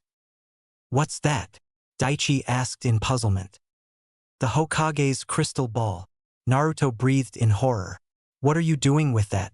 Are you trying to get me beat up, you stupid monkey? The old man's gonna kill me when he finds out I have that." "Shut up, you miserable little brat," Enma roared. He reared up. "Here I am doing Sarutobi a favor and acting far below my status and you start spouting off nonsense. Think before you speak. Don't tell me what to do," Naruto growled heatedly. The Monkey King and the nine-tailed host bumped head, narrowing their eyes at each other. There was practically electricity flying between them as Kage and Kamachi shared a bemused look. Daichi just chuckled while Yuka and Tawa emerged from where they had been sleeping. Nobody could sleep through an argument between Naruto and the Monkey King. The white-furred bipedal summon was just like the third Hokage, except worse, if such a thing was possible, and Naruto had a streak of stubbornness that neither Enma or Sarutobi could break. The third Hokage had tried once and only once to ignore an argument between the two. It had degenerated from heated words to a screaming match and then to blows. It had only been when Enma had gotten cranky and had thrown a house at Naruto that Sarutobi had intervened. Naruto claimed it had been less of a house and more of a garden shed. Regardless, the concussion he had received had not endeared him to the Monkey King at all. Enma huffed. "Stupid boy," he growled. "Your Hokage gave this to me to give to you. There is an urgent matter that he has to speak to you about." Naruto's clenching fist lowered and his mood abruptly swung around. He nodded at Enma seriously and ignored the slightly incredulous ANBU around him as he stepped forward. Enma took a deep breath and concentrated, one hand raised to form a seal and the other holding onto the crystal ball. "What is that, ferret?" Kage asked softly. "It's the focus for the third Hokage's telescope technique," Naruto answered. "It lets the Hokage lock onto a person's chakra pattern and observe them. It doesn't really work out of the village that well, so Enma must be doing something to dash. Can you hear me?" Naruto paused, his eyes focused on the crystal ball in Enma's hand. Message repeats. "Ferret, designated as captain of Sigma Squad, can you hear me?" "Sir," Naruto called out. He paused, scratching the back of his head. "I can hear you, sir," he replied in an affirmative. "You are being assigned a priority mission," Sarutobi spoke through the glowing crystal ball. Enma was sweating as he held it in the palm of his hand, channeling chakra through it. "Do you have a field map ready?" There was a rustle of paper from behind him. "Affirmative," Naruto confirmed. "Mission focus, reconnaissance. You are to link up with any available ANBU personnel and patrol through sections G4-5 to G5-9. The enemy has been identified as Sky Country. Locate signs of Sky Country's presence in those areas and report back." "Understood," Naruto called out. There was scribbling on the map from behind them. There was a pause. "As of this moment, Sigma Team has full operational control of this mission." The Hokage finally spoke. "All available local ANBU assets are transferred to Sigma's jurisdiction. All pending missions have been placed on hold. This mission takes full priority." Naruto's eyes were wide. "Yes, sir," he said numbly. "If located, Sigma Team is to report back to ANBU Command," Sarutobi concluded. "Enma has volunteered to transmit vital information. He will be designated as Sigma Team's communications office. Summon him when needed." There was a pause. "Good luck, Naruto. The will of fire shall illuminate your path." The ball abruptly dimmed and Enma let out an audible sigh. He carefully placed the valuable crystal ball back in his pouch and stared down at Naruto with his fierce yellow eyes. Naruto, for his part, still felt numb. Full operational command? Sure, he had ran many operations before, but they had been simple D and C-ranked missions, organizing squads of Chunin on local and in non-combat scenarios. "Naruto." Enma broke into his thoughts and Naruto realized he must have been standing there for a while. The Monkey King was eyeing him with an expression that he had never seen on him before. "The third Hokage has placed his faith in you. Do not let him down." And with that, Naruto's resolve returned. "Yes," he said quietly. Enma nodded gravely and disappeared in a puff of smoke. Naruto turned back to his fellow ANBU members and found them knelt before him. Kamachi, his former commanding office, rose up. "Captain," she murmured, "what are your orders?" "Gather our equipment," Naruto said, and he issued his very first order. He took a deep breath. "We move out in 5. Tenzo stalked through the darkened corridors of the ANBU headquarters. His white mask gleamed in the torchlight as he silently made his way to the door at the end of the hallway. 2 ANBU stared at him but made no move to stop him as he opened the door and stepped through it. The third Hokage sat in the center of the small room, conferring quietly with the ANBU commander. Both men looked up as Tenzo bowed his head respectfully. "Hokage-sama, Commander-sama, regretted." His voice was monotone. "Reporting for duty as ordered." "Ah, excellent," the Hokage murmured. He rubbed his hands together. You may sit. Tenzo took the offered chair and sat down stiffly. His well-trained eyes spotted the signs of battle underneath the Hokage's robes, and his nose picked up on blood and fire and smoke and ash. As somebody who had been in ANBU from the age of 6, he remained quiet and waited for his superiors to address him. I trust that you are aware of current events, the Hokage asked him quietly. I am. Tenzo nodded. Good, Sarutobi said briskly. I have a priority mission for you, S-rank, of course. Do you accept? The word was a mere formality, and all 3 men in the room knew it. Tenzo had graduated the academy at the age of 6 and had made Chunin only mere months later. Due to the unique circumstances surrounding him, he had been inducted into ANBU and had undergone specialized training in order to bring out his talents. His power over Mokutan was only a fraction of what the first Hokage had been capable of, but it had been enough to raise him to the very top of the elite. After learning much from Hitaki Kakashi, Tenzo had been assigned leadership of ANBU's Delta team. In the 3 years since, Tenzo had achieved the second-best performance record of any ANBU serving under the third Hokage, only falling short of Uzumaki Naruto, where his position as ANBU's Sigma team and the personal assistant of the third Hokage had seen the young boy perform an unprecedented amount of D and C-ranked missions. To date, Tenzo had never refused or failed a mission, nor had he lost a single man or woman in combat. It was a record that he was immensely proud of and one that no ANBU before him, not even the legendary Sannin or the White Fang, could claim. Yes, Tenzo answered firmly. The ANBU commander slid a mission brief across the table and Tenzo picked it up. You will take command of 2 ANBU combat platoons, Team Delta and a mixture of battle-ready squads from Team Bravo and Epsilon. Bor will be your second in command. The Hawk summoning contract has been allocated for the success of this mission. You will fly to Konoha's ANBU safe house Splinter and hold. Sarutobi continued from where the commander had left off. Team Sigma is currently on a reconnaissance mission to locate the Sky Country's stronghold. Once located, a summoned creature will be dispatched to your position and coordinates, and further information will be provided. Our information is lacking, the commander spoke. His silver mask revealed nothing. We know nothing of their numbers, defenses, or the layout of their base. We know some of their techniques and strategies. It's in your brief, but you'll be essentially going in blind. Your mission stands as follows. You are to delay and disrupt Sky Country's ability to launch further attacks on Fire Country soil, the third Hokage declared. Use any means necessary. Do you understand? Yes, Hokage-sama, Tenzo said crisply. The mission parameters are clear to me. We shall defend the village from further attack. Excellent, the Hokage said and smiled grimly. Your platoon leaves in 15 minutes. Dismissed.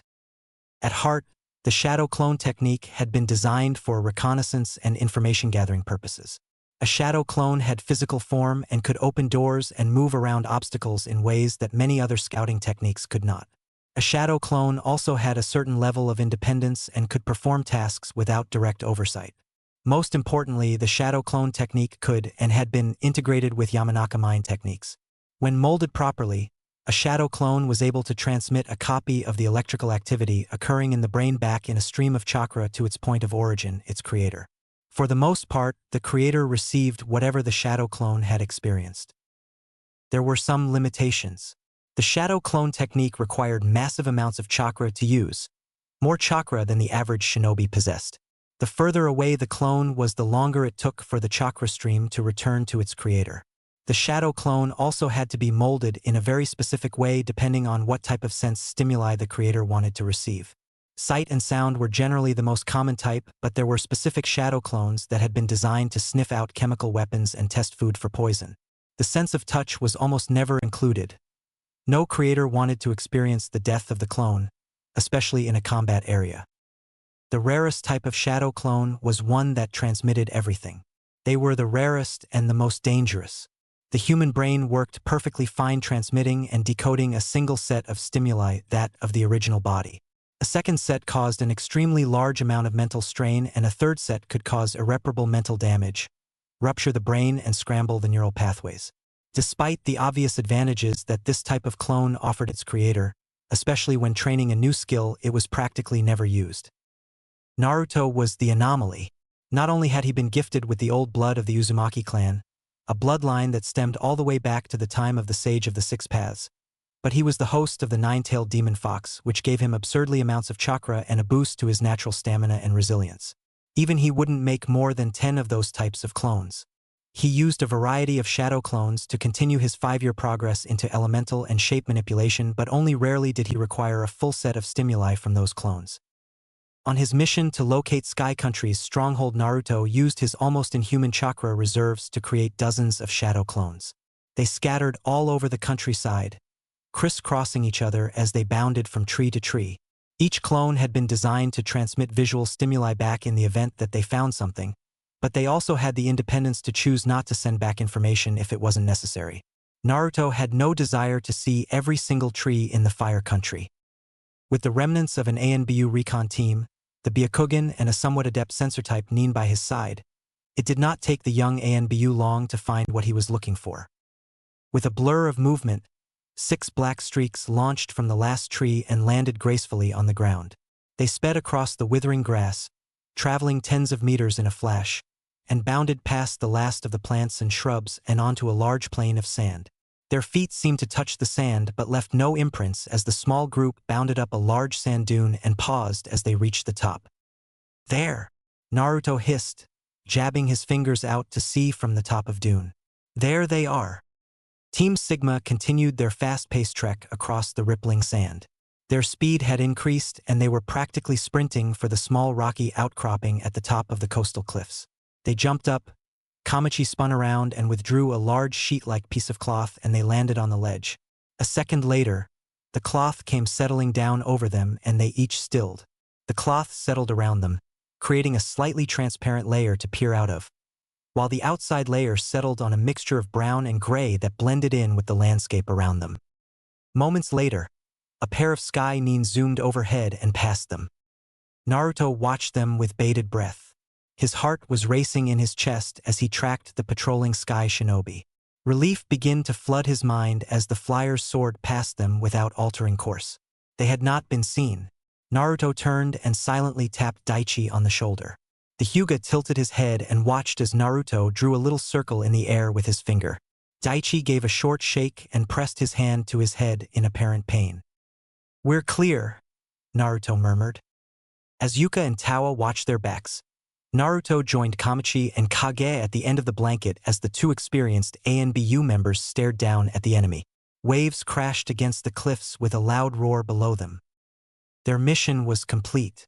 They had found the enemy. Contrary to what Naruto had been expecting, Sky Country had not built a forward base on the mainland. Instead, Naruto saw they had arrived here via a fleet of ships. There were 8 of them, 3 large and 5 small. The smaller ships were slender, a single tower rising from a curved deck. They were clearly patrol boats for the gargantuan carriers that followed. They were huge, a large tower of metal and stone rising from 2 thick cylinders that bobbed up and down on the water. Each resulting building must have been as tall as the Hokage's tower, and large stone faces had been carved into the sides. At the top of the tower was the deck of the ship, where tiny little black specks crawled all over it. As Naruto watched, there was a small flash of light and a pair of golden streaks zoomed from one side of the deck to the other. They wobbled in the air as they flew off the deck but almost immediately gained height and began their patrol. "A fleet," Kage murmured from beside Naruto. "It's a mobile fleet with the capability to launch airborne raids right in the middle of Fire Country. What a powerful concept." For once, there was emotion in the blank-faced ANBU's voice. Naruto couldn't tell if it was respect or fear. "Kage, Kamachi, take notes," he ordered determinedly. "Yuka, work out our exact coordinates. We need to report this location right away." Kage fumbled through his pack and pulled out a pair of binoculars. Kamachi pulled out her marker, and together they started talking quietly to each other, describing key aspects of Sky Country's fleet and jotting down notes and sketches. Yuka opened her field map and began to pinpoint exactly where they were while Naruto flashed through some signs and summoned a small monkey. He took Yuka's hurried scribbling and gave it to the chittering little thing. "Take this to our earlier location," he told the monkey. "Run as quick as you can." The monkey disappeared in a blur of movement. Naruto glanced at Daichi, who nodded wordlessly, and made the same signs again. He pressed his hand down on the warm sand and another puff of smoke appeared. When it dissipated, Enma lay on the ground next to him. He wordlessly held up the crystal ball and Naruto waited. The ball began to glow and the Hokage's voice emerged from it. Team Sigma, report. The enemy has been located, Hokage-sama, Naruto said quietly. He gave the Hokage the coordinates. Sir, the enemy possesses a fleet of 8 ships. There are 3 large ships which seem to launch the sky shinobi into the air. The remainder are smaller patrol vessels. A sea fleet and an air force. The Hokage sounded grim. Our enemies are indeed powerful. Well done, Team Sigma. You have performed well. Captains Tenzo and Bor are en route to Splinter Rest House and will take control of this situation from here. The coordinates have been sent, Naruto said. Excellent. I knew I could trust you with this task, Naruto, the 3rd Hokage said. During a time of great need, you have served your village well. Congratulations. Naruto felt a smile bloom across his face and was glad that the mask hid his features as his cheeks reddened with pleased embarrassment. He scratched the back of his head and laughed nervously. He couldn't help but feel proud of himself. Ferret, Daichi suddenly called out. We have movement. Naruto swung his head back to the ships. He did not have the superior eyes of a Hyuga, but even he could tell that more and more black specks were gathering on the deck of the ships. Kage and Kamachi exchanged looks with each other and turned to Naruto expectantly, while Sarutobi remained silent on his end of the crystal ball. What can you see? Naruto asked Daichi. Have we been spotted? I don't think so, Daichi murmured. It looks like a mission briefing. I can see some moving platforms bringing up those flying devices. He paused. There are hundreds of them. They are preparing to launch another attack, Kamachi said quietly. She absently brushed her brown bangs away from her mask. They must have recovered their chakra. Team Sigma, the Hokage barked and Naruto almost flinched. I am assigning you another mission. You are to do all you can to delay the enemy's departure. ANBU reinforcements are en route but will not arrive until later. Stop them from launching their second attack. Yes, sir, Naruto responded grimly. There are 2 secondary objectives, the Hokage continued after a beat. Firstly, if possible, cripple the enemy's vessels so that they cannot leave the area. Secondly, attempt to capture a senior officer for interrogation. Understood, Naruto said with a nod. We'll report back once we have achieved our mission. The crystal ball dimmed and Enma disappeared with a puff of smoke. Feeling all eyes on him, Naruto swallowed and turned to face his squad, his subordinates. His mind was racing. Naruto almost panicked, but he forced himself to calm down and considered all of his options. What equipment do we have left? He asked after a few moments. They pooled in their remaining equipment. There were only a few shuriken left, but they had at least 24 kunai altogether, as well as several spools of wire and rolls of bandages. Kamachi had dozens, hundreds, even of Senbon, and Kage had small little book that Naruto first thought was Aika. Turned out to be full of explosive notes. Kage shrugged underneath all the looks he got. Okay, Naruto said abruptly. We have lots of things to do and not a lot of time, so we're gonna split up. Yuka, you and Daichi will identify and capture an enemy officer. I'm sure that you can extract some information from a sky nin on one of the patrol boats and work yourself up if you have to. Gotcha, Daichi said and gave him thumbs up. Isn't he so cute when he's bossy? Yuka asked with a saucy wink. I have considerable infiltration experience. I should be able to tag the bottom of each of the ships without being seen, Kage offered. Naruto nodded. Good. That leaves Kamachi, Tawa, and me to attack the enemy ships. He recalled watching the flyer launch into the air. I think that they need the deck to launch their craft. If we can damage or destroy it, then we should slow them down. Sounds good, Tawa said. He slapped a first in his palm and Naruto could picture the vicious grin behind his bird mask. I'm dying to give these arseholes some payback. The sheer hatred behind the other ANBU's words made Naruto feel uncomfortable. He ignored them and turned back to watching the sea. The enemy fleet bobbed up and down on the surface of the ocean, which glittered majestically as the sun shone down brightly. It was very peaceful and tranquil. A great place for some leave, Naruto decided wistfully. "Let's go," was all he said. Naruto breathed deeply, his stomach rising and falling, as he slowly propelled himself through the dark depths of the floor of the sea. His breath rang loudly in his ears, a sharp contrast to the void of silence from all around him. His ANBU mask formed a seamless and airtight cavity around his mouth, and certain parts of it could act in a similar fashion as a rebreather. Compared to the technology of the water country and the village hidden in the mist, the rebreather was inefficient and sorely lacking. For the purpose of this mission, it would do the job. The sun shone brightly above, and Naruto could see the dark bottoms of the ships rocking gently on the surface of the ocean. He kicked his legs in the water, swimming further in until he was directly underneath the surface of his designated target carrier. He was too wary to use chakra, so he just pushed up off the seabed and kicked his way up. The water became warmer and warmer the closer he swam to the surface, and Naruto tried his best to remain out of the sun. Eventually, the faint noises of machinery teased him from the edge of his senses, and the silence was broken. He swam up to the bottom of the ship and reached out to touch it. He channeled chakra into his hands and legs and somersaulted lazily, placing his feet and hands on the bottom of the boat. Then, slowly, he began to crawl his way over the hull, hanging on upside down with adhesive chakra. His head broke out of the water first, and he carefully checked around him, craning his head upwards to see if there were Sky Nin who could see him. All he could hear was the sound of the waves crashing against the hull of the ship and the seagulls crying out mournfully. He checked the position of the sun, and his eyes widened behind his mask. He quickly ducked and watched as two sky shinobi flew past as streaks of gold. After they were gone, one limb at a time, Naruto began to silently scale the side of the ship. This was perhaps the most difficult part of the mission. Suspended from the side of the ship, Naruto was extremely exposed. The patrolling Sky Nin seemed to swoop past the ships every 3 or 4 minutes or so, and it wouldn't only take one of them to spot him and raise an alarm. The ANBU were skilled and strong, but not strong enough to take on an entire army, especially if there was a Kage-level or multiple Jonin-level shinobi on board. Naruto's ears twitched, and he suddenly darted up the side of the hull and broke into a sprint. Water slid effortlessly off his black cloak, and his heart pounded in his chest as he climbed up one of the 2 large cylinders that seemed to act like engines. He dove for the nearest cover as soon as he could, coming to rest on a metallic gray platform and ducking behind it. A moment later, 2 shinobi strolled past above him. A metallic catwalk spiraled around much of the huge tower that rose up into the sky, and Naruto could hear the 2 men talking quietly to each other.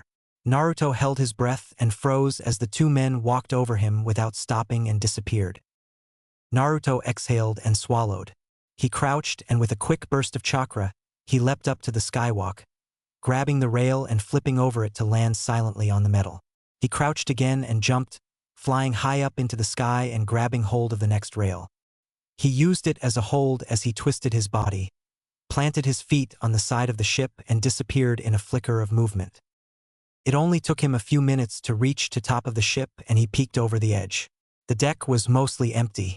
It was a straight stretch of concrete and iron with a series of towers and balconies on one side.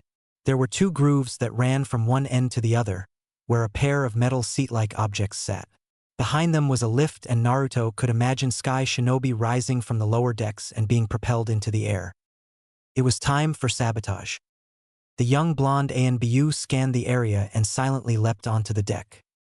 He dashed for the towers and hid himself in the shadows, crossing the expanse of the runway in a matter of moments. He reached into his clock and pulled out a bundle of explosive notes. For the next few minutes, he planted them on anything that looked mechanical.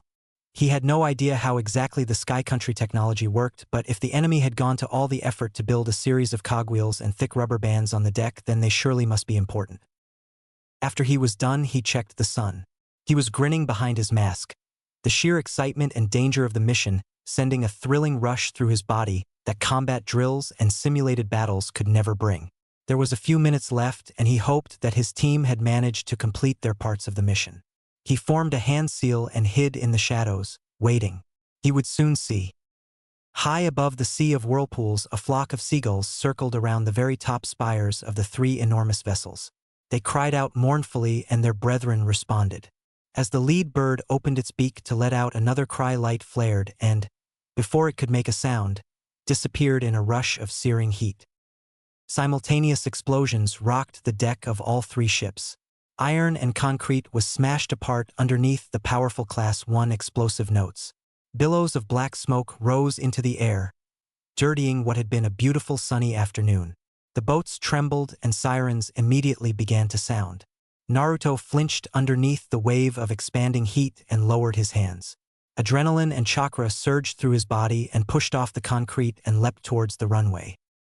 Henge! Naruto formed a seal and transformed.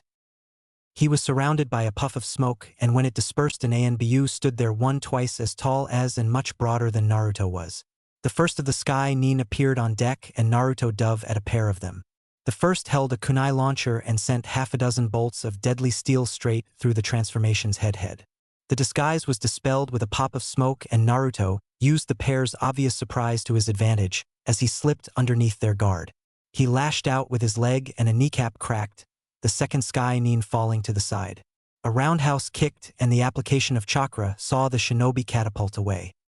Naruto twisted his body as he spun around to face the first shinobi, who had recovered from that split-second hesitation and lunged at him with the two-handed implement in his hand. He brought it down from over his head, but Naruto dodged it. The butt of the kunai repeated, slamming into the concrete with a heavy thud.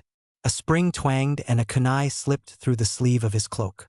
Naruto reverse-gripped it and spun his arm around in a horizontal arc. The black blade popped through the Sky Nin's elbow in a spray of blood. Naruto twisted it out, changed his grip, and slashed at the shinobi's face. The blade dug into flesh and the Sky Nin collapsed, bellowing in pain. Naruto left him there as he twisted arm and sent the wired kunai back into its spring loader. Hands blurred as Naruto channeled his chakra. He manipulated its nature, twisting it throughout his body and increasing the high-frequency vibrations of it, and lightning burst from around his fingers. Naruto brought his hands down and he drove into the technique. Chakra fled his tenketsu, wasted and unused as flickering blue dome of chakra howled around him. But Naruto didn't care as he released his technique into the very deck of the ship.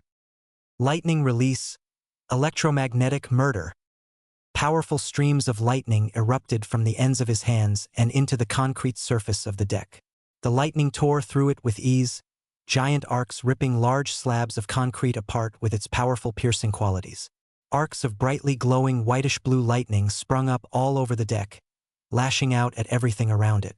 The fire from the explosions continued to rage and clouds of black smoke drifted up, mingling with the occasional spark of lightning chakra. When Naruto raised his hands, the deck looked like it'd been through an earthquake. More and more Sky Nin were pouring onto the deck now. As Naruto heard the boom of a distant eruption and saw the tower of one of the other boats go up in flames, he smiled grimly. It was time to leave. The shinobi around him were yelling and metal tore through the air. Naruto's feet blurred as he sprinted down the deck of the ship, jumping over piles of cracked and shattered concrete. Kunai whistled past his ears. Some were too close and a blade appeared in his hand, parrying them away, as the ferret-masked ANBU raced to the end of the deck and dove. For a moment he felt weightless, suspended above the rippling ocean underneath, and then he plummeted. He twisted in the air and made a single sign. A shadow clone appeared and Naruto used its back to soften his fall. It exploded as Naruto pushed up on it, somersaulted and landed neatly on the surface of the ocean. As smoke rose, sirens blared and the Sky Nin patrols began to converge. Naruto dipped beneath the surface of the water and disappeared. It was a wearied and wet group of ANBU operatives that met up at the rendezvous point several kilometers north of the coast. They hid within an inlet, sharp wet stones hiding them from view as swarms of Sky Nin occasionally soared over them. Beneath his cloak, Naruto was shivering as he and Tawa waited for the rest of the squad to join them. For every minute Naruto waited, the burden on his shoulders grew heavier and heavier. Maybe they wouldn't return. Maybe he had gotten his comrades killed. His ANBU tattoo burned and Naruto stiffened. From out of the murky water came Kamachi, the woman limping as water dripped off of her. Tawa was by her side in an instant, hoisting her up and laying her down on the rocky ledge. He began delving into the medical kit as he treated the bloodied gash on her leg while Naruto watched on. He was transfixed by the oozing wound and didn't notice Kamachi turn her head to regard him. "Ferret," she called out quietly, and Naruto met her mask. Kamachi had been decidedly cool but still professional about the sudden change in command. "You did extremely well." "Shut up, idiot," Tawa snapped as Naruto managed a tentative smile.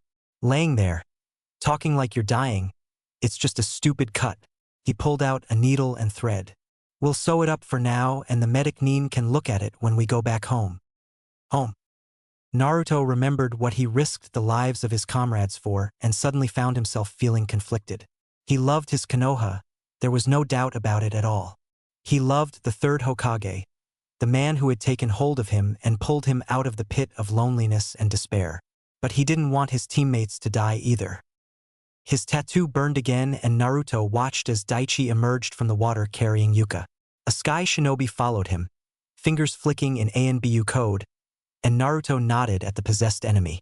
Daichi quickly bound and gagged the Yamanaka-possessed shinobi, and Yuka released her hold on him. He instantly stiffened, but Daichi was there, pressing down on his arm with quick light jabs and sealing off Tenketsu. Yuka groaned as she pushed herself up, looking the most tired and fatigued out of them all, but she managed to give Naruto a coy smile and nodded her head respectfully. The last one to arrive was Kage. He was almost 20 minutes late and arrived as Naruto was beginning to get truly worried. He slunk out of the water, almost invisible even to Naruto's eyes, as tired as the rest. With the whole team here, Naruto stood over the unconscious Sky Nin, keeping guard, and let them huddle together and rested. There would be no sleep, but ANBU were particularly adept at going long hours between short bursts of rest. Naruto's chakra was as fine as ever, but he was mentally exhausted. Still, there was protocol to follow, and after a few moments he beckoned Tawa to come and guard the Sky Nin while he summoned Enma. The Monkey King looked around, taking note of the exhausted shinobi, and nodded at Naruto in an almost friendly manner. The crystal ball shone and Naruto made his report. "Hokage-sama," Naruto began quietly, "we have completed all 3 objectives. We destroyed the decks of Sky Country's ships, so they shouldn't be able to launch their fighters. Kage infiltrated and wrecked the rudders of the 3 carriers, so they won't be able to turn around until they get that fixed, and we have an enemy officer here ready for interrogation." "Excellent work, Naruto." The Hokage sounded extremely pleased. That almost made the whole thing worth the effort. "This will make Tenzo's job significantly easier. You have possibly saved a great many lives today." Naruto exchanged a quick look with his comrade. Kage nodded at him, and the boy felt a weight lift off of his shoulders. "Thank you, sir," he said. He eyed the prisoner. "We haven't interrogated the prisoner yet. I was wondering if you wanted to be on hand while we do so." "Yes, I am very interested in what the enemy has to say." The old man's voice was as hard as stone, and Naruto reflexively winced. It only took a moment for Yuka to stir. She popped a solider pill in her mouth and walked over to the prisoner. She knelt down, placing 2 hands at the side of his head, and concentrated. Naruto watched carefully as the Yamanaka probed the enemy's mind. Of all the intelligence-gathering techniques in the world, the Yamanaka were the best at what they did. Yuka's eyes fluttered. "I can see flashes. The island where they lived. He grew up with his mother and 2 sisters. One works as a chef." She trailed off. "I see the attack on Konoha." She grew silent. "Ferret, we have a problem," she called out. Her hands were beginning to glow with a shimmering chakra as she dove deeper and deeper into the enemy's mind. "There's something else? A weapon or a castle or—" She frowned. "It's hard to tell. It's blurry, but I think I can— yes, I recognize those 2 mountain peaks." "What does this weapon do?" Naruto questioned. The crystal ball glowed as the Hokage remained quiet. "Dark release," Yuka trailed off. "Dark release," Kage echoed. "I have never heard of such an elemental affinity. Is it a bloodline?" "It's a myth," the third Hokage's voice interjected. "It's a theoretical concept that explored the idea of the use of human suffering and anguish as a way to generate chakra. There was some significant promise behind it. Chakra is made up of physical and mental energies, and human emotion can play a very big part in producing chakra, but nothing ever came of it. The weapon is powered by it," Yuka murmured quietly. There was a noticeable glare coming from her hands now. This man believes, or has been told, that the weapon could destroy an entire village in a single use. Naruto felt his blood chill. No such technique exists, he said quietly. Ah, Naruto. The third Hokage sounded wistful. You would be surprised at what exists in this world of ours. Yuka continued to concentrate and Team Sigma watched. Suddenly, the man's eyes shot open and rolled into the back of his skull. He opened his mouth and let out a gut-wrenching scream. Tawa uncharacteristically swore and Naruto took a quick step back. Daichi activated his Byakugan. Scatter, he yelled. Team Sigma disappeared in a blur of movement as the man continued to scream. Yuka made to leave but let out a cry and collapsed. Naruto, just about to enter his body flicker, darted forward and grabbed her. His eyes flew down at the sky Nin. Black ink was crawling over his face, expanding in a wave of spirals. He jumped back and propelled himself out of the inlet just as a huge surge of chakra flared from within it. The inlet disappeared underneath a ball of fire and lifted Naruto and Yuka up into the air. They soared, coming down over some rocks. But then Enma was there and he grabbed the two of them. As streaks of gold began to zoom towards them from the sky, Team Sigma scattered and fled the area. What happened? Kage asked quietly as they came to rest in a clearing deep within Fire Country's forest. There was a time-release seal, Daichi answered. He bowed his head, the body stance of the normally enthusiastic man looking apologetic. Because I blocked his tenketsu, it didn't activate in time. He started screaming because the seal malfunctioned. He paused. It's what saved our lives. I bet that the explosion would have normally occurred the moment Yuka entered his mind. Yuka panted as she lay on the ground. She looked pale. Naruto couched down beside her and gently placed his hand on her forehead. It was covered in sweat and the white mask turned to face him. Behind it, Naruto could imagine the cheeky blonde smiling at him. Are you all right? He asked quietly. Yuka nodded. I left his mind really quickly, she said weakly. It makes me sick when we do that. Give me some time and I'll be good to go. Good, Naruto murmured. Now, did you see anything else? 2 things, she panted. Names, Shino, Ankorvantian. That's all. Naruto turned to Enma and found the Monkey King eyeing the crystal ball carefully. Naruto was horrified as he saw the giant crack that ran through the center of it. No light shone from it at all and Enma did not look pleased. This was an artifact dating back to days of the roaming Senju clan, the large monkey rumbled. With this crystal you could buy a whole city, and the lives of everybody in it. Can you fix it? Naruto asked. Not here, Enma answered. His yellow eyes came to rest on Naruto. Perhaps Sarutobi could in time. Naruto gritted his teeth. Ferret, Kamachi said quietly. What are our orders? Naruto wanted to say, I don't know. He wanted to send a messenger monkey to Sarutobi and ask for instructions. However, the more he thought about it, the more his frustration at the situation faded. He had worked with the third Hokage for years and he knew exactly what the old man would tell him to do. Sorry guys, he said tiredly, but it looks like we have to move again. Nobody made a sound. If the prisoner was right, then there's a dangerous weapon that might destroy Konoha, Naruto said. He raked his hand through his spike blonde locks. Yuka, you said you recognized where it was? Yuka nodded and pointed it out on Tawa's map. That's only an hour or so from here, Naruto said grimly. We'll rest for 5 minutes then move out. Enma, he turned to the Monkey King.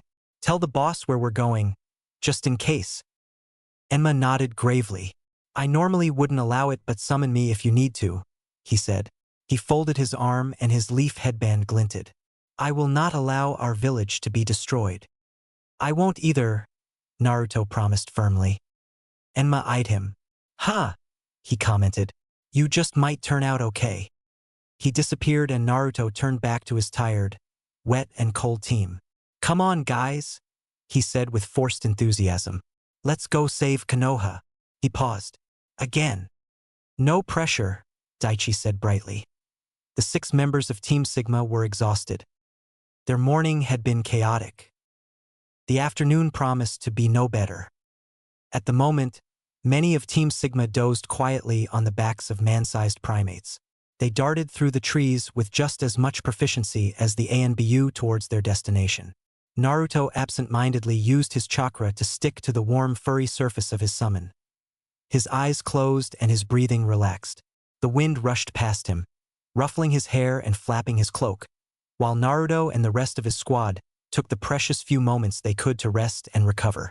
Long shifts and resting were second nature to his ANBU team, while Naruto had spent many unpleasant nights by the Hokage's side as the old man defied his age and went about his business without a wink of sleep for days on end. Whenever it seemed like he would doze off without permission, Sarutobi whacked him or dumped water over his face. At the time, Naruto had just thought the old man was being his usual sadistic and horrible self. Now, as he put his experience to use, Naruto looked underneath and appreciated his hellish training even more. The summons took them a fair way of the distance, but even they too started to tire. As they approached their destination, Team Sigma stopped and Naruto thanked the summons gratefully. A little more rested, Naruto led Team Sigma to the coordinates they had received from the enemy officer on foot. The closer they were, the more apparent it was that there had been an enemy presence in the area. Entire swathes of the forest had been swept aside and black oily smoke rose into the air.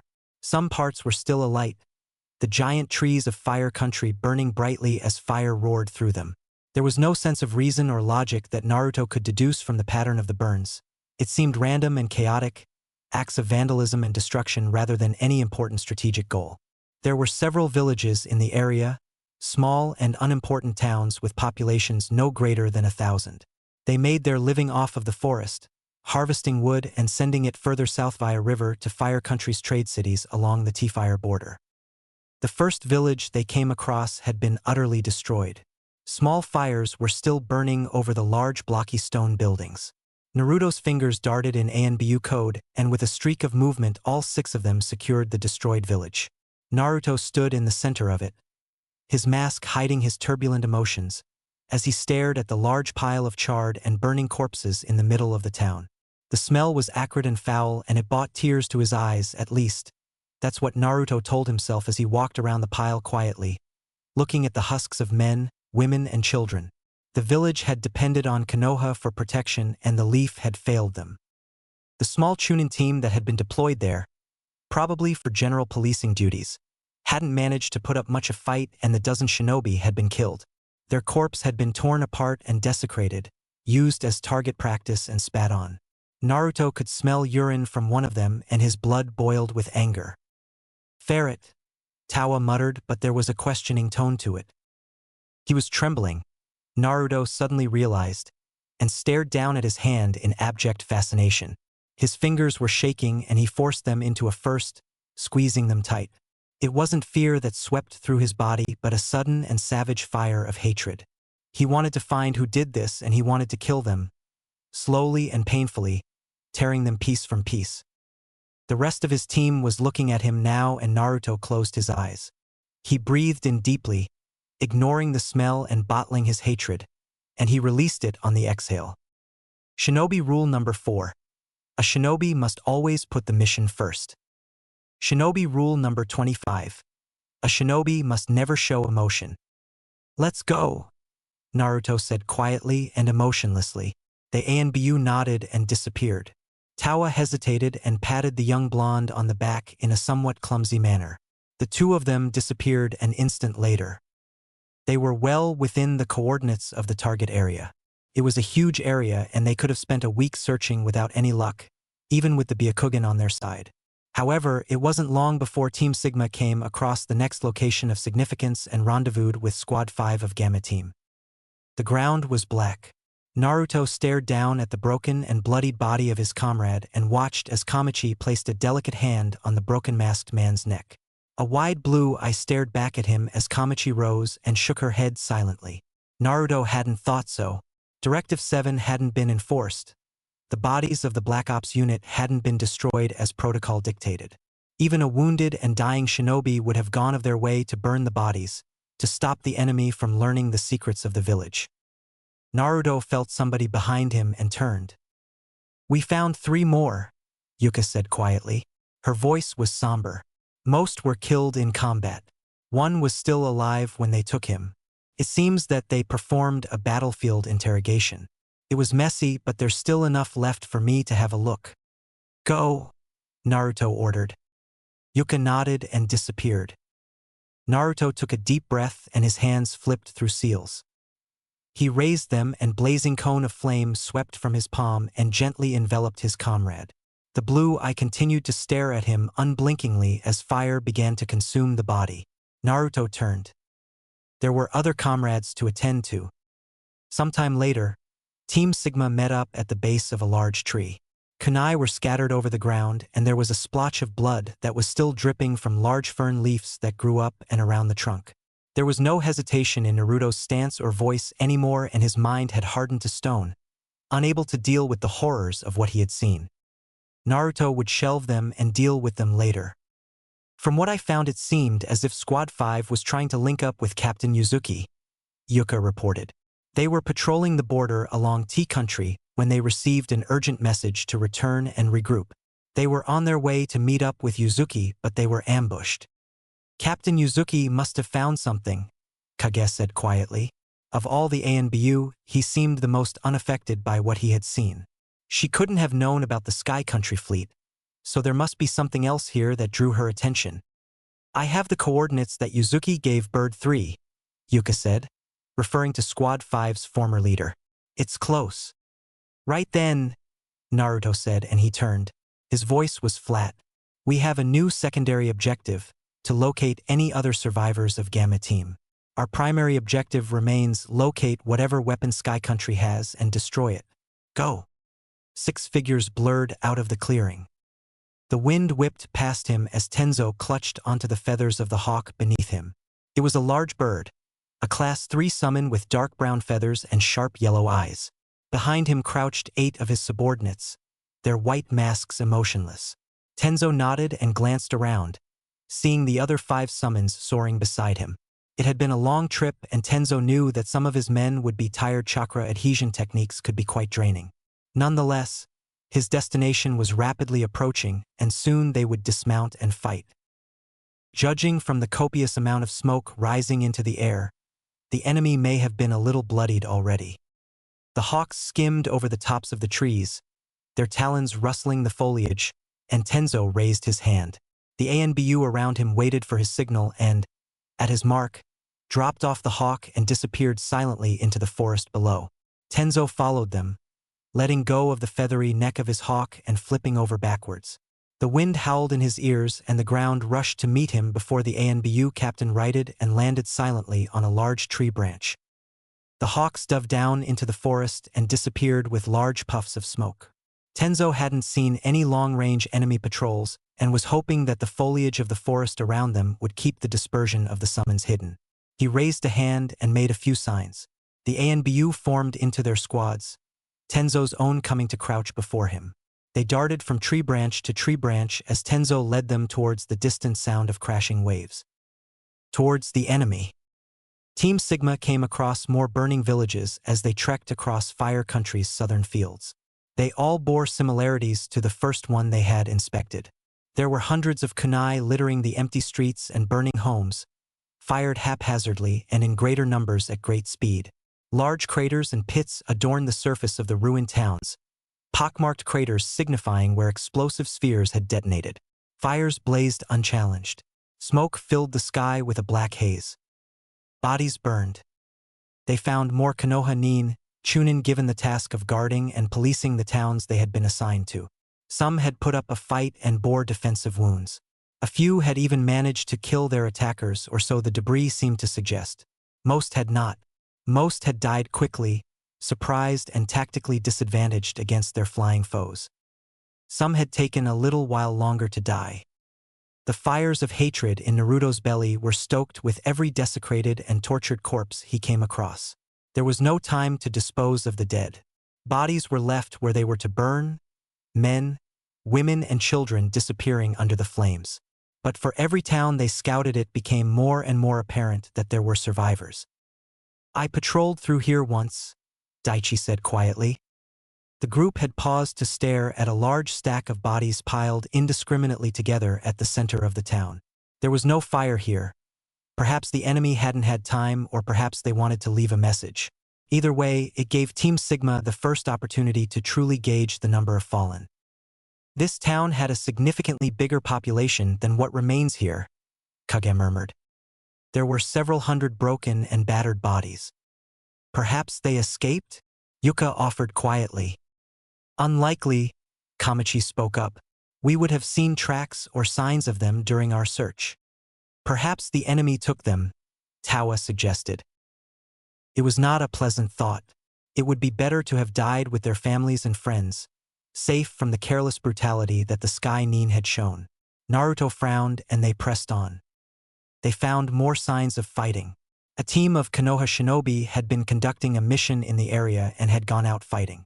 Huge strips of the forest had been torn apart by the force of explosive notes and a series of deep puncturing scorch marks that bore the signs of a lightning release technique.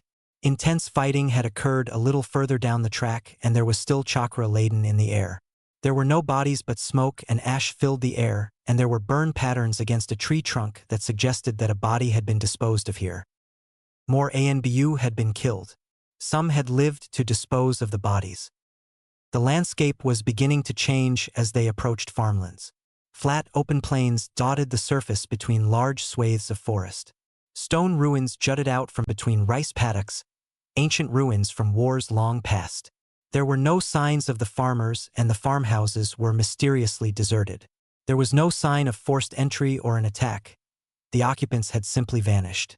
As they scouted the surrounding area, searching for signs of Gamma Team or the weapon, Kage paused and stiffened.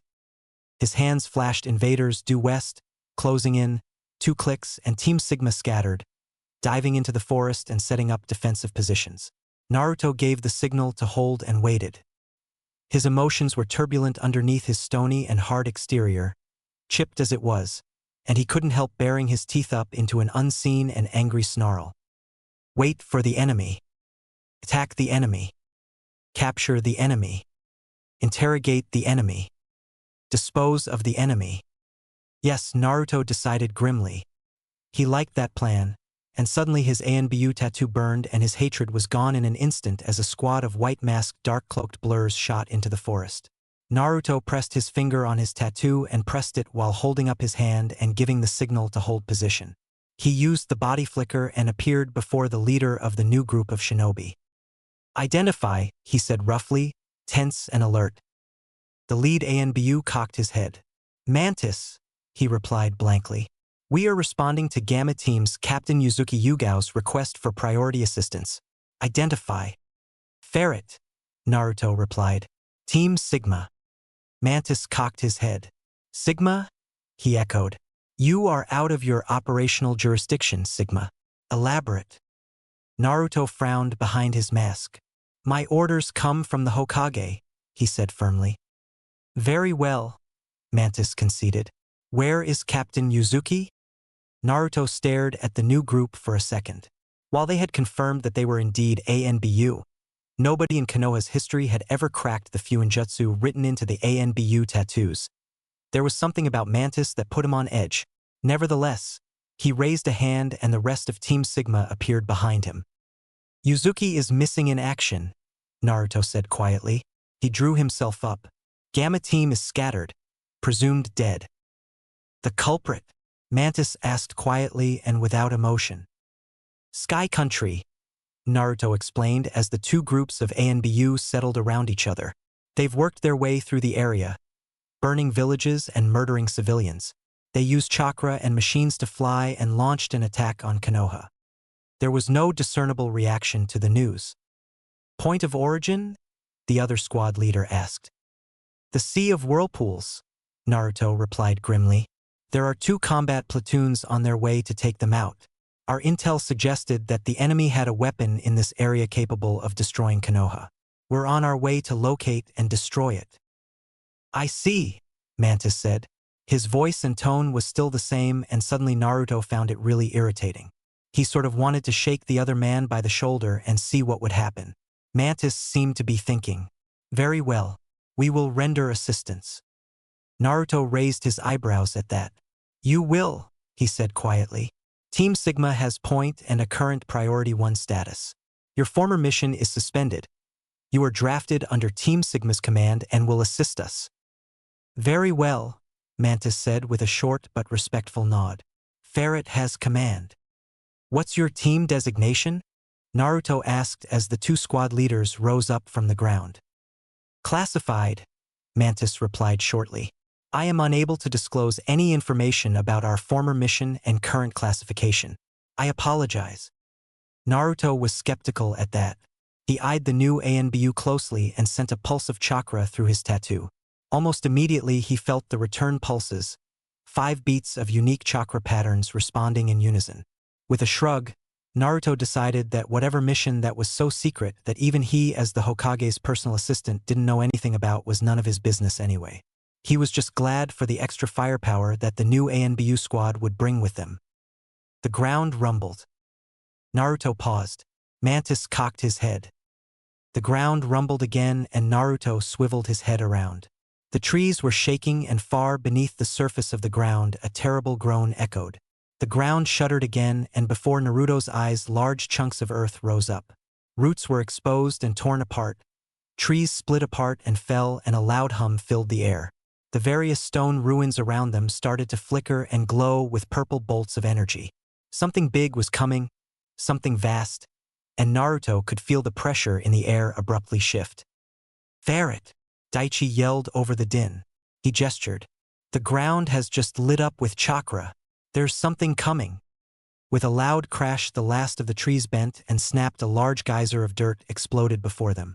The ANBU team ducked as stone and dirt was blasted all around them and Naruto watched with nothing less than complete wonderment as the filthy stone ruins that littered the countryside began to lift up in the air.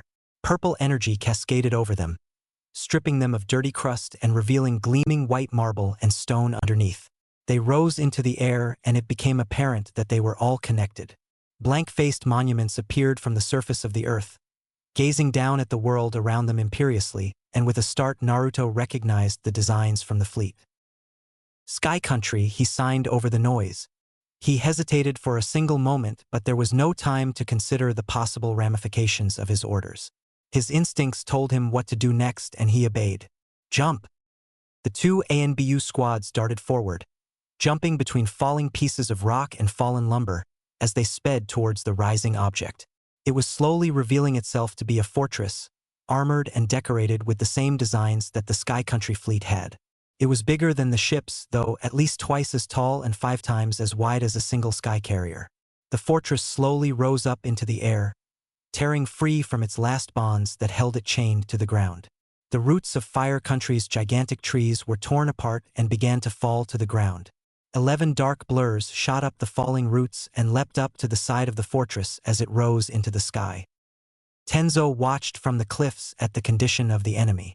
Team Sigma had certainly done their jobs well. The fleet was idling in the middle of the bay, coils of smoke rising into the air. He peered into his binoculars, seeing patches of blackened metal and stone where explosive tags had detonated.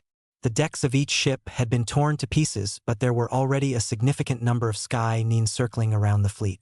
There must have been another way to launch the flyers from the ships, although it must be slower than using the deck. He drew in his squad captains and began to devise a plan of attack. Anchor Vantion arose from its slumber. It was more than an aircraft. It was a fortress, a flying fortress. Stone and iron towers rose into the sky. The largest settled in the very center of the stronghold. Large stone faces had been carved into the sides of the fortress, blank and emotionless visages who stared down at the world with indifference and superiority. The largest of this face was at the front of the massive flying fortress, built on top of a circular archway that led from the very depths of the stronghold. On the back 2 large protrusions, looking quite similar to oversized magnets, glowed with black light as massive amounts of chakra was poured into them. Roots dangled down from the stone and concrete towers, stowaways from the fortress' sudden ascension. Foliage and dirt were not the only stowaways. On one of the outer towers, 11 black specks clung to the stone with chakra as they slowly scaled their way up the building. Naruto climbed next to Daichi, paying very careful attention to what he was doing. Chakra warmed his hands and feet as he used it to stick to the surface of the stone and drag himself up, inch by inch. It would have been much easier for the group to simply climb up with their feet, but the sudden emergence of that much chakra would have made the group easier to spot, especially given where they were. Daichi continued to look up with narrowed veined eyes, his Byakugan active. The Hyuga kept a keen eye on the pair of sky nins standing on the balcony just above them. He nodded quietly to Mantis and Kage, who each pulled themselves up to the bottom of the alcove's stone floor. Naruto gave Yuka the signal and Tawa and Kamachi grabbed the blonde-haired Yamanaka woman as she let go of the wall to make a hand seal. Mind-body switch technique. Yuka went limp, held up in the air by Tawa and Kamachi. Naruto waited for a few moments and signaled Kage and Mantis. The two shinobi pressed up against the balcony floor and the blonde ANBU heard a soft gasp and then nothing. He smiled vindicatively underneath his mask as Daichi gave the all-clear and signaled the ANBU squads to move. He flipped over onto the balcony and stood up. A sky nin stared back at him with amusement, ignoring the fate of his partner as Kage and Mantis gently lowered the body to the ground. As Daichi, Tawa and Kamachi vaulted over, bringing Yuka's body with them, Mantis made a hand seal and pressed down on the sky nin's corpse. It began to gently sink into the stone and disappeared without a trace. Naruto turned to Daichi as Yuka motioned for Kage and Mantis to prepare to dispose of the body she was possessing. "What can you see?" he asked. There was a thud behind him and Yuka's eyes suddenly shot open. Daichi frowned. "I don't know what I'm seeing," he admitted. "There's an immense chakra source at the center of the fortress. It's running through the entire stronghold, through every building and hallway. There's so much of it." He shook his head. "I wonder how they managed to build this right in our own territory," Yuka mused. She shook her head, her blonde ponytail bobbing up and down. "I don't understand how nobody saw this." "It came from underneath the ground," Mantis observed indifferently. Nothing in his body suggested that he was concerned.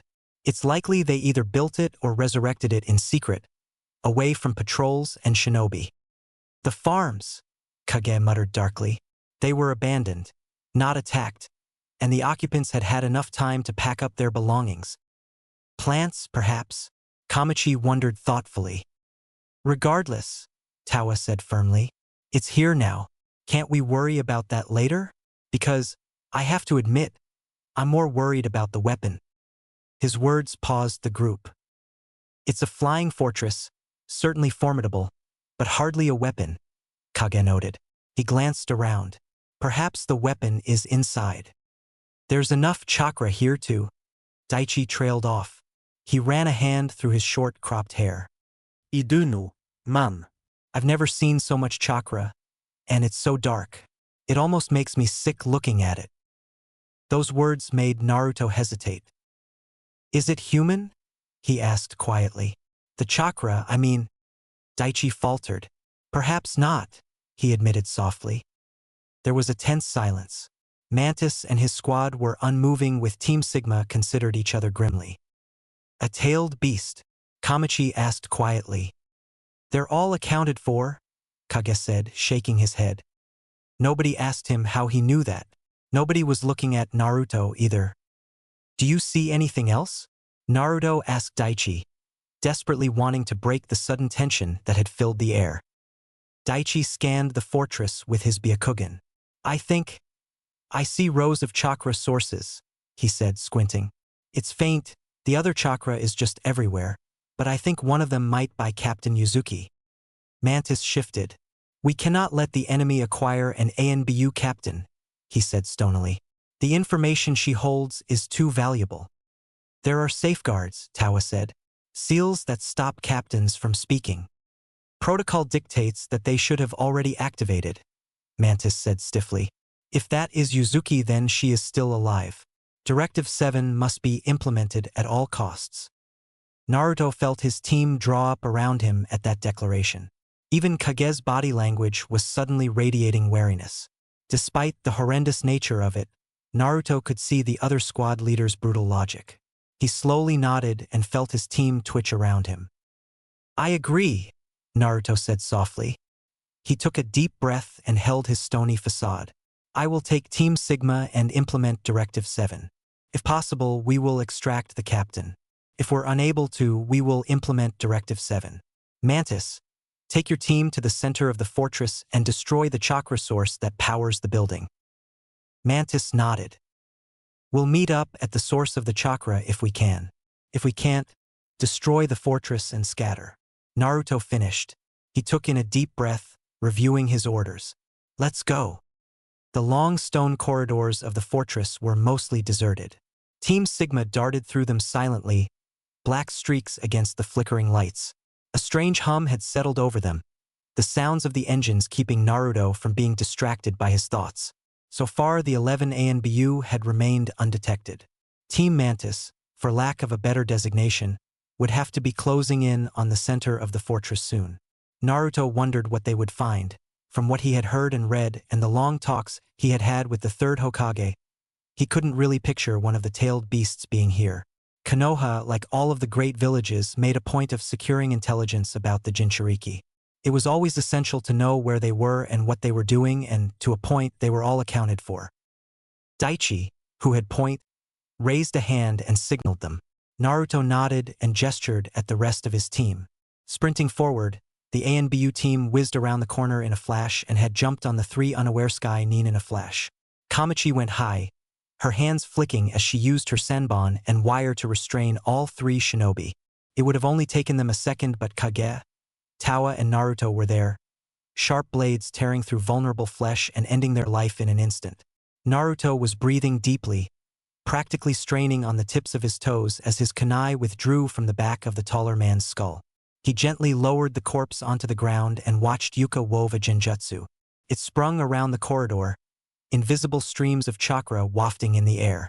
A single touch on the skin and the average shinobi wouldn't even toss a second glance to the piles of bodies stacked to the side. They moved on, occasionally coming across unaware patrols or off-duty Sky Nin. Naruto worked with the others and ended their lives cleanly and quietly.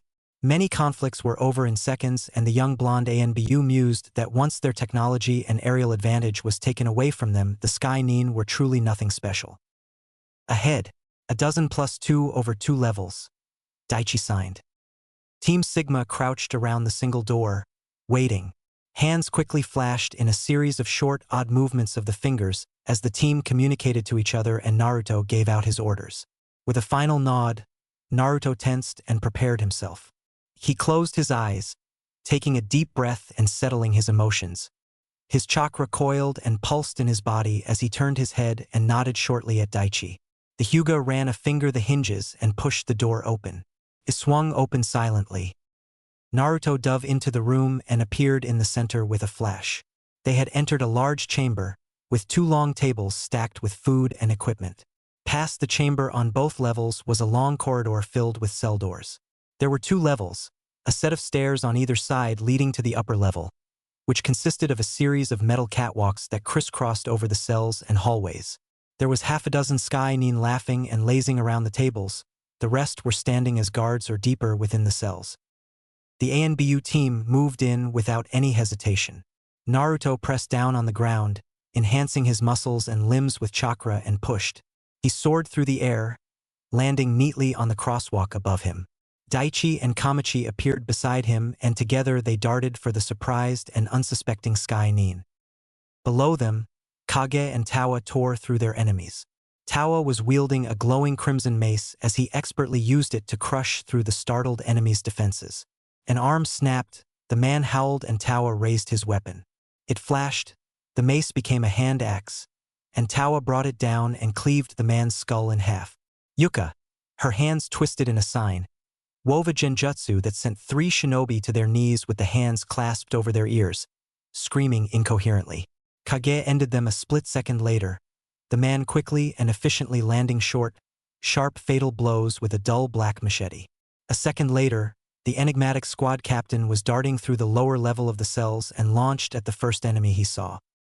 Above them, Naruto twirled and dodged as he fought 3 men at once. Their hand-to-hand was mediocre at best, and they were no match for his superior speed. What he lacked in strength he made up for with a kunai, a blade at the end of a short, sharp, vicious jab sliding between the ribs. He formed a sign, and shadow clones formed around him, each holding a kunai. The first appeared crouching and lashed out in a horizontal arc, puncturing the kneecap. The second appeared on the sky nin's right, his kunai swinging up and into the man's elbow. The third appeared above the now immobilized opponent and brought his down in a two-handed blow that sent the blade right through the man's eye socket. The fourth appeared above the last sky nin's head, who remained unaware and raised his weapon. The large burly man brought down the butt of his kunai launcher and cracked Naruto's skull open. The blonde ANBU gurgled, then disappeared in a puff of smoke. The replacement was successful, as Naruto appeared where the fourth shadow clone had been and dropped down on the other man's back. He held a long piece of wire in his hands and coiled it around the sky nin's throat. He was off the man's back in a second and holding two kunai attached to either end of the wire. He tossed them towards his earlier clones.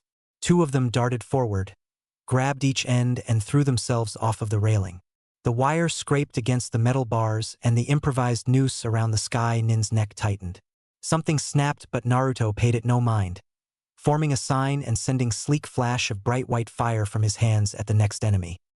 With Daichi twirling around him, delivering short and graceful jabs, and Kamachi pinpointing enemy vital points with her unnerving accuracy and subtle but dangerous water techniques, the fight was over in less than a minute. His blood racing, his hands clenched and panting, Naruto stood amongst the bloodied corpses of his enemies and felt nothing but numbness. Daichi, Tawa, and Kage covered the exit as Naruto pressed through the cell chambers. They reeked of blood and pain and suffering, but the frightened occupants, men, women, and children of Fire Country, judging by their clothing, seemed unharmed. Naruto wondered who had been the previous inhabitants before them. They came across a large cell at the end of the hallway. Kamachi kicked the door open and Yuka and Naruto darted through the room. It took all of his conditioning not to gag and lose his rations at the smell that awaited him. Urine, sweat, blood, and the rest assaulted his senses. Flesh rotted and flies buzzed around them. Blood splattered the walls of the interrogation chambers. Half-dissected and tortured men and women lay on benches around them. In the center was a rack, where Naruto saw a purple-haired woman strapped to it. Perhaps she had been pretty once, even beautiful. Now her face was swollen and bloodied, her teeth cracked and some missing. Her clothes were mere tatters, hiding nothing of her bruised and beaten body. Naruto saw a bone protruding from her arm, white fragments embedded in the skin around it. He smelt the odor of body waste and heard the short, rattling breaths that the woman was making. "Captain," Yuka hissed. She darted over to the woman and knelt by her. "Yuzuki." Yugao opened her eyes blearily. There was unbridled panic and fear within them. Naruto held a hand to his tattoo and sent a pulse through it. Yugao's eyes went wide and suddenly her eyes were glistening, her tense body relaxing instantly. Yuka undid her binds and raised her hands. Glowing green light poured off of them as Yuka began to treat the captain's wounds. "Suffering." Yugao's voice was croaky. Naruto paused from surveying the tortured fates of the corpses in the room. Most of them looked like Leaf Nin, although there were none that he personally recognized. Human suffering, our suffering, the fuel. Something the Hokage had said flicked through his mind. "Dark chakra," he muttered and knelt down by the captain's side. "The create chakra using negative emotions, is that what this is?" "Suffering," Yugao trailed off. Abruptly, she lashed out with her good arm and gripped Naruto tightly. The young ANBU winced at the sudden strength, feeling her fingers dig into his forearm. She stared into his mask and Naruto felt as if she was looking past the thick ceramic plate and into his eyes. "I didn't break," she hissed dangerously. Yuka's hands were shaking as she ran them up and down the captain. "I didn't break. Do you understand? I didn't break." Naruto gently took her hand and she let go of him. His voice raw, he nodded once and gently lowered her hand back into her lap. "I understand, Captain Yuzuki," he said roughly. "You followed Directive 5 in the line of duty. Well done." Yugao nodded blearily and her head lolled back. She appeared very tired all of a sudden and her last words were whispers. "I didn't break," she whispered. "I listened. Let them talk. They're not very well trained. I didn't break." She paused. "The zero-tailed demon worm," she hissed. "The what?" Naruto's eyes shot up behind his mask. Captain.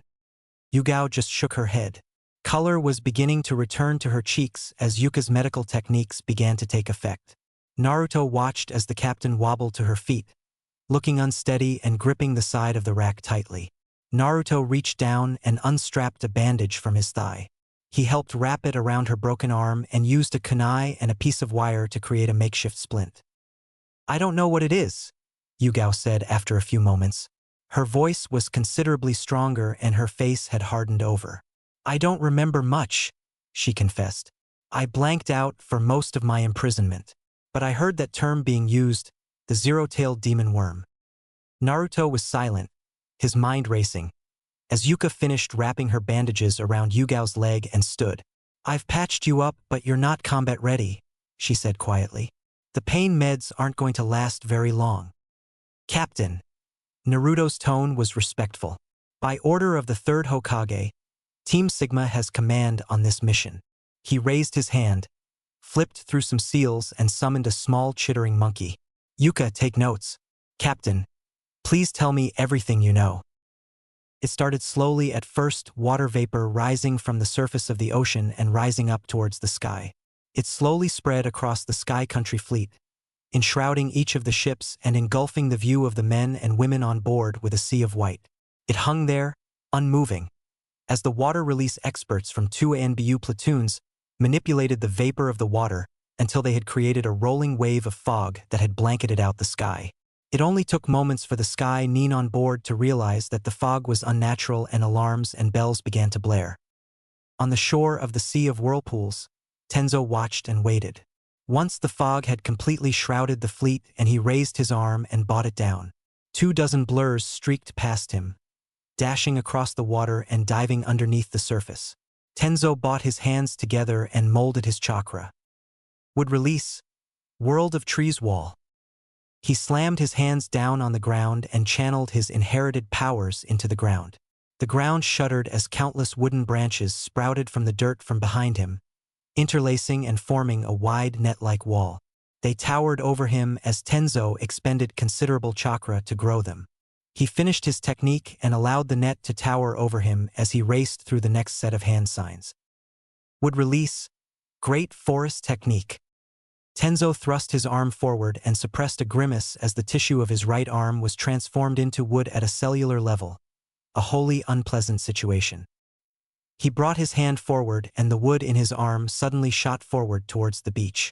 It skimmed over the water, broadened and disappeared into the mist. The targets were stationary and it was unlikely that they would have moved in the last few moments. Tenzo continued his technique until he felt a jolt. He adjusted his stance and dug his feet into the ground. Squads 1 through 4 move out, he barked. 20 white-masked and black-cloaked ANBU jumped onto the bridge and sprinted along the wood towards the mist. Straining somewhat under the use of chakra, Tenzo brought his other arm up and manipulated the net of branches behind him. With a sudden burst of movement, they vaulted over his head and formed a makeshift roof, or shield, over the bridge. He almost immediately felt shudders as the first sounds of explosives and whizzing kunai arose in the air, the Sky Nin almost immediately preparing a defense. The rest of the ANBU had deployed further up and down the coast, boxing in the fleet and flanking them from all directions. It left Tenzo and his squad on the beach alone, his teammates surrounding him on all sides in a defensive formation. Flyers burst out of the mist, rapidly firing kunai from the mechanical objects in their hands. The shield jolted, but Tenzo held it firm. Kunai lacked the penetrating power to crack through the toughened wood, and even the explosives merely glanced off of it. The enemy had realized this, and a squad of the flyers dove past the oncoming ANBU and veered straight for Tenzo. His teammates tensed, but Tenzo held firm and watched with no little satisfaction as loud cries pierced through the air and a flash of brown feathers slammed into them. The hawks were bigger, tougher, and knew only loyalty to the leaf, and they tore the Sky Nin apart with their razor-sharp beaks. A large explosion resounded from inside the mist, and then another, and Tenzo nodded to 2 of his teammates. They lowered their hands and the mist began to rise. Soon the fleet was visible, fresh smoke billowing out into the sky as the ANBU platoons tore through them and their guards. Large clouds of insects swarmed through the sky as 3 Aburaim sent their Kakachu up into the scattered formations of the Sky Nin. Their machines, which needed a certain balance of chakra to operate, powered down and plummeted helplessly down to the ocean floor as the chakra-devouring insects swarmed over them. It was going well, just as Tenzo had calculated. However, he frowned as he saw one of the carriers veering away from the battle.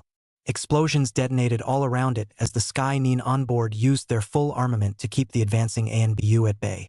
Either Team Sigma hadn't been able to sabotage the ship's rudder as well as the others, or they had made good progress on the emergency repairs. Tenzo didn't know. He was just about to inform his Yamanaka teammate to pass on new orders when a large cloud of smoke suddenly appeared behind the ship. A loud crack filled the air and suddenly something appeared, twice as tall as the carrier and infinitely meaner. The giant toad, its slit eyes gazing down at the carrier, reached for its gigantic gleaming blade and swept it across the carrier. It tore through the hull like a warm knife through butter, sending electrical sparks and debris everywhere. The Class 5 summon, one of the 3 gargantuan warrior of the Toad clan, croaked contently, and Tenzo could make out a small figure perched on its head, arms folded across his chest. Jiraiya, Tenzo breathed. His calculations would be wrong. This battle would be over much, much quicker than he had anticipated. With the power of one of the legendary 3 and a Class 5 summon, Sky Country had no chance. The counterattack had been a complete victory. Naruto helped Yugao limp out of the interrogation cell even as the captain continued to quietly tell her story to Yuka. He kept an ear out as the pieces began to fall into place. Yugao had noticed increased movement in the area during her standard patrol and had come to investigate. What she had found was an unknown enemy razing the local villages and towns, one after the other, capturing some of the populace and slaughtering the rest. Messengers had been sent. Perhaps they had been intercepted, or perhaps they would be arriving at a battered Konoha soon. She had called for all squads to converge on the areas and had begun launching guerrilla attacks against the invaders. They had done well in the first hour or so, decimating the enemy as they had landed to loot and pillage the towns they had just burned. The Sky Nine were extremely capable in the air and specialized in the use of tools and weaponry to a great degree. On the ground, against the force of ANBU hand-to-hand and ninjutsu training, they had hardly been a threat. Unfortunately, the Sky Nine had had sheer numbers and an aerial advantage, and soon it was a game of cat and mouse between the two forces, one that Yugao had lost in the end as the commander of Sky Country had entered the field. The man, elderly with white hair and yellow eyes, had torn through the ANBU like they had been genin. Yugao was an ANBU captain and one of the elite, definitely one of the top 20 in Konoha. She had fought fiercely as her squad retreated through the forest, but the commander had been just as fast, skilled and deadly as the ANBU. Her squad killed, she had been captured for interrogation. She hadn't gone into the details and Naruto didn't really want to know. Naruto helped her limp out from the cells and his squad formed around him. Naruto's thoughts raced.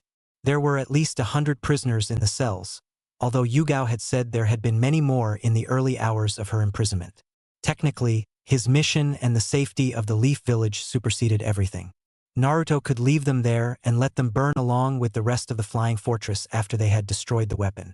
The Hokage wouldn't fault him, nor would anybody in ANBU. He couldn't.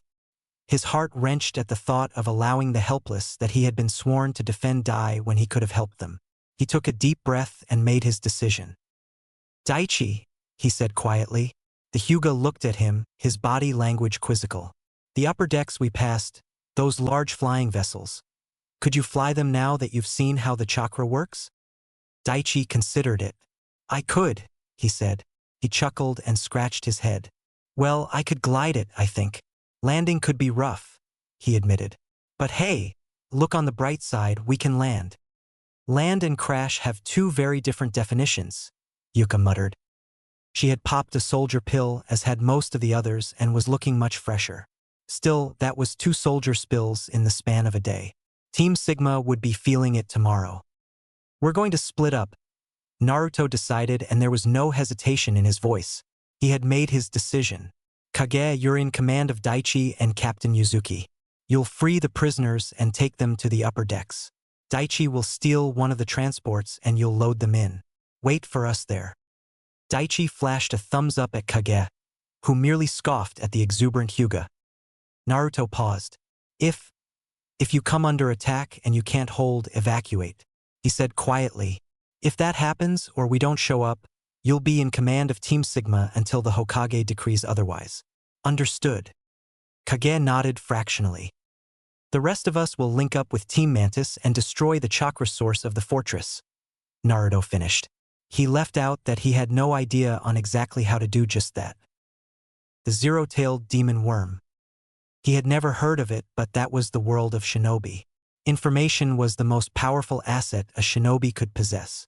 If Sky Country had indeed captured an unknown tailed beast, then it was likely that they could use its immense chakra to power their flying fortress. However, everything Naruto had heard about the tailed beasts told him one thing.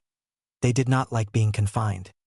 There were stories from other villages when tailed beasts had broken their bindings. They had never been nice stories. With that thought in mind, Naruto stood. Kage and Daichi began organizing the prisoners as Yugao watched, while Tawa, Kamachi, and Yuka formed up around him. With one last wave farewell, Team Sigma split and Naruto led his group out of the cells and back towards where they had come. After a few moments, the alarms began to blare. Naruto and his squad paused as they surveyed the area. It was just another deserted hallway, cracked and faded stone walls like the rest. He glanced at Kamachi, who shook her head. Mantis has been found out, Tawa noted grimly. Let's go, Naruto said shortly. They dashed through the hallways, navigating the somewhat confusing labyrinth by relying on Kamachi's above-average chakra sensing skills and listening for the sounds of distant fighting. Tremors were running through the wall as they got closer to their destination.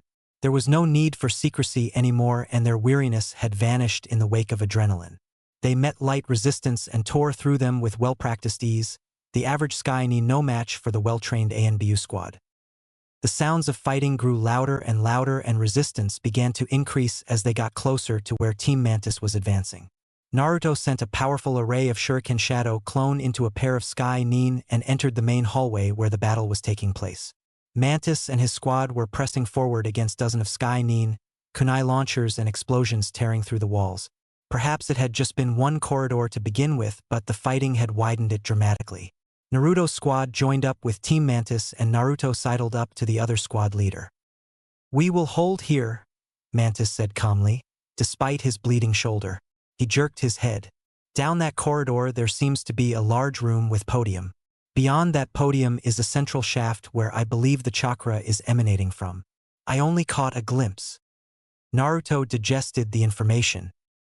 "We will provide cover for your retreat once you have completed the mission."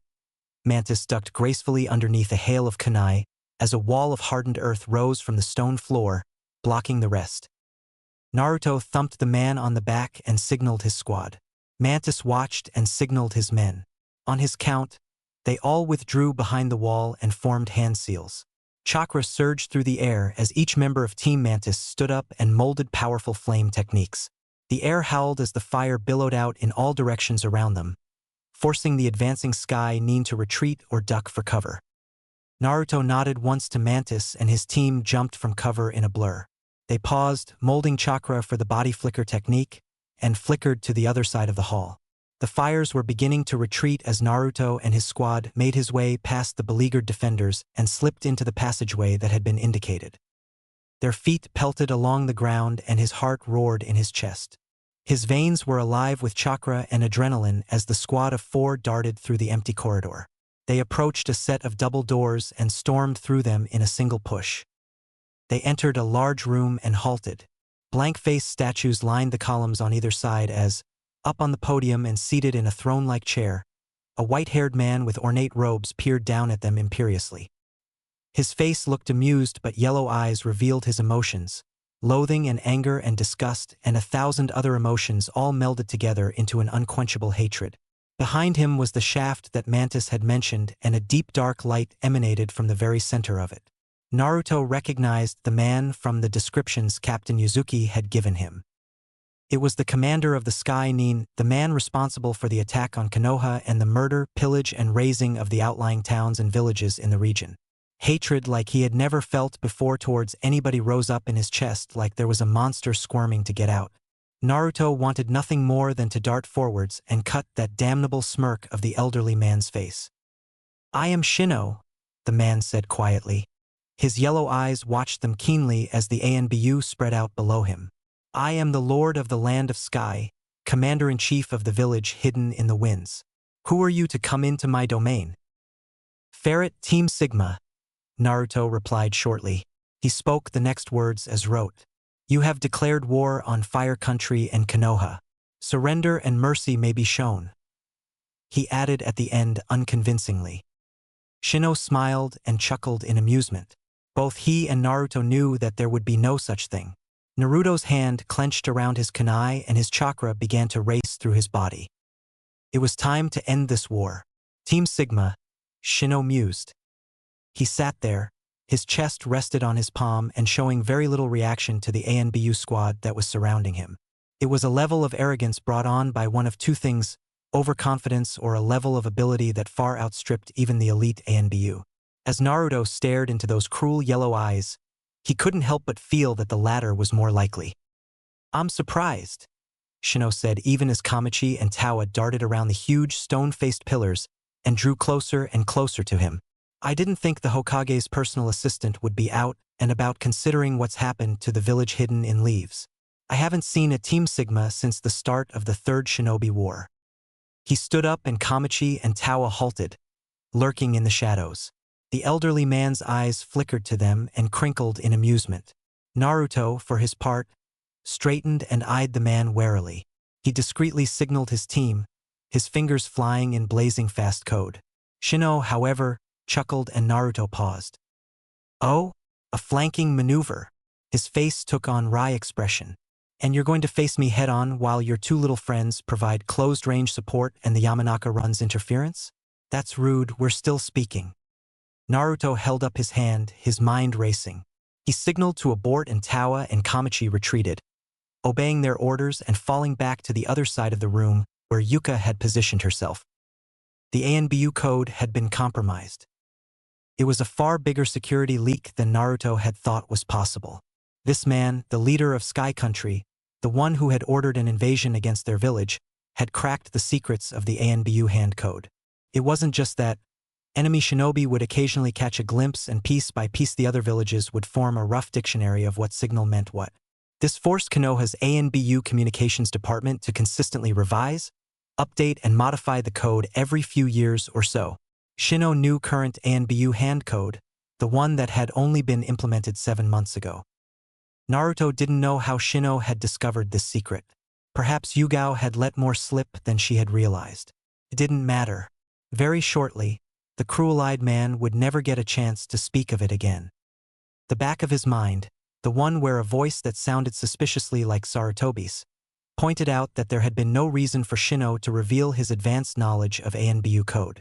Wryly, Naruto wondered if the other man had just had similar thoughts to him, that the ANBU team would never be able to reveal that they had been compromised.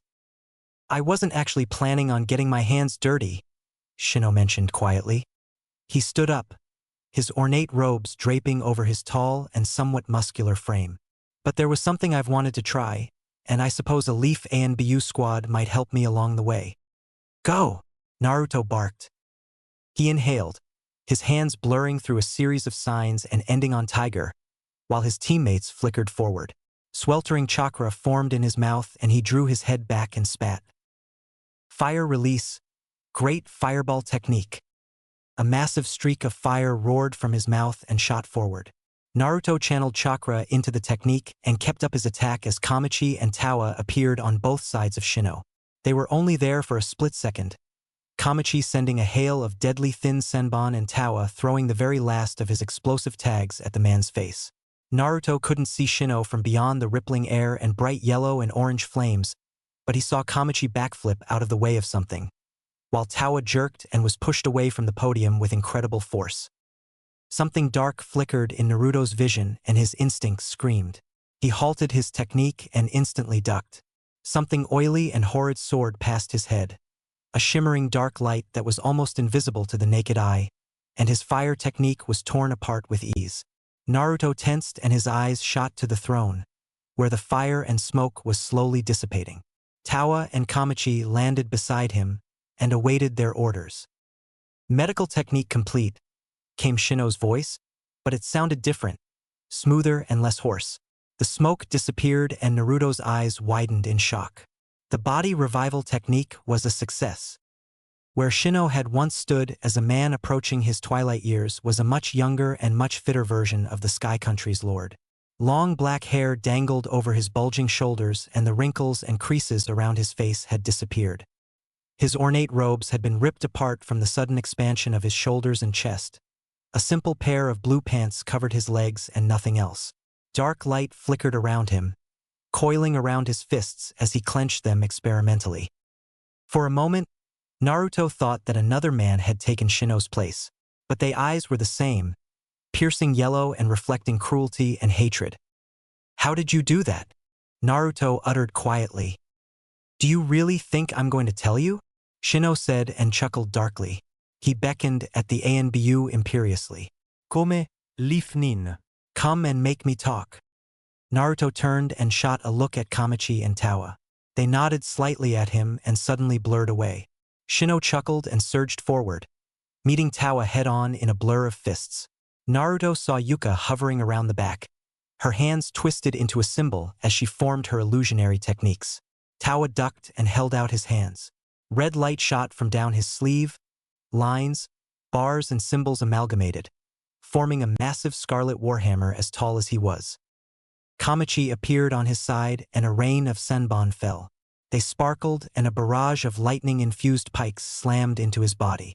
Flesh sizzled and blackened and Shino twitched, letting out a pained gasp. He staggered and fell victim to a heavy two-handed sweep of the warhammer. Shino roared in pain as his legs splintered and exploded in a burst of gore. His mouth was open in sheer agony as Kamachi looped a wire around his flailing hand and used it to deliver a series of vicious kicks around his throat and jaw.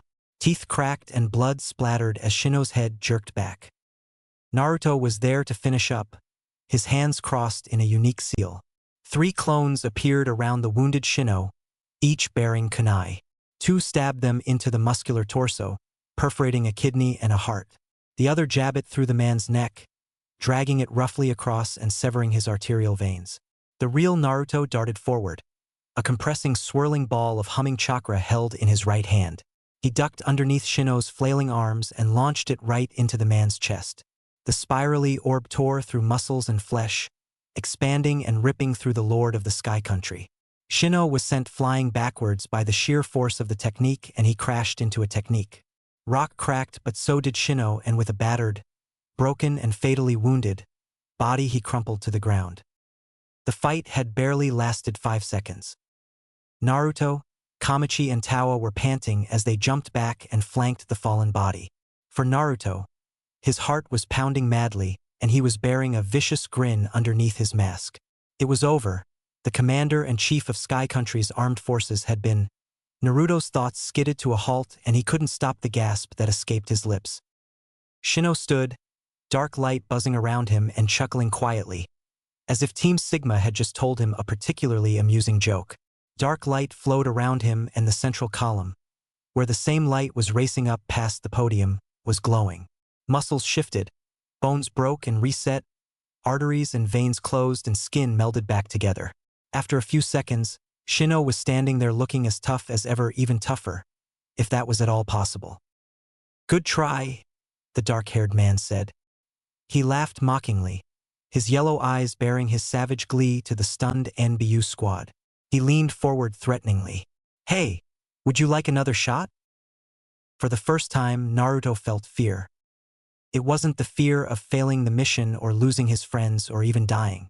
The young blonde ANBU, 12 years of age, stared at the yellow-eyed man shrouded in dark light and felt a primal and basic fear. Every survival instinct was screaming at him, warning him. He gritted his teeth and jerked his head in response. Tawa held out his arms and the scarlet light shot from down his sleeves. His ANBU robes fluttered as his large spiked warhammer appeared, and he stepped forward, meeting the other man's challenge boldly. Seeing Tawa's defiance made Naruto ashamed of his fear, but he suppressed that too. A battle was no place to wear his heart on his sleeve. "How interesting," Shino murmured, eyeing the weapon. "It's a very fascinating piece of Fuinjutsu.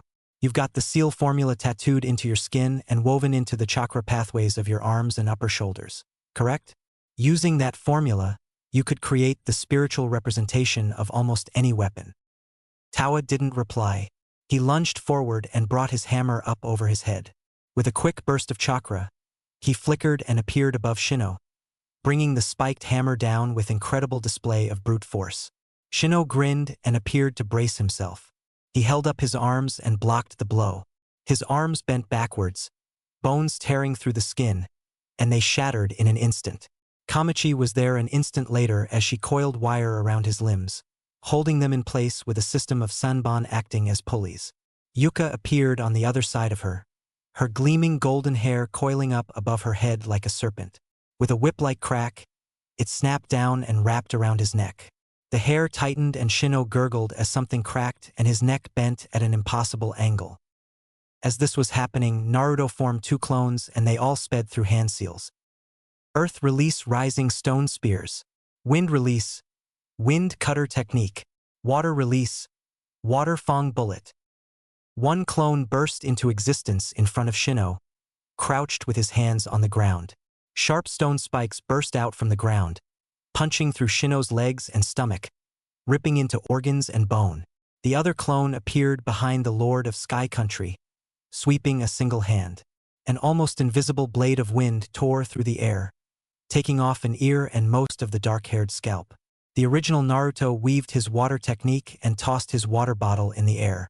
A pulse of chakra swept through the bottle and it abruptly exploded, 3 spinning funnels of water racing forward and drilling deep into Shino's chest.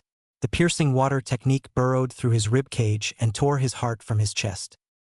Naruto leaned forward from where he stood, watching Shino intently. After a few seconds, the partially scalped man did not move. He nodded and Kamachi and Yuka withdrew their binds.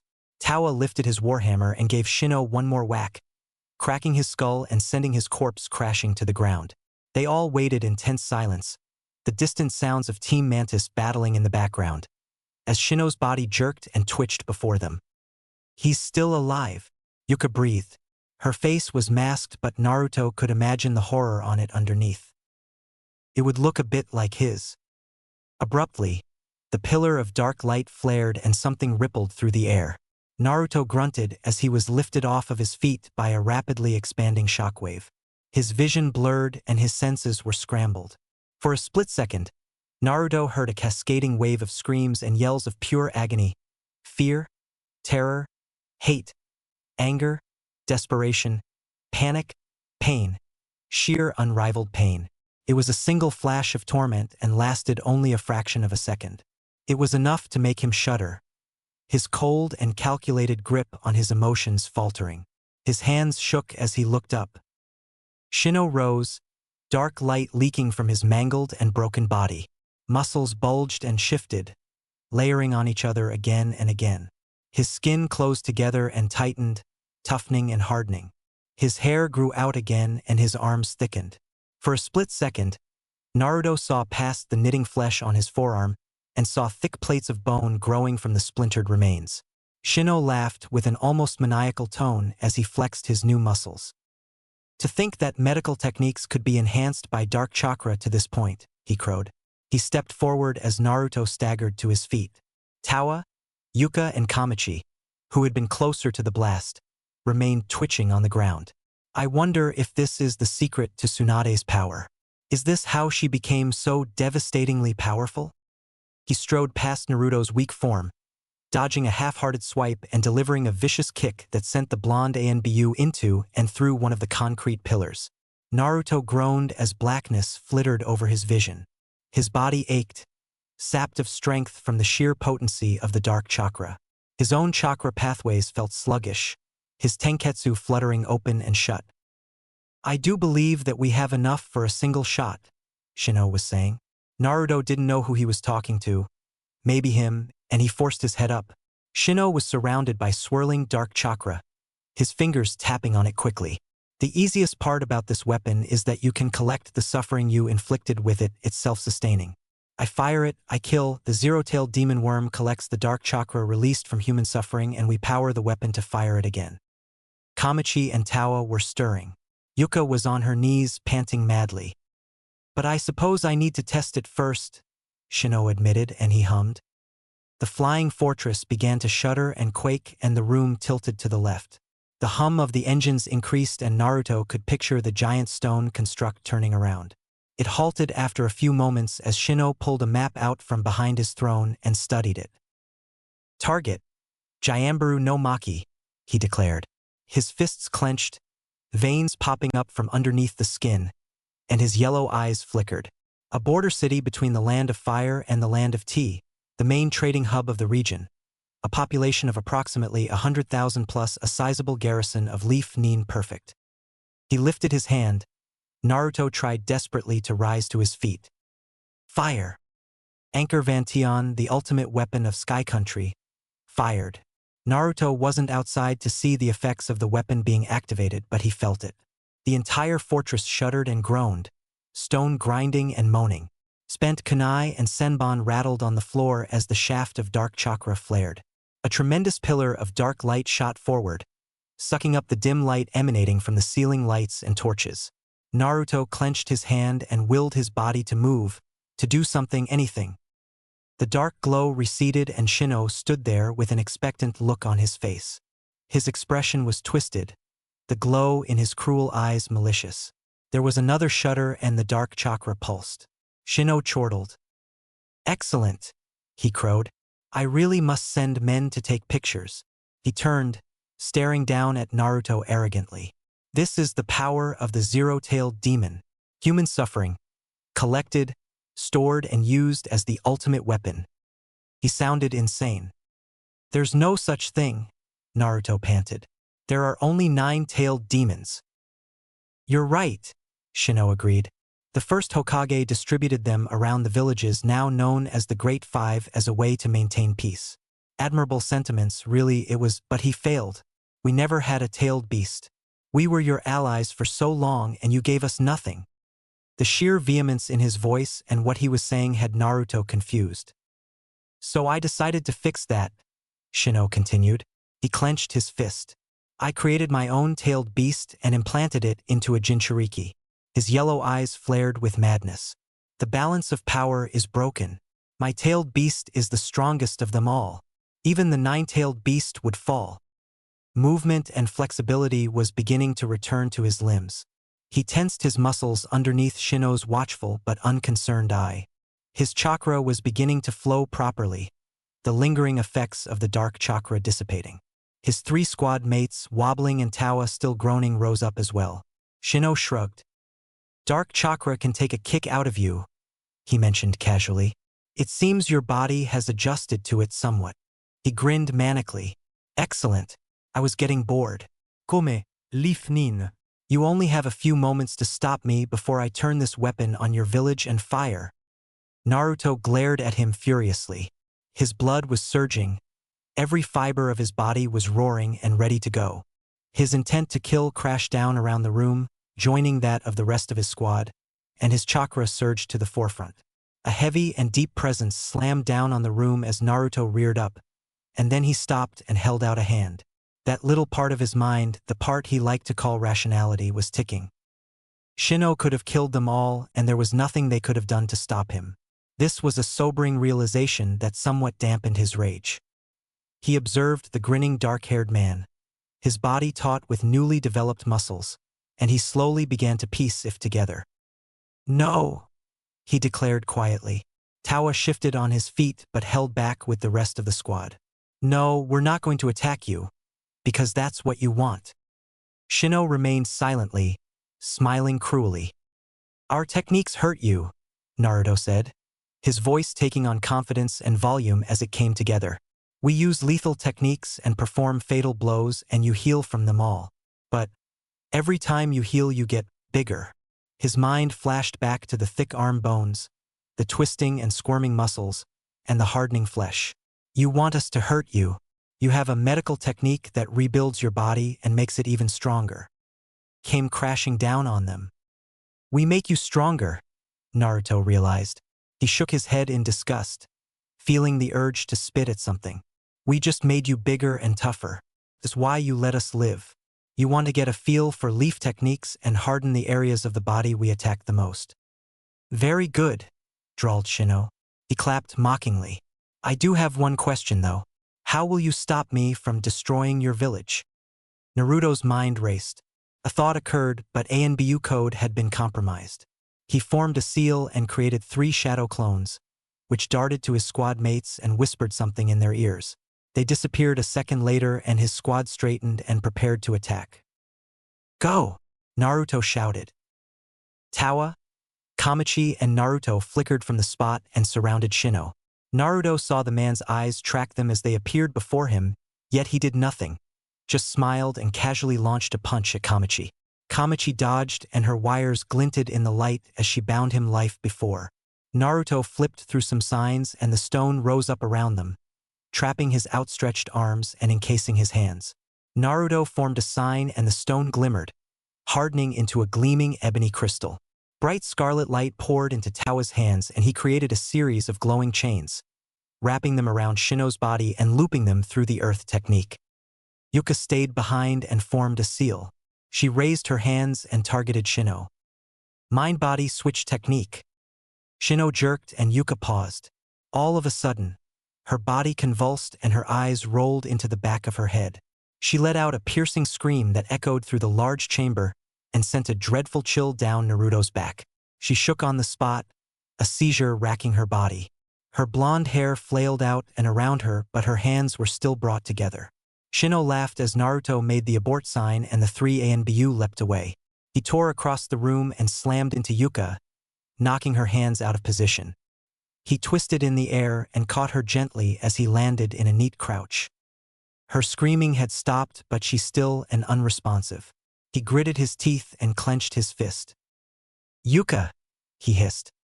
It was all going wrong and despair threatened to overwhelm him. Shino laughed and Naruto jerked his head up. He glared daggers at the man from behind his mask, noting a series of Fuinjutsu symbols slowly fade from the man's forehead. It'll take more than a Yamanaka mind technique to crack through Uzumaki Fuinjutsu, he bellowed, still chuckling. Naruto froze. Well, I'm bored now, Shino continued. If you're not going to attack me, then I'll have to attack you. He formed a symbol and crouched. The same medical techniques that let me heal my body let me do this as well. 8 inner gates formation open. The 8th gate, the gate of death.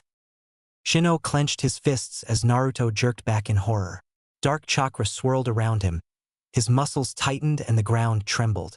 A massive wave of that revolting chakra swept through the room, picking up debris and discarded weaponry off the floor. Naruto somersaulted as the wave of power sent dozens of Kamachis spent senbon towards him and landed on the ground, staring at the enemy with undisguised horror. His muscles were bulging even more, his skin reddening and his eyeballs rolling back in his head.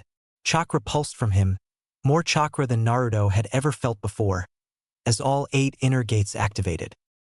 It was said that those who open all 8 gates would be, for a time, as strong as any Kage-level shinobi, before dying shortly afterwards.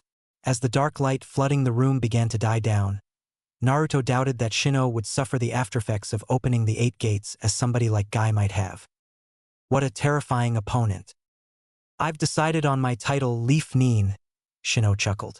His voice was deeper, huskier, but it still retained the hatred and derision from before. He stepped forward and the concrete underneath him buckled and cracked. The Sky Emperor, what do you think? The door burst open. Shino turned and was pushed backwards as a howling gale tore into the room. Team Mantis surged forward as Team Sigma once again clambered up off the ground. Naruto saw the wounds that Team Mantis had suffered, torn and bloodied robes, bandaged limbs. For one member, a limb simply gone. Explosive tags and shuriken flew forward as 4 members moved to engage Shino on the other side of the chamber while Mantis appeared before Naruto. We have secured the area and are moving in to assist, he said dully. Code compromised? Naruto gasped, shaking his head dazedly. He's opened the 8th gate. He's a genius with medical techniques. We need to somehow destroy his whole body at once. Leave nothing for him to regenerate from. Mantis nodded. We will engage, he declared quietly. Move to support. He disappeared and Naruto jerked his head at Kamachi and Tawa, who darted forward and fell in line with the other ANBU squad. He remained back, quickly taking Yuka's motionless form and moving her further away from the battle. He made a hand sign, gathered a smear of blood off of his cloak, and slammed his hand down on the ground. The Hokage needed to be aware of what was happening. The third Hokage sat behind the table and watched the emergency council discuss matters. His hat had slid down his face, which was quite a relief for him as it hid how weary he was. It had been the first battle since the attack of the nine-tailed demon fox 12 years ago, and once the rush of chakra and adrenaline had worn off, he had found that his hands were shaking. His body was full of aches and pains that he was never aware of before, a sobering realization that he was not as young as he used to. His chakra and spirit was as fierce as ever, but his flesh had withered and grown old. It was quite disheartening. The ANBU commander blurred into the room and the chatter stopped. "I have received a message from Captain Tenzo," he said quietly. "Message received. Mission complete, 9 casualties, no fatalities. Enemy infrastructure captured intact. Jiraiya is on the scene and will assist in upcoming operations. Request further support to lock down and secure captured assets. Pending threat to Konoha minimal." Koharu breathed a sigh of relief. "Tenzo has done well," Hamura said gruffly. Shikaku was silent, deep in thought, as excited chatters and murmurs sprung from all around the table. Sarutobi too remained silent, his mind wandering to his foolish little assistant. Truly, Naruto had done well on what should have been a routine regional patrol. His pride in his pupil was only exceeded by his worry. A flying castle manned by Sky Nin, a zero-tailed demon beast, one that Sarutobi had never heard of, the sacking and razing of the Fire Country's southern regions. Something was building. "Is it time to reduce the threat to emergency level 2? Inoichi asked quietly. "We could allow the recovery and relief teams to leave the shelters and start working on essential repairs." A small monkey burst into the room in a puff of smoke. Sarutobi practically snatched the tattered scroll out of its hands, idly noting the bloody fingerprints on it. Silence filled the room as he uncurled it and began to read. He closed his eyes and let out a small sigh. "Jianbaru no Maki has been destroyed," Sarutobi said, his eyes closed. "Team Sigma suggests survivors are unlikely." You could have heard a pin drop in the room. Over 100,000 Fire Country citizens were gone. The Fire Lord would have no choice but to become involved now. There would be repercussions and reprisals. Truly, this could well be the start of the Fourth Great Shinobi War. "The enemy is in possession of a long-ranged weapon capable of striking over far distances. An attack on the village is imminent," Sarutobi continued. Shikaku leant forward intently. "Can Team Sigma delay or stop the attack?" he asked seriously. Sarutobi paused. Slowly, he shook his head. "A contingent of ANBU is on the scene," he said gravely. "However, the enemy commander has access to a unique chakra. Sigma reports that this chakra allows the enemy to withstand fatal blows and open the inner gate of death without repercussion. Sigma reports likely mission failure." Seated down at the other end of the table, Guy froze. "That's impossible," the normally enthusiastic Jonin muttered to himself. "Such an opponent would be S-ranked. As such, we need to counter with an S-rank shinobi of our own," Shikaku said decisively. "Jiraiya is nearby. We should have him take command of Tenzo's platoon and launch an immediate attack on the fortress." Sarutobi nodded. "Do it," he ordered. He stood up in his chair, his chakra surging around his tired and aching body. His teeth were bared in a somewhat vicious snarl, and those closest to him leaned back. "Hamura, Koharu, retrieve the second Hokage's scroll of sealing." His two teammates exchanged looks and disappeared. "I will attend to the village walls," Sarutobi commanded. "All shinobi are to remain on alert. Begin Code 7 Black. All civilian and military forces must be prepared to evacuate the village." Code 7 Black. The abandonment of the village's infrastructure. It had never been activated before, even when the nine-tailed demon fox had appeared in the middle of the village. Sarutobi had only had time to consider it before the events were over. Sarutobi activated a near-instantaneous body flicker and disappeared from the room. The message scroll lay on the table unheeded as the rest of the council began immediate emergency preparations. Only the ANBU commander remained still, deep in thought, and strode effortlessly through the bustle. He took the scroll and read it. Then, he threw it on the table and disappeared, leaving it to roll unsteadily from one side to the other, the last words of the message present. "It's been an honor. I'm sorry. It was an impossible battle." The summon dispersed with his final mission report. Naruto fell into line with his comrades and together they fought against the megalomaniac leader of Sky Country.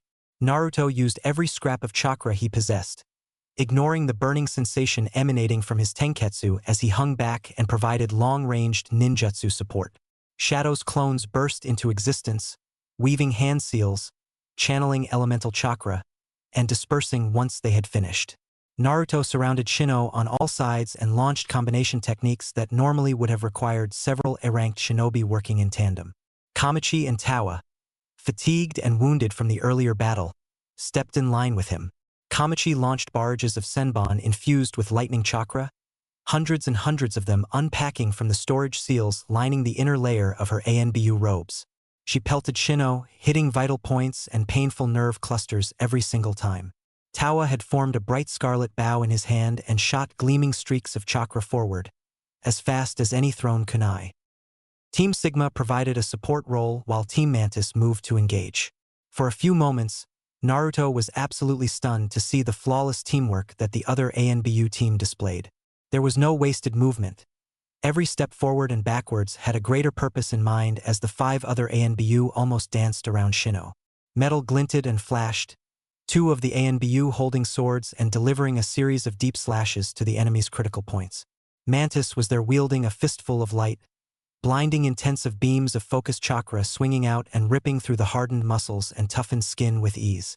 Even the ANBU member with one arm was contributing, using his legs to gain momentum and delivering a series of snapping kicks to Shino's face every time he was in range.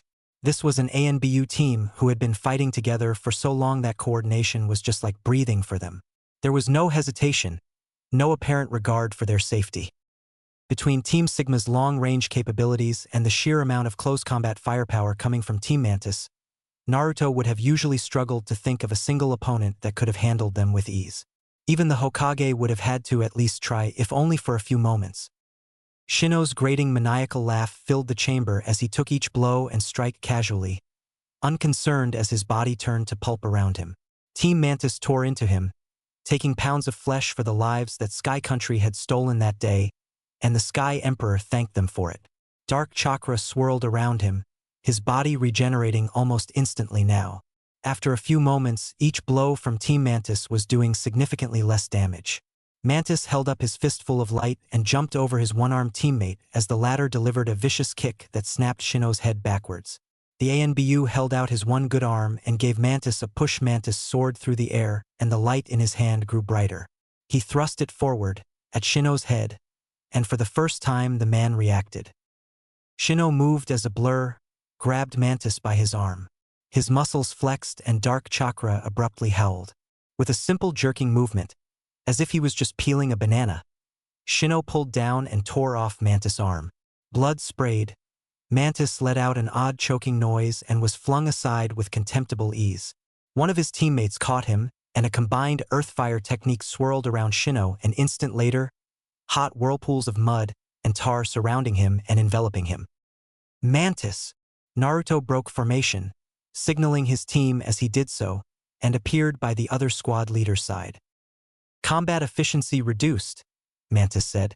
His voice was strangely blank, but his one good hand was quivering. Naruto could only marvel at the other man's composure. Nonetheless, a potential weakness has been exposed. "His head," Naruto said with a grim nod. "It's the only time he defended himself." Mantis nodded slightly. His teammate left him there on the ground and returned to battle as Shino tore himself out of the mud, his skin blistering and melted in several places. Scarlet arrows pierced his lungs, punching through the skin with the effectiveness of a quarrel. Shino's one-armed teammates was now holding a sickle, blue hazy chakra running down on the inside curve of the weapon. Apparently they had also gotten the message. A single cut from that would take off Shino's head. Mantis turned his head to Naruto. "Ferret," he said calmly. I will bleed out unless this wound is closed. I don't know medical chakra, Naruto said quietly as his comrades fought around them. He held up his palm and it was glowing red, waves of heat emanating from it. I can cauterize it. Mantis nodded. This will hurt, Naruto warned and pressed the fire elemental chakra on his palm firmly into the other ANBU's shoulder.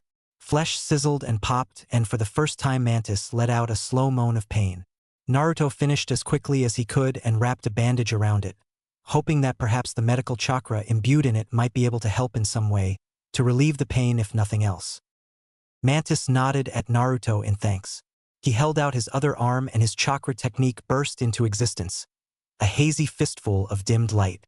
Both squad leaders climbed to their feet and Mantis flickered, disappearing and reappearing on the front lines. Naruto flicked through some hand seals and brought his hand down on the ground. Summoning technique. There was a puff of smoke and Enma appeared. The Monkey King surveyed the ongoing battle and likely made his own assessment in a single moment. He looked down at Naruto, folding his arms and eyeing the young ANBU grimly. This is the commander then? Enma asked gruffly. Yes, Naruto answered quickly. He regenerates from fatal wounds almost instantly. He's activated all 8 inner gates and he's letting us hurt him so that he can rebuild his body to contain resilience to Konoha's techniques. Arrogant, Enma growled. Plan of attack? Head, Naruto replied. He held out his arm. Let's kill this son of a bitch, Enma. The Monkey King nodded and disappeared in a puff of smoke. Naruto reached into it and took the adamantine staff. It fit into his hands perfectly, and he could feel the chakra swirling inside of it. The potent life force and energy of the Monkey King condensed into a single gleaming staff. He gripped it and lunged forward. The ANBU were darting around Shino, delivering a series of debilitating wounds to his limbs. Naruto saw a kneecap explode only to reform a second later. Horrible gushing wounds tore into the enemy's thighs and shins, healing almost instantaneously, but still slowing the Sky Emperor down. Mantis prowled in the background, darting forward and attempting to deliver a sharp blow to Shino's head as he was distracted and unable to move. Naruto fell in line with the mantis-masked ANBU and together they nodded. The ANBU around Shino jumped back, paused and resumed their attacks with even greater ferocity. It was a flash and blur of movement as the stone beneath Shino's feet turned to mud. The dark-haired man grunted as he sank into the pit, waving away the ANBU like they were irritating flies as the elite shinobi tore through his arms, impaling them with kunai and wire. There were 2 ANBU members for each arm, and they restrained him as Naruto darted forward. He raised the staff, it extended, but Shino tilted his head. A clawed hand burst out from the staff and Enma gripped Shino by the throat and squeezed. There were pops and cracks as bones were crushed and forced out of place. Naruto fed his own chakra into the staff, augmenting Enma's already impressive strength, and planted his feet on the ground. Shino, his impossibly muscular form immobilized, watched, and Naruto relished the sudden fear that entered his yellow eyes as Mantis charged at him with the fistful of wavy bright yellow light glowing in his hand. Mantis pulled back his arm and prepared to deliver the final blow, but faltered. Shino hadn't moved. His hands were still trapped and bound. Nonetheless, his body flickered with dark light and Naruto felt the dark chakra ooze over him. In a sudden burst of power, each of the ANBU was thrown away by a shockwave of pure force that emanated from Shino's body. Naruto dropped the staff as twirled in the air and landed on the floor. He opened his hand and Enma elongated back into it. He gripped the firm black surface, breathing harshly. This is getting dangerous, Shino mentioned casually as he tore through the bindings with ease. He lifted himself out of the pit of mud and shook it off. Yellow eyes surveyed the ANBU maliciously. Let's end this, shall we? It was an impossible battle, one that they couldn't win. What followed next showed the clear distinction between A-ranked and S-ranked shinobi. Shino simply disappeared on the spot using nothing but the pure speed from his enhanced muscles. He reappeared by one of the struggling members of Team Mantis and lifted a heavy leg. With a start, Naruto realized that Team Mantis hadn't been exposed to the dark chakra before, and he lunged towards them. Enma shot forward, but Shino grabbed it and ripped it from his hands. He slammed his foot down on the ground and the stone shattered from the force of the blow. Naruto didn't see what happened, but he could guess, and he signaled Kamachi and Tawa furiously. Team Sigma blurred forward, attempting to halt Shino's slaughter of Team Mantis. Enma appeared in a puff of smoke, the angry primate baring his teeth as he delivered a two-handed haymaker to Shino. Shino took the hit and grabbed Enma by his arm. He held out a hand and swirling dark chakra appeared there, akin to a Rasengan. He slammed it into Enma's chest and sent the Monkey King flying backwards with incredible force to the other side of the chamber.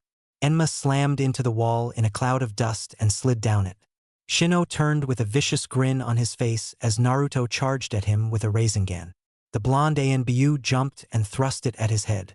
Shino was chuckled as he blocked it with the palm of his hand, dark chakra flaring to meet the swirling blue technique in Naruto's hand. Naruto cried out as the bones in his hand shattered. His arm burned as dark chakra washed over it. His momentum stopped. With a sneer, Shino tossed Naruto up into the air and pulled his arm back. Dark chakra swirled around his knuckles. Naruto, twisting in the air, managed to cross his arms over his face in an attempt to soften the blow. It saved his life. Shino's single blow tore both arms out of their sockets.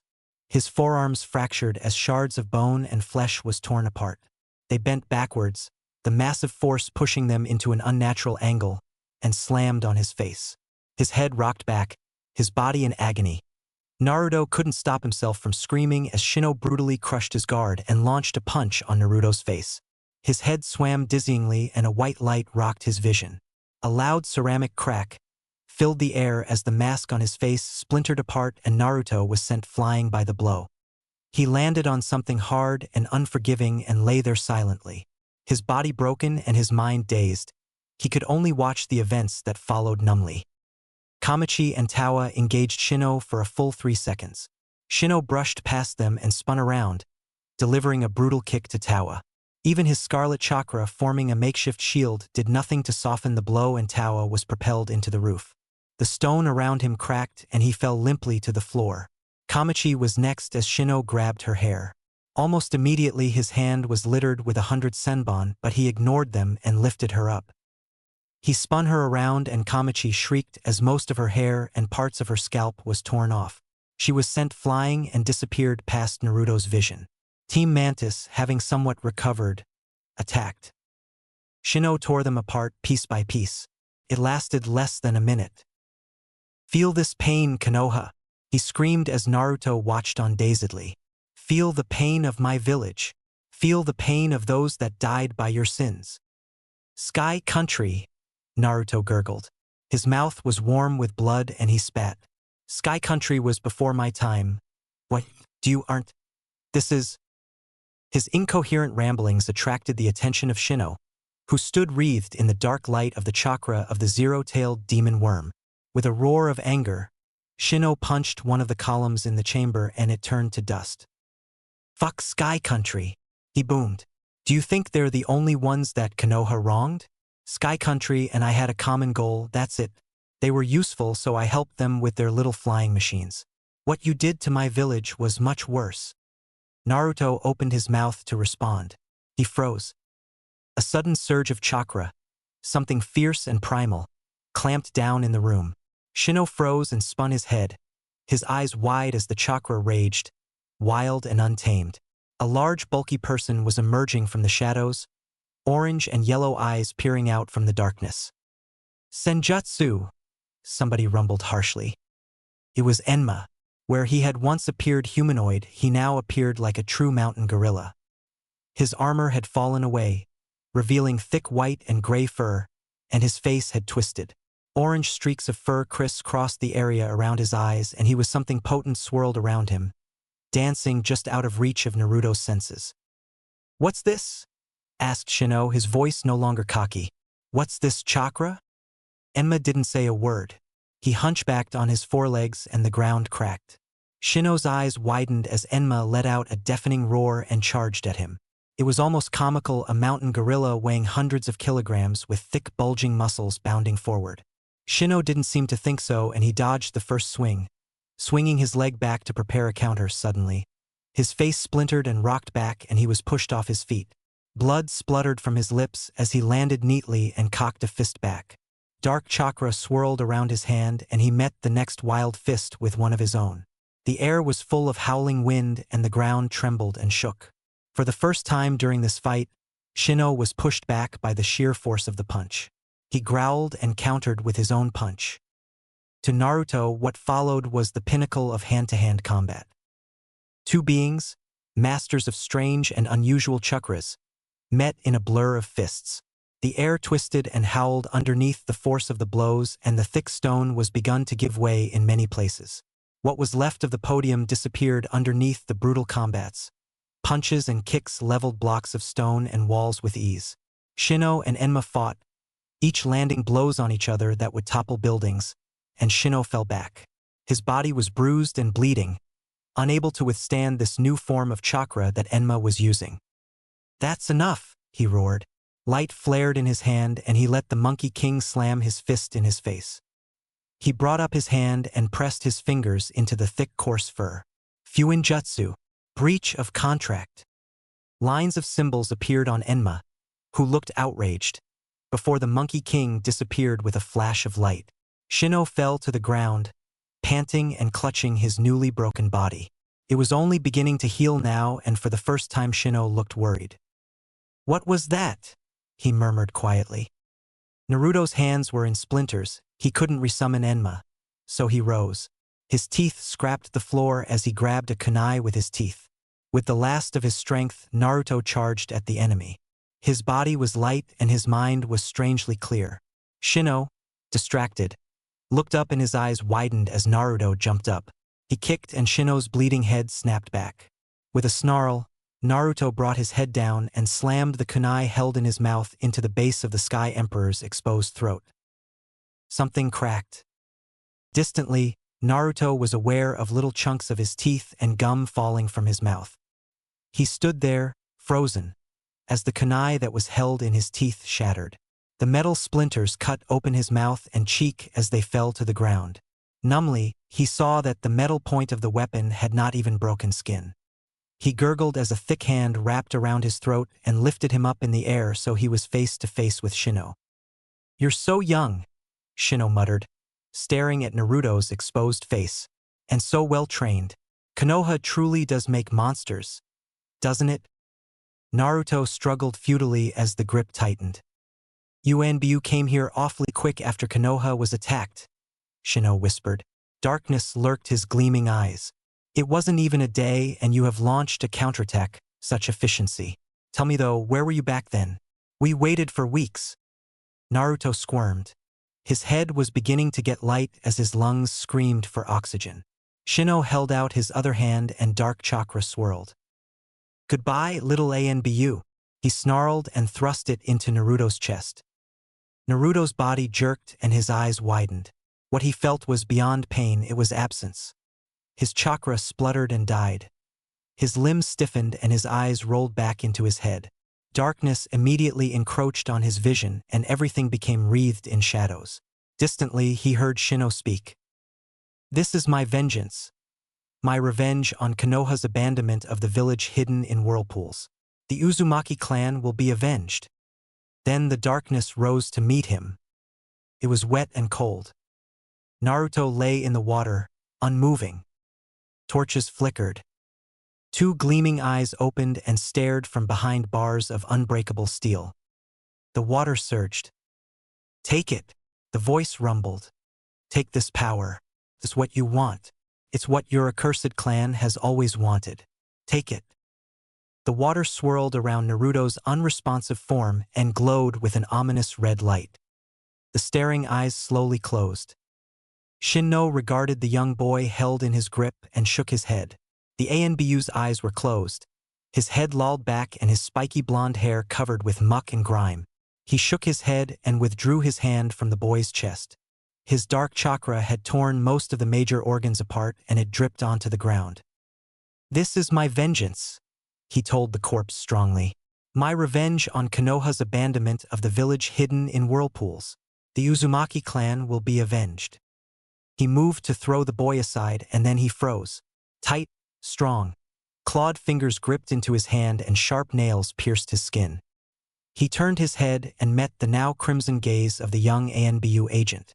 As his forearm shattered underneath the force of Ferret's grip, a crimson chakra burst into existence and swirled around him.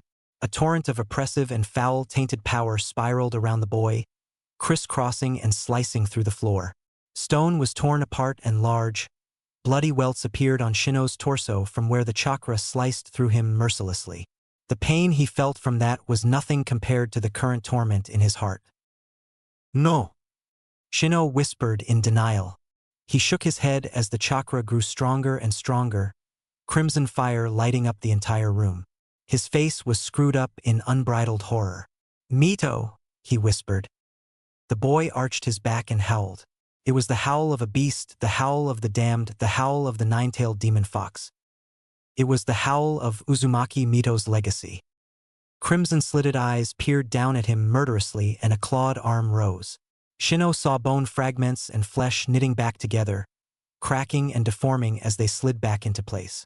The clawed hand slammed into the side of his head and swept him away in a wave of foul chakra. He flew, the force of the blow sent him tumbling into and through the broken remains of a concrete pillar and across to the other side of the chamber.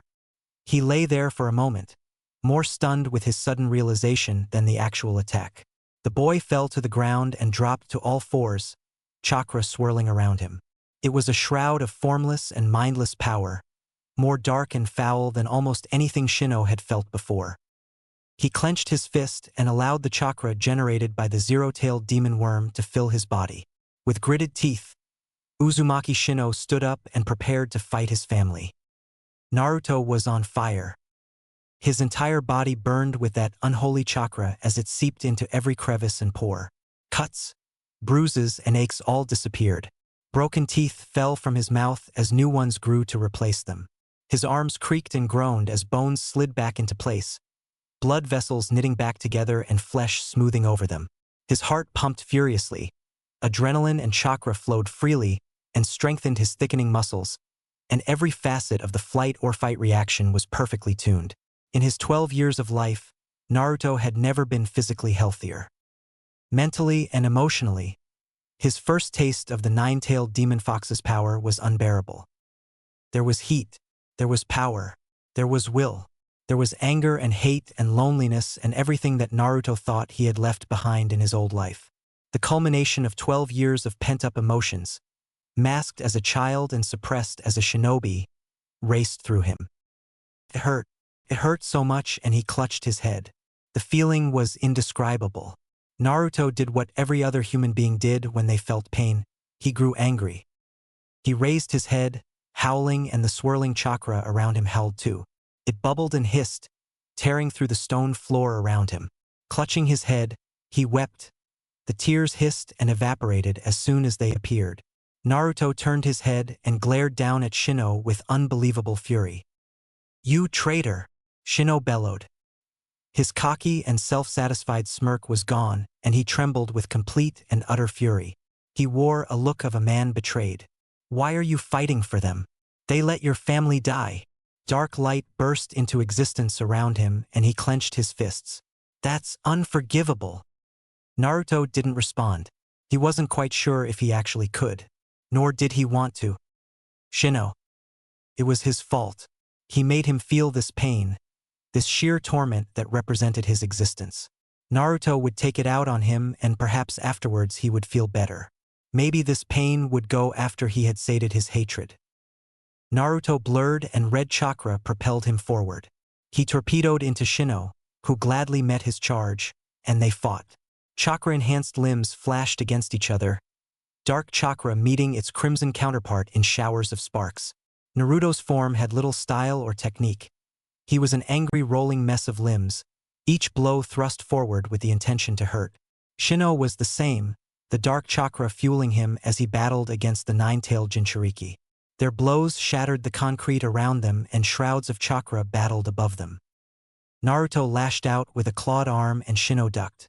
Red chakra flashed and swung out, forming a crude representation of a clawed paw. It punched him from under the chin, and he was slammed into the roof. The same arm twisted and turned past his shroud of dark chakra and grabbed his leg. Without any effort, it tossed his massive bulk across the room. Shino was thrown aside and went crashing through the last stone pillar in the room. An instant later, he bellowed and a shockwave of dark light swept aside the crimson chakra and knocked Naruto off his feet. Both Uzumaki clambered to their feet, glaring at each other murderously. "To think I would find family," Shino growled. He bared his teeth and his muscles bulged, repairing the damage Naruto had done to him and strengthening him. "And to think that the last of my family would turn against the clan." Naruto clutched his head and howled furiously. Chakra swirled around his mouth. He inhaled and a torrent of uncontrollable fire spewed out towards Shino. Shino batted it aside with another dark chakra-enhanced shockwave and watched as Naruto fell to the ground, clutching his head and panting. Movement flickered in his eyes and Naruto spun, a red-shrouded fist rising and thrusting forward. His sharp teeth twisted into a savage grin. He let the crimson light wash over his vision as his heart ached in loneliness. "Ferret!" Naruto hadn't realized that he had stopped. He stared past his fist, inches away from his target, and saw Yuka staring back at him. Her mask was removed and she was holding one hand on her temple. Her blue eyes were wide and round, staring at him wordlessly. Naruto growled and fought every urge in his body as he lowered his fist. He jerked his head. "Go!" he growled. His voice was guttural and rough. "Take them and go!" Yuka disappeared in a flash and Naruto turned back to Shino, who stood there gazing at him in pure disgust. He didn't seem concerned at all as Yuka roused Tawa and Kamachi, the only ANBU around still in one piece, and dashed from the room. Was this their plan? Shino asked dangerously. Dark chakra seeped his hands as he stepped forward. First it was Mito and then it was Kushina. Now it's you, another Jinchuriki of the nine-tailed demon fox. I guess they didn't need us anymore after they started their own Uzumaki clan. What are you talking about? Naruto roared. The flash of rationality that had surfaced when Yuka had appeared was fading away under the weight of his own heart. You've killed my friends. You've hurt my village. You tortured. You burned. I hate you. I'm going to fucking kill you. His fury built and he howled as the chakra around him coalesced. It swirled around him, bubbling and spluttering loudly, and took on the visage of a fox. His teeth sharpened and his lips were pulled further and further back into a canine-like grin. A single tail of the potent chakra swished behind him. He darted forward in a blur and the two Uzumaki fought. Demonic chakra met and clashed. Their fists and knees were like blurs and room exploded with light. Naruto swung and swiped with all his might, his unquenchable thirst for vengeance clouding his mind. With this chakra, he was just as fast as his opponent and regenerated just as quickly. Shino punched him in the face and broke his nose and jaw. Naruto retaliated with a flash of crimson chakra that tore off Shino's arm. Shino kicked him in the knee, splintering the bone, and yanked his head. His neck cracked, red chakra shrieked, and Naruto plunged a hand through his opponent's chest and ripped out a rib. Shino headbutted Naruto and threw him to the floor, raising a leg to stomp down on him. Naruto caught the foot, broke it and sent Shino soaring through the air. The elderly Uzumaki twisted and dark light built in his hand. He sent a streak of it forward and it plunged into Naruto like a bullet. Naruto shook his head dazedly even as his wounds regenerated. He darted forward, his tail swishing behind him. I hate you, Naruto howled, his claws tearing through skin and bone. I hate you so much. I want you to burn. It's your fault. He punched, kicked, and fought. Why do you look away from me? I'm here. I'm real. Stop ignoring me. His words made no sense, but they infuriated Shino. You're not even looking at me, Shino roared angrily. Listen to yourself. You hate Konoha as much as I do. Why are you fighting me? We're family. We're family. Naruto howled incoherently and the world became a blur. He roared, chakra waves exploding from him. With each howl and without seals he formed fire chakra and it came naturally and instinctively. He blew it out and metal and stone turned white hot. The bodies of his fallen comrades were turned to ash as he breathed in wide arcs, setting the whole room on fire and uncaring of the damage he was causing. The floor rumbled and shuddered. the fight threatening to tear down the foundations of Anchor Vantion. Shino weathered the assault, one hand curled behind his back. With a vicious kick, he sent Naruto spinning away and raised his hand. Yellow symbols fared on each of his fingers as he thrust it at Naruto. Sealing technique, 5-pointed star. Naruto slammed into a translucent yellow star-shaped barrier that surrounded him on all sides. He roared and banged his hands against it. Something cracked as Naruto railed on the barrier with all of his might while Shino watched on. With a deadly look in his eyes, Shino snapped his fingers and barrier brightened. It exploded in a column of light that tore through roof and floor. The bright yellow light suddenly wavered and it turned crimson. Naruto emerged but not unscathed. His skin had practically melted away, the red chakra rapidly regenerating it, and his robes were mere tatters. Shino saw swirling black symbols scrawled around his navel. Before his eyes, they seemed to shift, stretching out and widening on the exposed skin. Naruto howled again. The crimson chakra seemed to resonate with the young boy's hatred, and it bubbled around him furiously, leaking from his bloodied wounds and taking form. It coalesced again, becoming denser and thicker, and creating another swishing tail. Shino chuckled bitterly. His body was bulging, unnaturally so, and terrible bruises were forming underneath his skin, even in places where Naruto hadn't struck him. "Look at us!" he yelled, waving his arms. "We're the last of our clan trying to kill each other." He laughed hysterically as Naruto clutched his head. He was panting, the chakra around him swirling, and the heat and flame and power was too much. He collapsed to the ground, shuddering, as Shino's laughter rose in pitch. "Your body is breaking apart," Shino hissed. "Is this your first time using the power of the tailed beasts? Your body is struggling to hold it. Then again, so is mine." He grinned ferociously. "You're stupid, poor, pathetic traitor." "Shut up," Naruto roared. He clutched his head and shook it. "Shut up, shut up, shut up." Shino ignored him. "Do you know who you're fighting for?" he asked maliciously. "You're fighting for the people that left our family to die. We were promised aid and support, and so we held a defensive position. We trusted in Konoha and we paid for that trust in lives." He leaned forward. "They came and they murdered us. Their Jinchuriki tore through our barriers and their shinobi swept into the village. They slaughtered us all. My family, my son, my daughter ripped apart by a blade of the 7 swordsmen." He leant forward, his voice dropping to a deadly hiss, his eyes alight with madness. His was frothing at the mouth, spittle flying forward as he ranted. "We fought and we lost," he said darkly. "I survived, holding on to life with a dozen blades in me. I left the village of whirlpools with the last words and thoughts of the Uzumaki clan.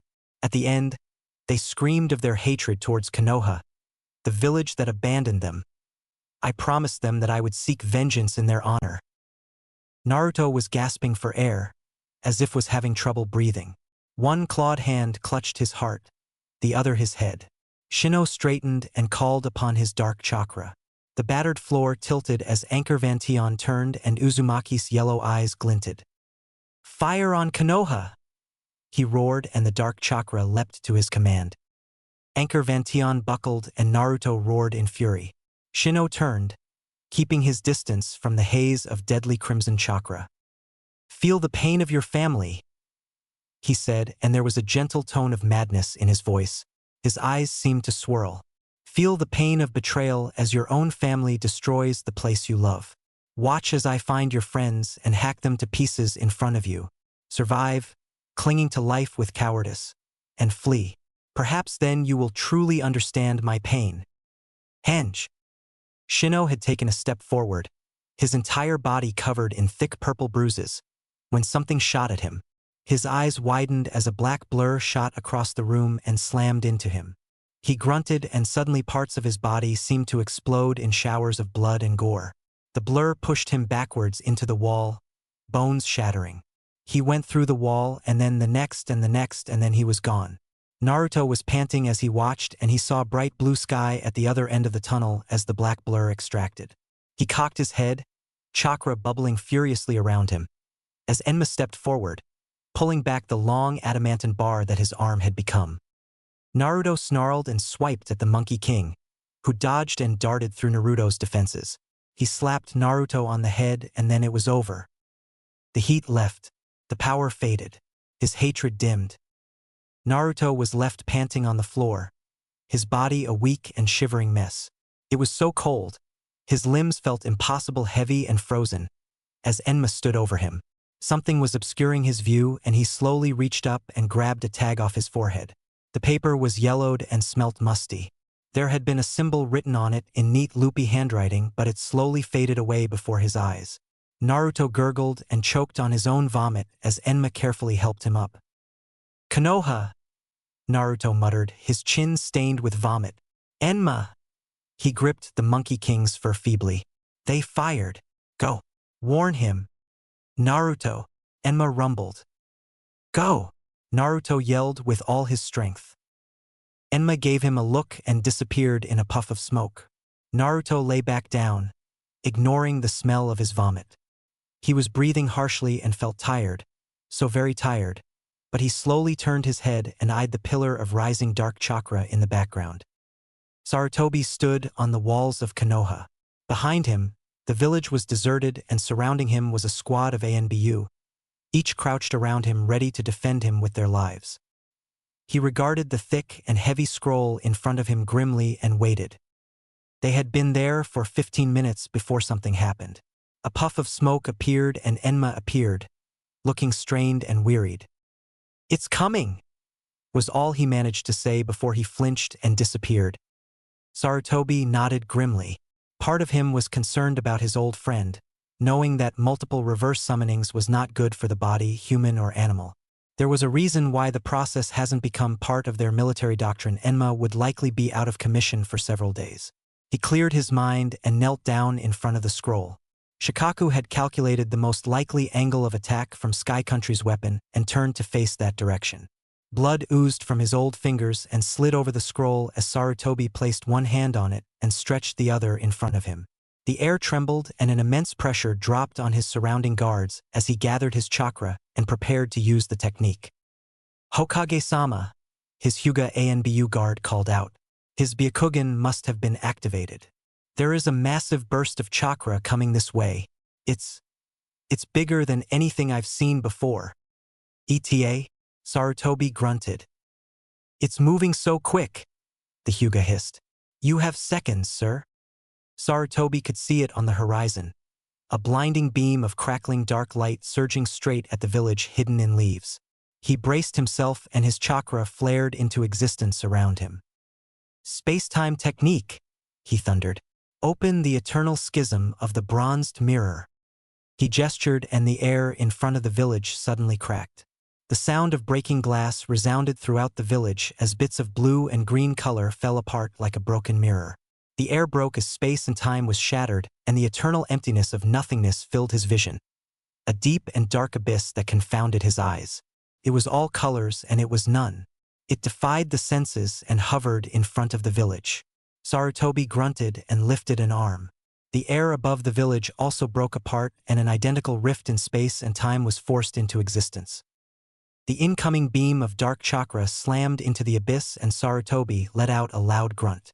He fell down to both knees, one hand pressed against the scroll and one hand lifted in the air. Light blazed around the dark curtain as the surging beam of chakra bore down on it. A loud gong boomed forward as the dark chakra appeared from the schism above the village, shooting up into the sky. Sarutobi was gasping, his power raging about it furiously, and he stood strong and weathered the storm. For the sake of the village. Naruto had managed to stagger to his feet and he limped over to the pillar of dark chakra. It was coming from the bottom of a long shaft that must have gone from one end of the fortress to the other.